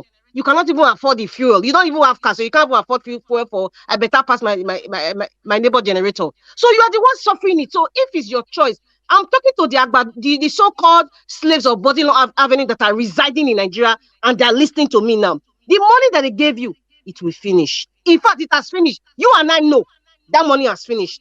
Even if they want to give you Lamborghini right now, you cannot afford the repairs of the maintenance of Lamborghini. You cannot afford fuel for that big SUV that they are giving you cannot afford it. In fact, if you think you can afford it for a while, before the year runs out, you cannot. I'm telling you. And by the way, once you drive a car out of the dealership, that car has no value anymore. And guess what? They say the house you build today will be the old house. The house you build today will be the old house of tomorrow. So if you think you are driving one small car that they gave you, you are very shallow. In fact, I'm sorry for you. Your mental state is not even functioning. I'm talking to those people that are support the slaves of Bodilon Avenue in Nigeria right now. So therefore, this is not a pity party. It's a victorious party because we are all being aware. Our lives are not the same again, whether you like it or not. And we know that for the legislators, like Mr. Alex, my brother was talking about, you don't see people like Chuba Kadigbo and blah, blah, blah. You cannot give what you don't have. You can't give what you don't have. These people that you think that you say, okay, they won't have sleep, they don't sleep before. They have all sold their soul and sworn allegiance to dark, malevolent entities already. So they know they are sold already. In the night that they carry pots naked and whatever it is they do, they've done it. I remember many years ago, that time it was this man, Benga Daniels, that was governor of Ogun State. I remember there was a scandal. Mr. Naja Watch, I've not started though. You're giving me 2 minutes. Okay. There was a scandal with Benga Daniels that I think when he was governor of Ogun State. And what was the scandal? There was a group of commissioners and people he gave political offices. They showed them, these are grown men. They showed them unclad. They were swearing allegiance to something in the night. And because one of them kind of was not in agreement, they decided to show that particular one swearing allegiance. So, therefore, we saw like the entity in Aso Rock, the one that lives in Bodilon Avenue, that is a Guinean, that's not even a Nigerian, the one that was INEC selected. Many of these people walking around him, they've done the same thing to him. So they have no conscience. We are just like the ants that's crawling all over their body. They don't even know where to scratch. You cannot give what you don't have. We are in a dictatorship right now. Corruption has evolved. Corruption has evolved in such a way that the days of Okadigbo, Dr. Chuba Okadigbo is gone. The days of the 10th, I think the 10th assembly like we have now, I don't know if it's the 10th or 11th assembly now. We don't have the likes of Dr. Chuba Okadigbo anymore. We don't even have the days of Justice Oputa. The days of Justice Weyas is gone. When something has evolved over time, either it's something for something good or something bad. In our case, it has evolved to something worse. If there's a word after worse, that's the stage we are in right now. So that's why I said they cannot give us what we are asking for. Those of them in the Labour Party who are in the National Assembly, both Senate and House of Rep member, they listen, they never had anything. They just stood on the shoulders of a great man, Peter the Rock will be my president. That's what they did and they got that. However, because of the kind of country that we are living in, some of them don't even know that these people can be recalled. They don't know. But going forward, these 4 years that they will be there, when they come back, 4 years after, they will want to be in that same position now. May God give all of us long life. In fact, we are all going to have good, long, healthy lives to see the day that this so-called LP, I'm sure before then they will even switch because they are merchants of switching to a political party or whatever. But whatever party that they switch to 4 years from now, we have marked them already. They will not be voted in. They will not be voted in. So, Mr. Elvis, let me not be like I'm talking too much. I'm taking a lot of space. If I'm still here, I can still speak more. But this is not a pity party discussion. We are continuing to educate people and we are not going to give up. And whatever comes out tomorrow, whatever the result out tomorrow, that's fine. That's fine, but we are not going to give up. Nigerians that are in Nigeria, I think they just need a little bit of spark to remove the scales off their eye. Or maybe, perhaps, these people are desperate. They've probably done something, some sort of voodoo or something to just calm or, water down, the conscience of many Nigerians who will have stood up to speak, including the legislators, including them. So that's what I have to say for now. Thank you, Mr. Elvis. Thank you very much, Madam Rita, for your submission. God bless you. Let me call on Mr. Judin. Mr. Judin, you're just coming in now. We are rounding up, so I'll still give you your 5 minutes. Good evening to you, sir. Please unmute yourself. Talk to us in 5 minutes. Good evening, my brother. Good evening, everybody. All our panelists and our listeners all over the world. Well, honestly, the whole thing, I've always been listening at the background and commented, but why I decided to show up now because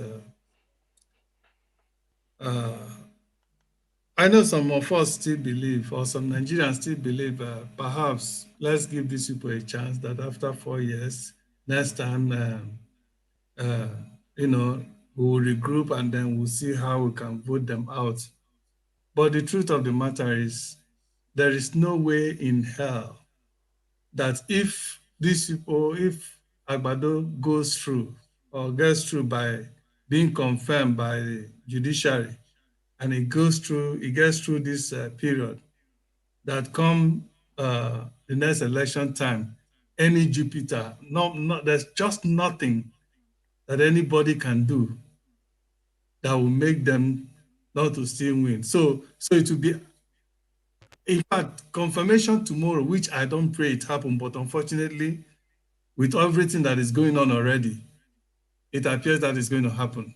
Sadly, it's sad to say that, but with that confirmation, it is just as good as confirming Tinubu's 8 years, if he will still be alive to that 8 years. Because for anybody to imagine that anybody can remove APC, which is another name. In fact, I think the right name for that APC is Islamic Party of Nigeria. If anybody that thinks is going to root out this Islamic Party of Nigeria, aka APC, that person is dreaming. So this time, I think we should just, conquer our fear. This fear that we have. Every time you talk to people at home, the next thing that they begin to berate you. Oh, come home, come back home and be at the front. What do you want us to do? Come back home, look at NSAS. The next thing they are referring to NSAS, look at what happened. This fear that Nigerians have been gripped with, that Nigerians have been, it's like everybody back home, they have this kind of fear that there's nothing at all they can do anymore. A fear of total conquering by these hoodlums that call themselves leaders in Nigeria.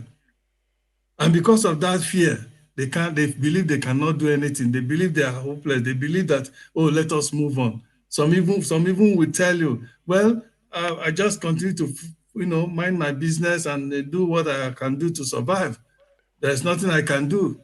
If you press any further, they get angry with you. I don't know if anybody has been having this experience. They get mad at you for talking to them, letting them know what, the step they can take. It's really unthinkable. It's really unthinkable to believe that judiciary, which all over the world, people believe is the last hope of a common man, but in that of Nigeria, it's rather the opposite. That the judges that went to school, many of them, their parents paid for their school tuition fee, and some of them even studied for free. They knew all they went through before they became judges, or they passed out to become lawyers and then elevated to that post of being a Supreme Court judge. Now, they are not ashamed that somebody who never went to school is controlling them. They are bowing down for him. They are ready to do everything to worship him, to make him, to confirm his leadership that is being acknowledged everywhere as illegitimate leadership, to confirm a drug addict, a drug baron, to confirm a thief, somebody, an international criminal, to confirm that as a president of Nigeria, they are not ashamed because of the money they have collected. This is no longer allegedly. These people have collected lots and lots of money in dollars.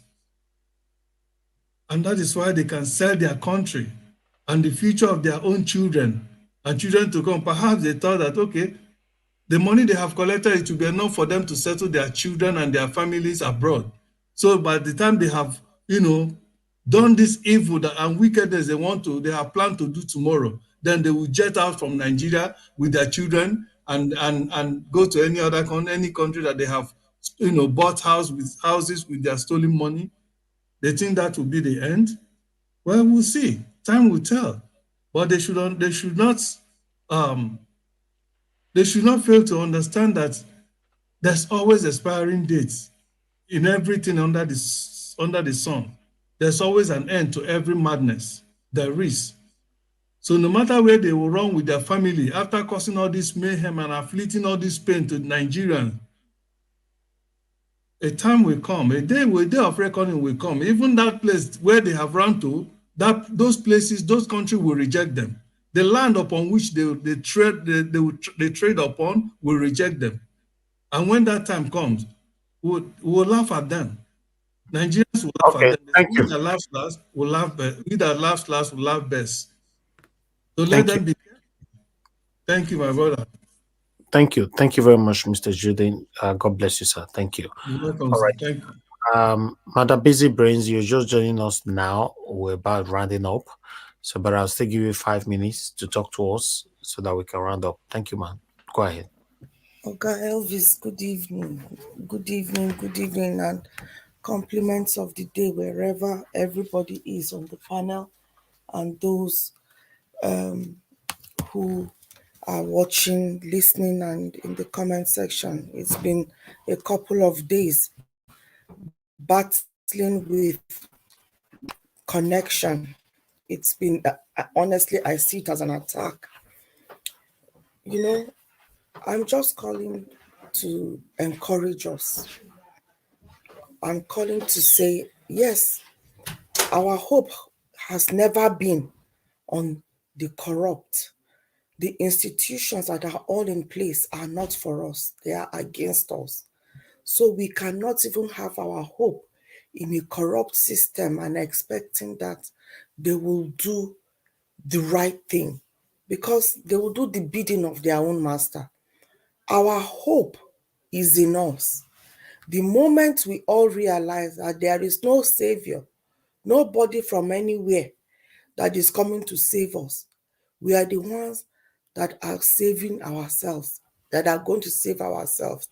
If we have always been the government of ourselves, where we are the ones that are our own water board, we are our own NEPA, we are our own security, we are our own hospital, everything is on us. There is nothing that the state has done for us. We owe them nothing. So if we've always been our sole survivor, then why are we putting our faith in a system that has never shown us that they have in any shape or form been for us? They have never been for us. And that is the reason why we are always in this pit hole.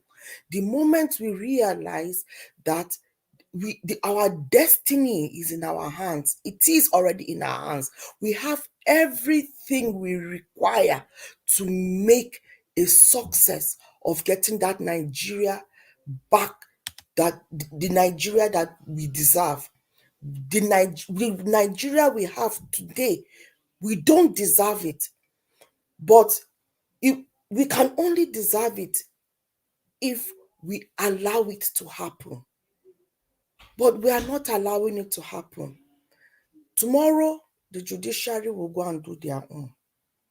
But I want to have faith in the Nigerians, those that are awake, that tomorrow is the beginning of a new struggle, the beginning of actualizing a new Nigeria. And I also want to let you know, Guy Elvis, it might seem like they are winning. They are not winning. We have made great and mighty strides to be where we are today. A lot of people's eyes have woken up The only way Nigerians can wake up is when the system shows them that they are bastards. And the system is doing a very good job of showing Nigerians that they are bastards. And for that, it is waking a lot of them up. A lot of us were having so much faith in our churches, in our faith institution of faith, not knowing that they have been stationed to continue to enslave us, so that our slave masters will continue to ride on. Now we are seeing, our eyes are opening. Those who have positioned themselves as timber and caliber, men of wisdom, people that we are to look up to. Now our eyes have opened. The scales have fallen off. We now see that they do not wear clothes. We've now seen their nakedness, you know. So it is a thing of great joy that we now know the kind of people, these institutions that have been stationed around to continue to keep us in bondage. We should be equipped with this knowledge, with this exposure, and fight the next fight. Fight the battle in any shape and form to resist the occupation of our land by the few. I just want to say, like I was saying when I called, we cannot be able to achieve this Nigeria that we want to achieve when we are not united. See, for people like Tony Africa who have a thing against the Northerners, keep aside your anger right now. If you want to get the cabal out, keep whatever you have against the Northerners right now. Close your eyes, be blind to ethnicity, be blind to religion, and be focused on the purpose. As long as the other man on the other aisle, the man from the north or the east or from the west or from the Niger Delta, is of the same goal, that they want to have a better Nigeria, unite in that purpose. Let there be unity of purpose and go for it. Once we have unity in purpose, we will overcome this. We will overcome this, because we all know that we are going to be our brother's keeper in this time, in this moment, so that when we go out there, nobody will be thinking, this person is not going to come out because I'm feeling. Let our words show that unity. Let the things we say, the things we do, show that unity. Many people who are of northern extraction, who might not be on this platform, but who detest the colonization of our resources by this so-called wicked cabal. But when they hear sentiments that are coming out from the mouth of people like Tony, how do you expect them to feel? There are good people on every divide. Let us be united in purpose. Let us not give the other side a weakness to say, oh, after all, they are lumping me with them. And then on the other side, they are lumping them. They are not standing with them. You that are talking, those that have gone, I've heard the people that were in the Abuja that was standing shouting, were majority from the north. That they do not come on platforms like this is because they might not know that there's a platform like this. You would be surprised that there are their own platforms that they go to, and they have the same purpose like you and I. Let our words be unifying. Let us be talking about the cabal, the people. Let us not be talking about a northerner, a southerner, an easterner. Because the evil is from all these places.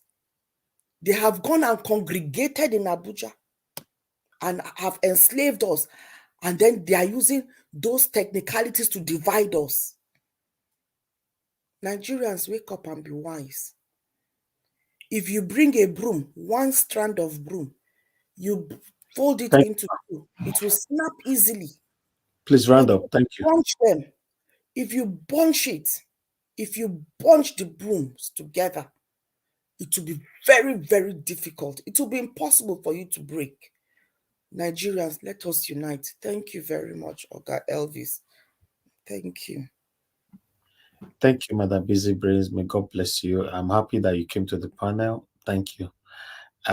Give us a mandate, my brother. I guess your audio is better now. Please, I'd like you to give us. Good evening, everyone. Hopefully, you guys can hear me clearly. Yeah, you are good. Yeah, quiet. Thank you. Yeah, sorry about the first hula baloo Makaba dance that happened earlier. It was just some wacky alcoholic Makaba dance in the office that actually get all of that to happen. But now they have been poo because the hour of the day is over, and then now we have to drive home, and then we can start this Makaba dance here as the Supreme Court of Nigeria is about to go naked. Don't take me for Mr. Alex because I'm not Mr. Alex. This is just give us our mandate. I was just trying to take over my brother. If he's not here, I can speak on his behalf. So get ready as we watch the Supreme Court of Nigeria pull up their gowns and their aprons and whatever they put on to dance naked tomorrow. Because they're about to bury the country, and then they're about to just put everything into the sea of forgetfulness. But remember that Baba man, my vice president, told them, he told the Chief Justice, Ariwoola, that do not swear in Bola Ahmed Tinubu because he is not the duly elected president of Nigeria. The person that won the election is Mr. Peter Gregory Obi. I'm from Southwest. I mean, from Oyo State, the same place where that evil man called Ariwoola came from. And I'm here today, I'll be here tomorrow, I'll be here forever to stand with Mr. Peter Gregory Obi because I have seen in him that he is the only man that stands as a saint when it comes to the political landscape of Nigeria. So all of a sudden, the Supreme Court have decided to dance Makaba dance naked tomorrow just to bury their family and themselves in the sea of shame and show of destruction. Nigerians, anywhere you are, both home and diaspora, the worst is about to begin. So get yourself ready. Get yourself ready because the worst is about to begin. But my question to you is, seeing all of this that happened today, I was in the office, left my kids lunch in my car. And then I remember that my wife called me, you didn't drop their lunch, and then I had to go back to their school. So on my way going, I opened my Twitter and I saw that Supreme Court is giving a judgment tomorrow. Honestly, people, if I tell you how I feel, like for like 5-10 minutes, I just like, what's going on here? Am I actually in this world or somewhere else? This same Supreme Court, this same elderly man, this same shameless evil man told us that judgment will be served November the 8th. November the 2nd. Now I'm on the air, I'm on a Twitter space right now with Mindset. And Maxwell is saying, Maxwell that was harassing the court was saying there that he had pre-heard that judgment will be tomorrow, only that he now want to put it on his time on his Twitter because there is no document backing that. And this old evil man that enjoy free education, that enjoy scholarship, that enjoy the best of our country, have decided to dance naked tomorrow. They have decided to run mad tomorrow. How come second change to 25th of October? Nigerians, we are about to see the worst. We are about to see the worst in the history of Nigeria. One, the man in Asorok is not the president. The man in Asorok is a forger of certificates. The man in Asorok did not win 20% of Abuja. The man in Asorok did not win Abuja. The man in Asorok 460,000 US dollars because of drug.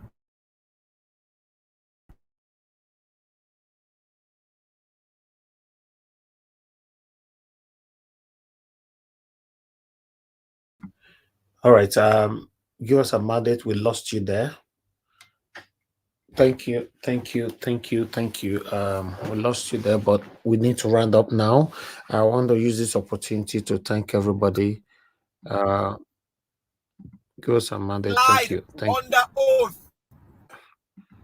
You didn't give us a mandate. Your network is bad right now. We lost you again. Your network is bad now. I'm not sure you're even hearing me.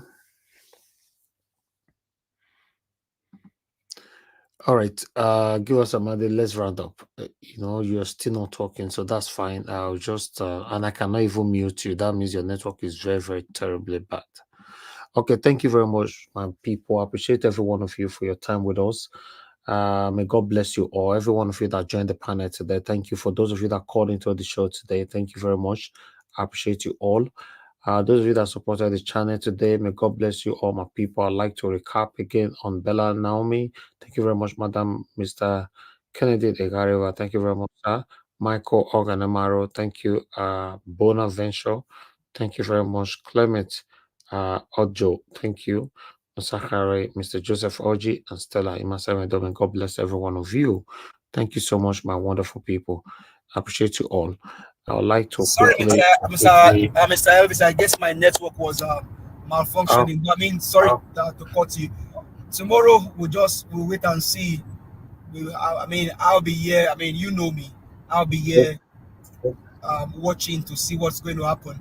Hopefully, I get a little sleep tonight, and then we come again to the field tomorrow to come see how they want to dance. Yeah. But Nigerians, please, we have not lost the battle. We are still in this battle. We have won, and let's decide what we will do to them tomorrow if the case does not go our own way. Thank you very much. Have a blessed night. God bless you, my brother. I appreciate you always. Thank you. Thank you very much, my people, on the comment section. Mother for all, Mommy Diaspora. Thank you very much, Mommy. I appreciate you always. Madam Ame Bright, thank you very much. Please, permit me, please. Mommy Diaspora, thank you very much, Mama. Thank you very much, Mama, for all that you've done, releasing Mr. Elvis and his family for us. Thank you. I wish I can see your face and I can just prostrate for you as a Yoruba boy. But either way, I did virtually. I prostrate for you. Thank you, Mama. God bless you, Ma. We love you. Thank you, my brother. Thank you so much. Now, God bless you. Thank you very much, Money Olagbia. Thank you very much, Madam Tony Africa. Thank you. I appreciate you all, my people. I can see again there, Michael Ganamaro. Thank you, Miss Tutu. Thank you very much. I appreciate every one of you. Peggy Modi, thank you very much. I appreciate you all. Thank you. David, I can see you right there. Tammy, thank you. We've come to the end of this broadcast. You guys look forward to us tomorrow. I'm thinking, but I don't know. But let's see how it goes. Fingers crossed by God's grace. So we'll follow up with what is going to be happening tomorrow. Oh, sorry. What time is the court case? What time are you going to be online? What time are you going to start? It should be 9 a.m. I don't know. But we'll follow up. We'll stand by. Okay. Thank you, sir. We'll stand by. We'll stand by. So everybody should just stand by and let's see how it goes. Like I said, Augustine, you wanted to say something? Yeah, just to thank you, Niger Watch. Thank you for providing this facility or this infrastructure. Like I said some time ago in the past, a time will come when the story of what led up to today and tomorrow will be told. I think your position has been secured, whether they like it or not. People must mention Niger Watch. It's okay in life. People take decisions. Probably the effect may not be felt now, but a time will come. People, one or two people may be sitting down somewhere discussing social media contribution to democracy in Nigeria or to dictatorship or who opposed it. They will mention the role you played, what you did, who is who, how you did it, or you even say it as part of your journey of life when you started Niger Watch. Happy to be emerged on the scene, the role you played, how you discuss it every day. All these things will be history, but thank God it's a good history on your part. So keep it up, not to worry. There's nothing spoiled, as they say. You did your best. You saw what others couldn't see, and you led them to say, look, let's go this way. And people did. Haruna Goro is proud of you, and the rest of them. What is the name? This lady from Edo State, Aisha Yusuf, the author of Niger Watch. Delo Faro Timi has been here, Professor Zekome has been here, and a host of others, you know them. So it's a credit. It's a credit. You know, Nigeria is a jungle where they celebrate thieves and criminals. So anybody who happens to be white or maybe not like them, they may think that the person is being wayward. You are not. You did the right thing. That is, I'm still saying it because no matter what, no matter how, no matter the inducement, provocation, or whatever it is, do not always stand on the right side of history. Always stand because history will judge. There are many billionaires. My late father used to tell me, my son, do you know there have been billionaires even before the birth of Christ? People having money. He said, but do you know them? But people remember Jesus Christ because of the role he played. Everybody, every generation. I don't know who Christ is, but if you are born, oh, Christians are followers of Christ. Christians are followers of Christ. That is meaning of Christianity. You follow Jesus Christ, his teaching. Was he a billionaire? No, but there are people that were billionaires before him. So who remembers them? Isaac Newton is a scientist. He discovered the law of gravitation in physics. Today he's being remembered.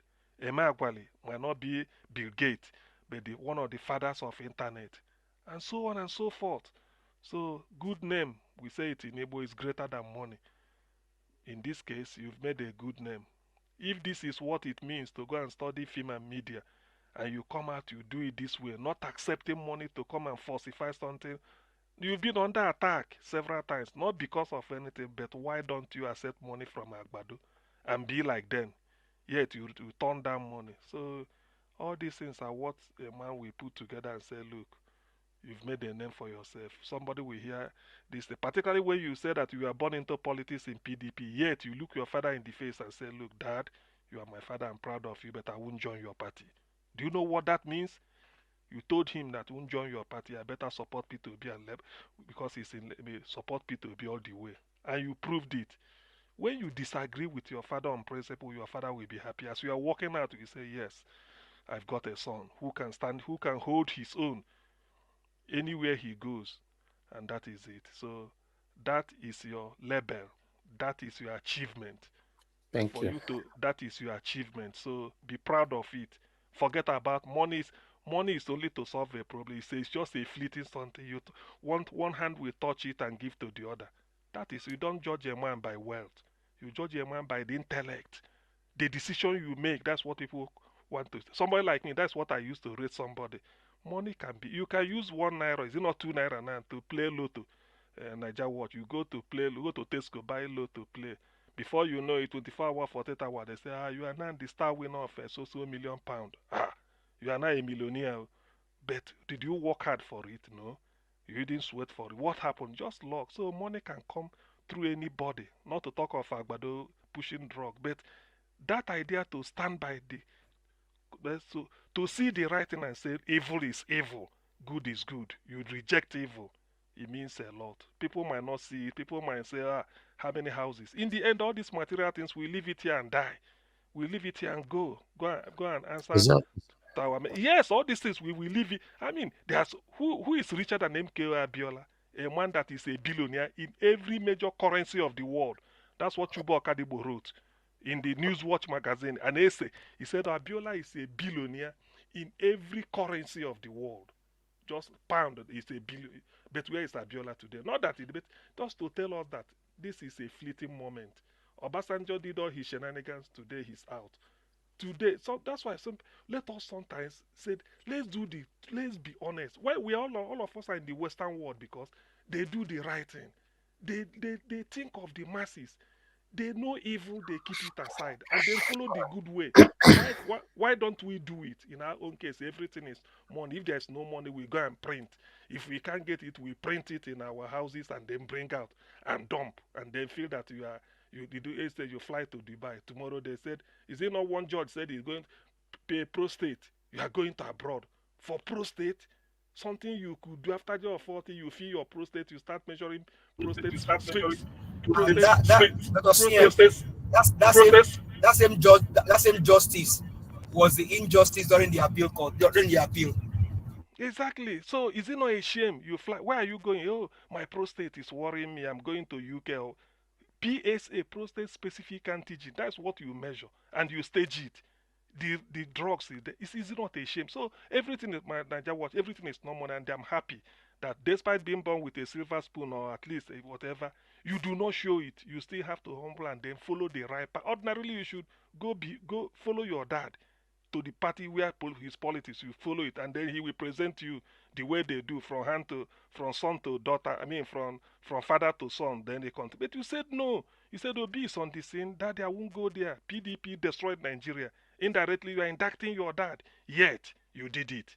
So he said that is your testimony. That is your testimonial. That is what you can say as your middle name. That you disagree on principle, even when you tell your dad no, that they're not going to follow campaign for PDP. Forget about it. I'm going for P2B. And you convince those of us that have given up on Nigeria to follow you, and we keep coming here to analyze it. People might not know the point you've scored in life until a day we call you take stock. But for now, thank you very much. I'm so happy to count you as a friend, which is very, very rare if you know my type of person. Thank you and good night. Thank you, Thank you. Ogasiem. Thank you, Gasim. Give us Amade, mute yourself, please. Thank you. Thank you, Ogasiem. I appreciate you, sir. May God bless you. I'm always happy to have you here. I learn from every one of you here every day. Nobody's perfect. Nigeria Watch have opened our eyes. A lot of us have learned a lot from this particular channel. So I want to say thank you to every one of you. Thank you to all our panelists that have ever been on this panel. Thank you to every one of you that is calling into the show. Thank you to those of you on the comment section. I'm just grateful to have you all. Let's see how it goes tomorrow. Tomorrow is around the corner. So, like I said, I still have that hope, but very, very slim. You know, the hope is very, very slim. So let's see how it goes. And God, I go bless all my people. Have a good. Yes, go Sorry, ahead, sir. please. Yes, go ahead, To sir. just say this. You know, some days ago we talked about this Edide Ejoko. Now, if you pull people's gazettes today, that song of Ogbomoso that I was referring to, I don't know if you guys saw the story. The Well, court if you the court if is you going to sack him. if you like, sorry, give us a mandate. If you let me speak the Yoruba. I know. Tobe Oba eh, Libi governor de kò sí ọba ń bẹ̀ níbi president ni kò sí ọba ń bẹ̀ ẹ dìde ẹ jókòó. Exactly. So, but that king in Ogbomoso, the court has finally sacked. If you put people's gazettes today, in fact, you will still have the put RCCG pastor turned king sacked by the court. That is what we were saying the last time with Mommy Bashir. That even though some people are born king, if they rubbish themselves, they can be rubbish anyhow. The court is going to sack a king because of what? Begiri and Ewedu. Thank you very much. Ejoko. All right. Thank you, my people. Thank you. All right. Finally, we've come to the end of the broadcast. Looking forward to see you guys again tomorrow by God's grace. Let's keep our fingers crossed and let's wait and stand firm to see what the Supreme Court is going to be giving to us later on. In less than 12 hours from now, we all will know our fate. My people, now we draw the curtain. Thank you very much, everybody right there listening to me right now. Press on the like button, copy the link, take with you, keep it on the platform where you belong. Now, yeah, I will drop the curtain. Now, God bless you now. Good night and bye for now. I know they do competition with anybody. If I offend you, forgive me. Show me love, go there, biza. Kama bara wa lo ninu ife kan akanbi. I know they do competition with anybody. If I offend you, forgive me. Show me love, I go show you love. Kama bara wa lo ninu ife kan. But I know they do competition with anybody.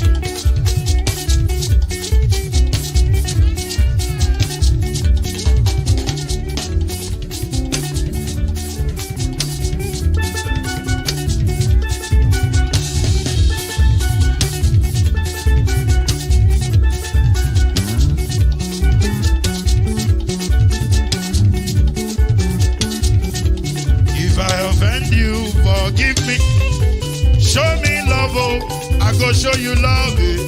Kama bara wa lo ninu ife kan. I know they do competition with anybody. If I offend you, forgive me. Show me love, I go show you love. Kama bara wa lo ninu ife kan.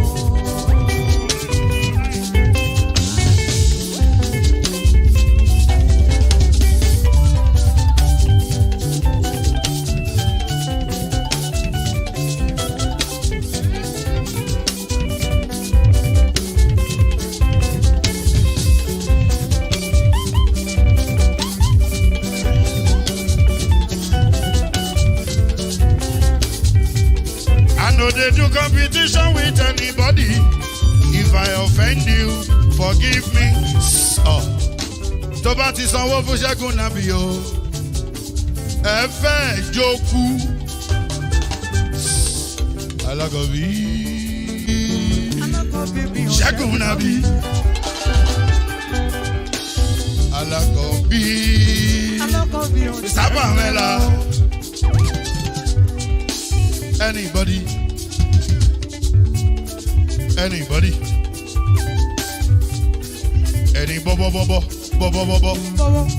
Anybody. Mo ló ń fọlú, ó gbà mí bó ṣe rí mi láti finishi. Délé mo ló ń fọlú, ẹ jẹ́ ń sọ̀rọ̀. Délé o.